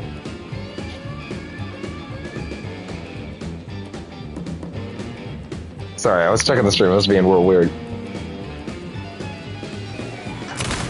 I forgot that I couldn't blind fire like a troll. Or without aiming down sights, rather.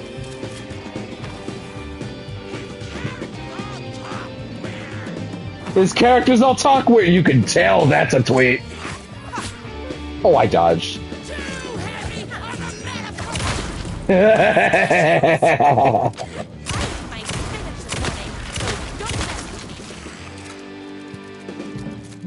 Oh, man, it's so good. Weaponize your haters. Weaponize everything your haters ever said about the game. Why hadn't my writer ever told me he had a semi-evil twin brother? Semi-evil. He must be waiting until our third or fourth date, surrounded by candles, so he could reveal this vulnerable chapter from the dramatic story of his emotionally troubled past. Oh, that man has more layers than a croissant. Oh. Oh.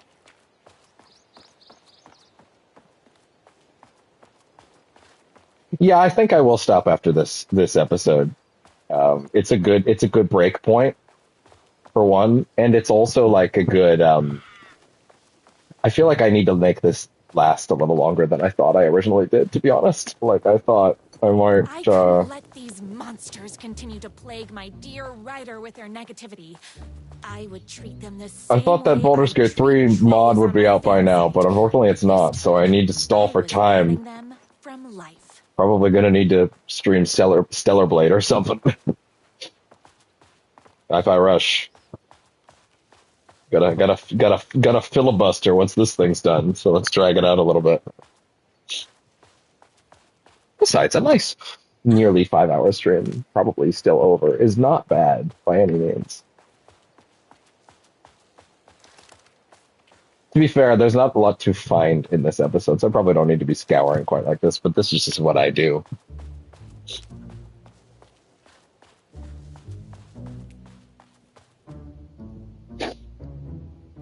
All the tears of all the angels, and I'm not reading this whole thing again. If you want to hear me read it, go back to the Night Springs episode. Their stream. They're incredible, but we'll do this one because this one lets you read it. #1 fan. If I don't make it, then I just want you to know that No. I can't say it. Curse my cripplingly sensitive artistic nature. But I love you because you're sensitive. Just hold on.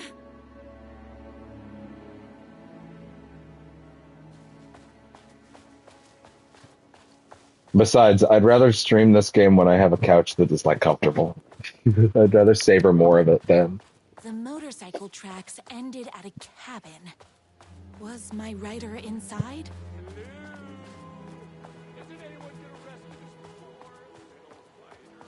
Hello? Is anybody there? I'm just a frail rider and I require aid. He's inside.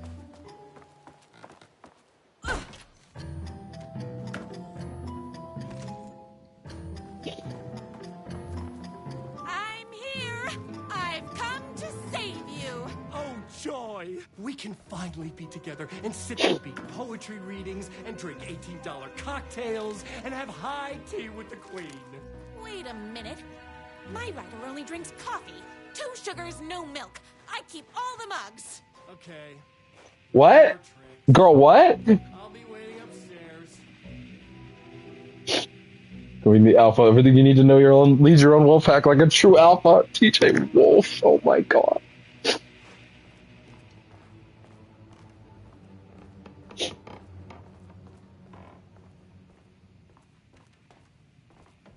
By the way, in case you're wondering, wow, this doesn't seem that hard on Nightmare difficulty. Yeah, it's not meant to be. The moon can only shine when the sun is gone. The night can only come when the day is gone. Can the sea ever meet the ocean?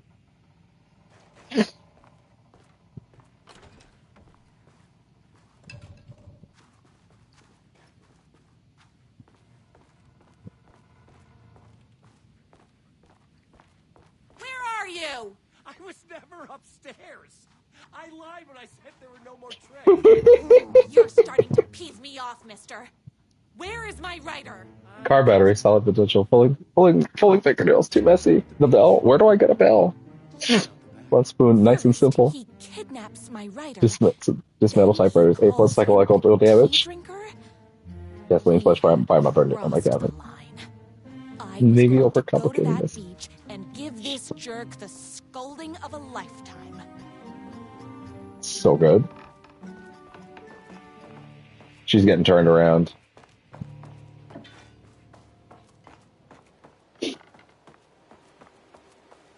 I do think it's pretty interesting at this episode that seems to be like working on this girl being like coked out of her hinges, like has actually made people much bigger fans of her. Me included. Me and my bike were just enjoying the view. Where is my rider? What do you even see in that crybaby? He's boring, he dresses like a nerd. Hush your mouth! He is a stylish intellectual who is in touch with his feelings. You're starting to cramp my style, babe. And I'm not telling you where he is. What did he ever do to you? I already told you that? At the boatyard? I feel overshadowed by success, like he's taking everything I can compete. Oh, right. I remember now. It's a self-confidence thing. Well, it's a bit more complicated than that. Yeah. You are going to tell me where he is, or else. Or else what, babe? You asked for it. You're rude, you have no manners, your too cool to care attitude is attractive initially, but drives people away after they realize you're emotionally incapable of letting your walls down to reveal that you are a vulnerable human being just like everybody else. You are trying way too hard with that outfit. No, stop! I don't like being seen! Listen, I never had your precious writer. I was just keeping you distracted while my army of haters storms his mansion. Now the love of your life is doomed. Doomed!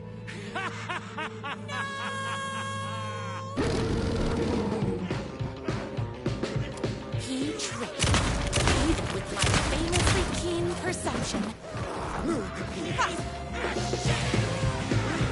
are all being very rude.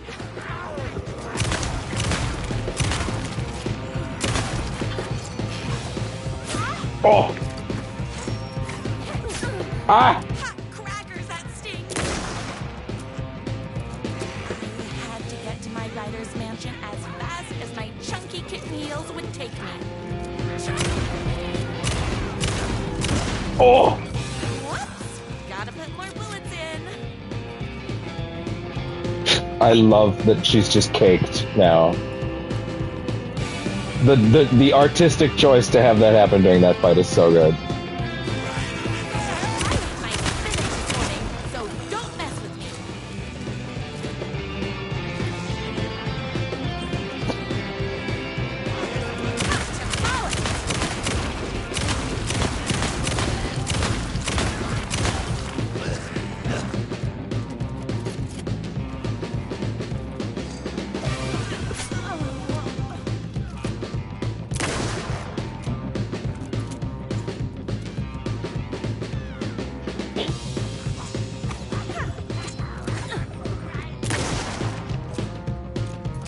This is the best.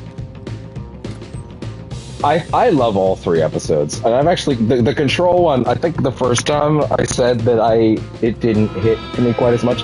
Now that I get what it's really going for, I actually like it quite a bit.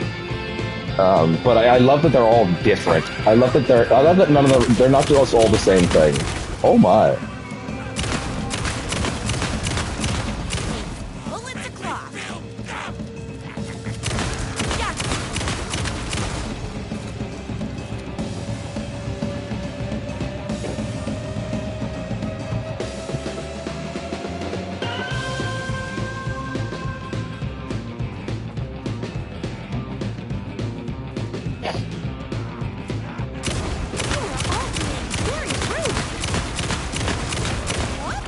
Gotta put more bullets in.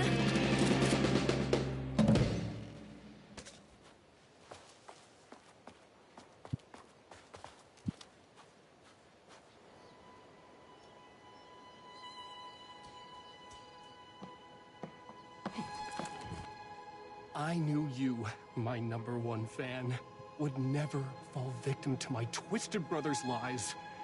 His hatred for me is as inexplicable as the sunrise, and just as fiery.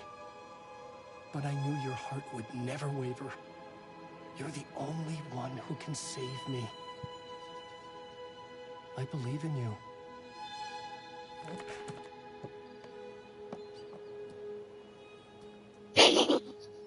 Oh.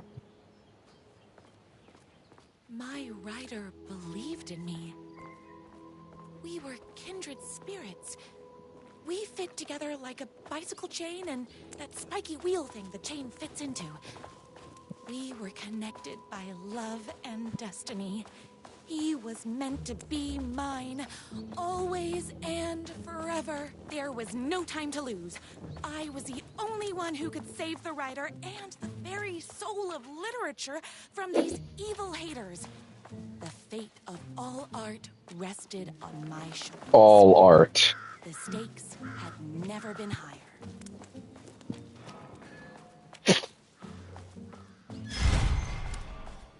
What's that motorcycle there doing? I know what it's doing. Unlike him, I'm not afraid to get my hands dirty. By the way, this section reduced Caitlin to tears. It was quite entertaining.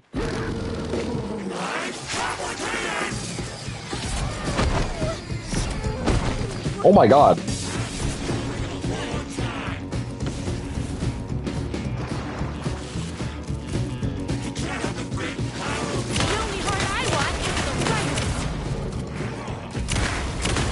Arts! Can't forget the bullets.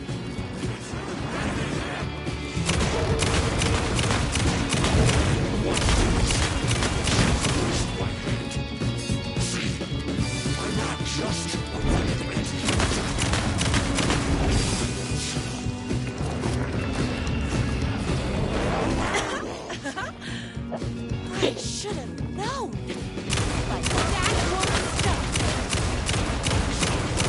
My gun's hungry.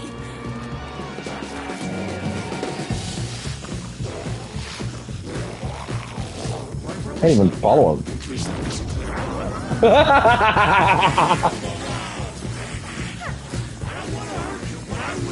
No thanks.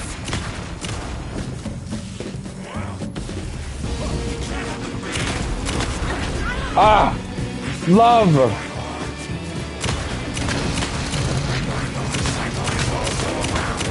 It is! Oh no! This motorcycle is also a werewolf!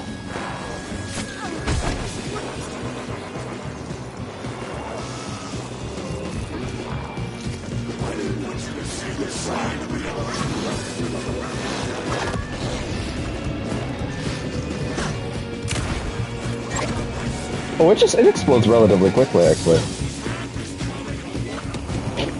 Oh, you don't have to shoot those. Wish I'd realized that the first time.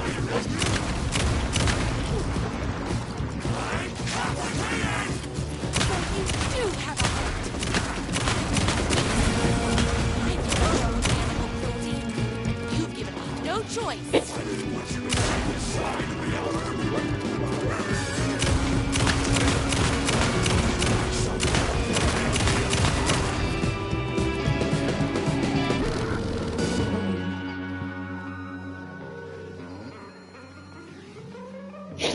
Go ahead.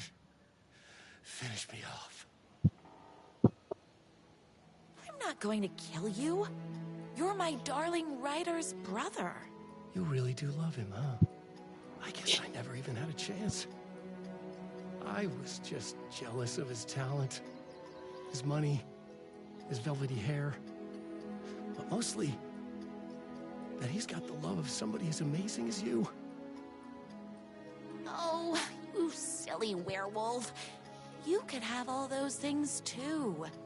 You just need to stop wanting to be him and start wanting to be you. Your words have shown me that it wasn't my brother I hated. It was myself. Oh, what have I done? Those haters will tear him apart, and it's all my fault.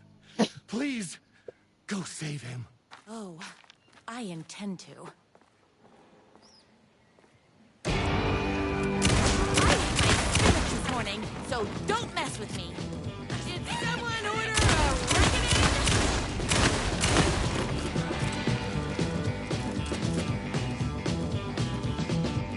Don't get between me and my brother. Oh, hold on. I need to fill my gun up. You are all being very rude. I'm fresh out of bullets. Yeah. Uh-oh. Whoa! It's bullets o'clock. Tomorrow. Oh, hold on. I need to fill my gun up. I love every time she talks. It's great. Fellas, I might be at that point. Rosa, if the whole Alan thing doesn't work out, call me.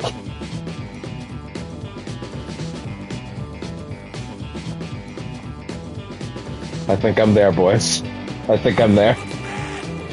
I think I'm there now. Whoa, they're sliding. I'm fresh out of bullets. It's like slapstick.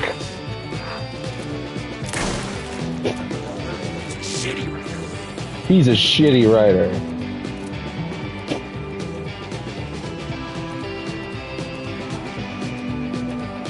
I know you're coming around that corner.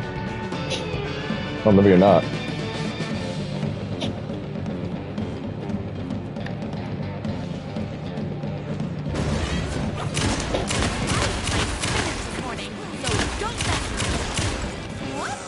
Gotta put more bullets in.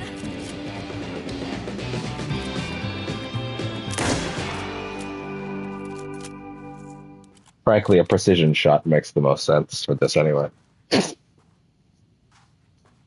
Okay, Ryder isn't going to kiss himself. I'm gonna say one thing. I'm gonna say one thing. Maybe seeing that symbol on that door this early might actually take something away. It might.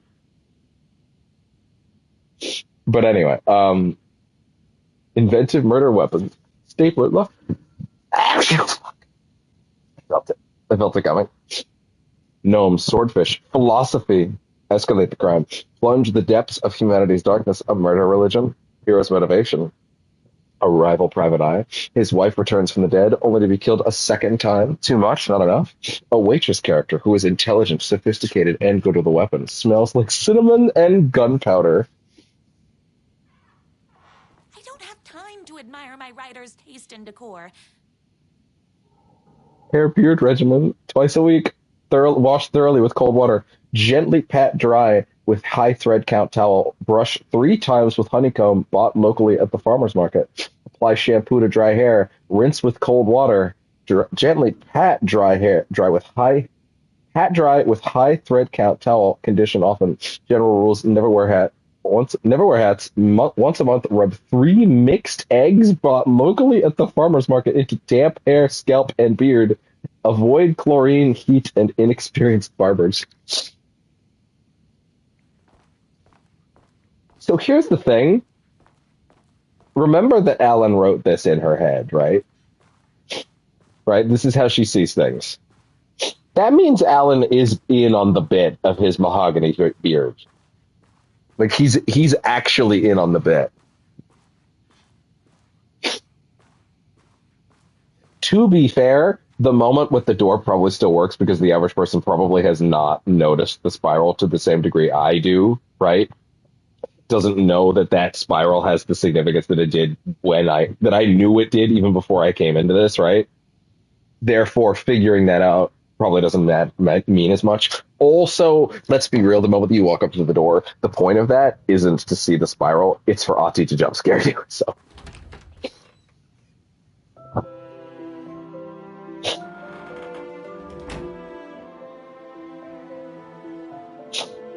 And there he was.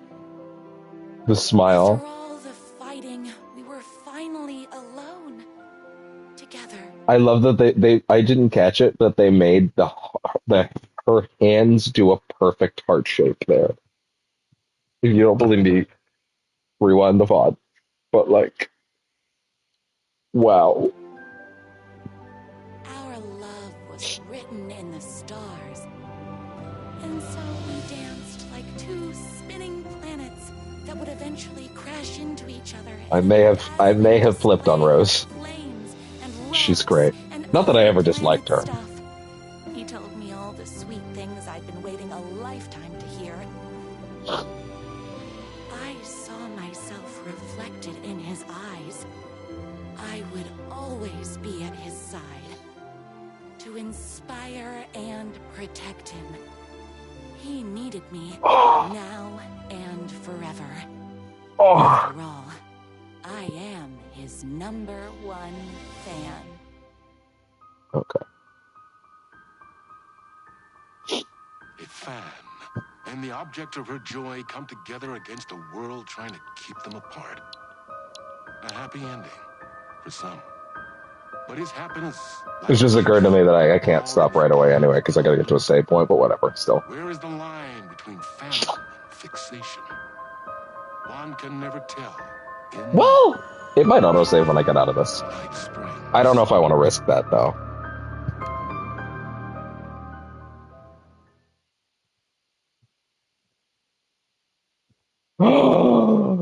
Wait. Oh, I was gonna say, if you don't get to hear the song, I would have been so upset. If you didn't get to hear the song, I would have been like, great, now every time I'm still going to have to go to the menu to play them, even if I'm playing it at the right time. I almost got super upset. Whoa.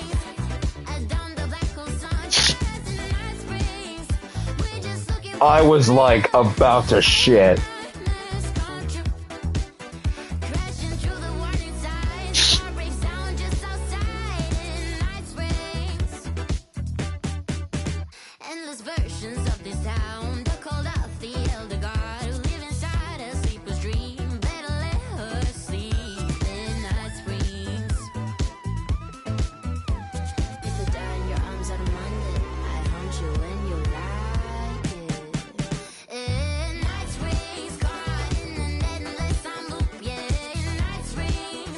I want a full version of this that combines all three verses. Because it's different for every episode.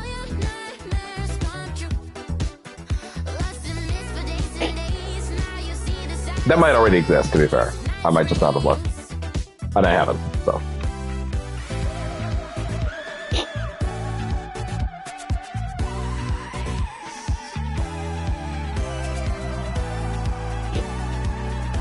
I'm kind of thinking I might do a special one-year thing for Spider-Man 2 as well. I'm not playing the fancy PS5 Pro version, but you know.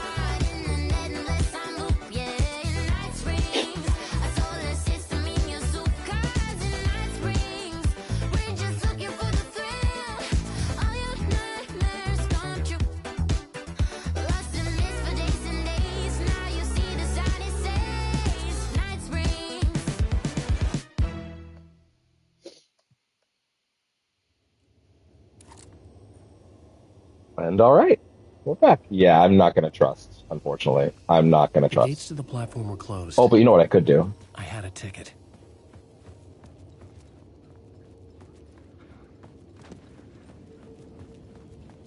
Because there is a save point up here. In there. Oh, wait. It's not there till later, huh? Ah, shit. Okay, well, we've got to get to a save point. There's one pretty close.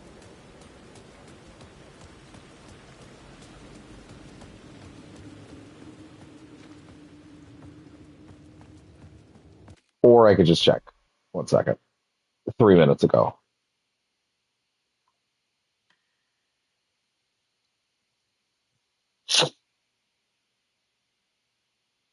Yeah.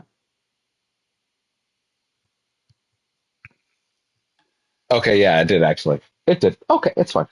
Okay. Well, in that case, all right. Let me just quadruple check something real quick. Let's see.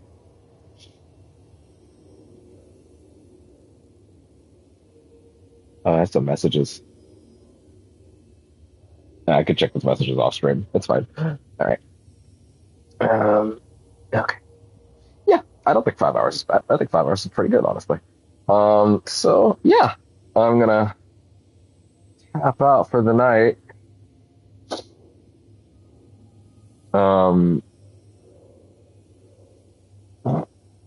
That's funny.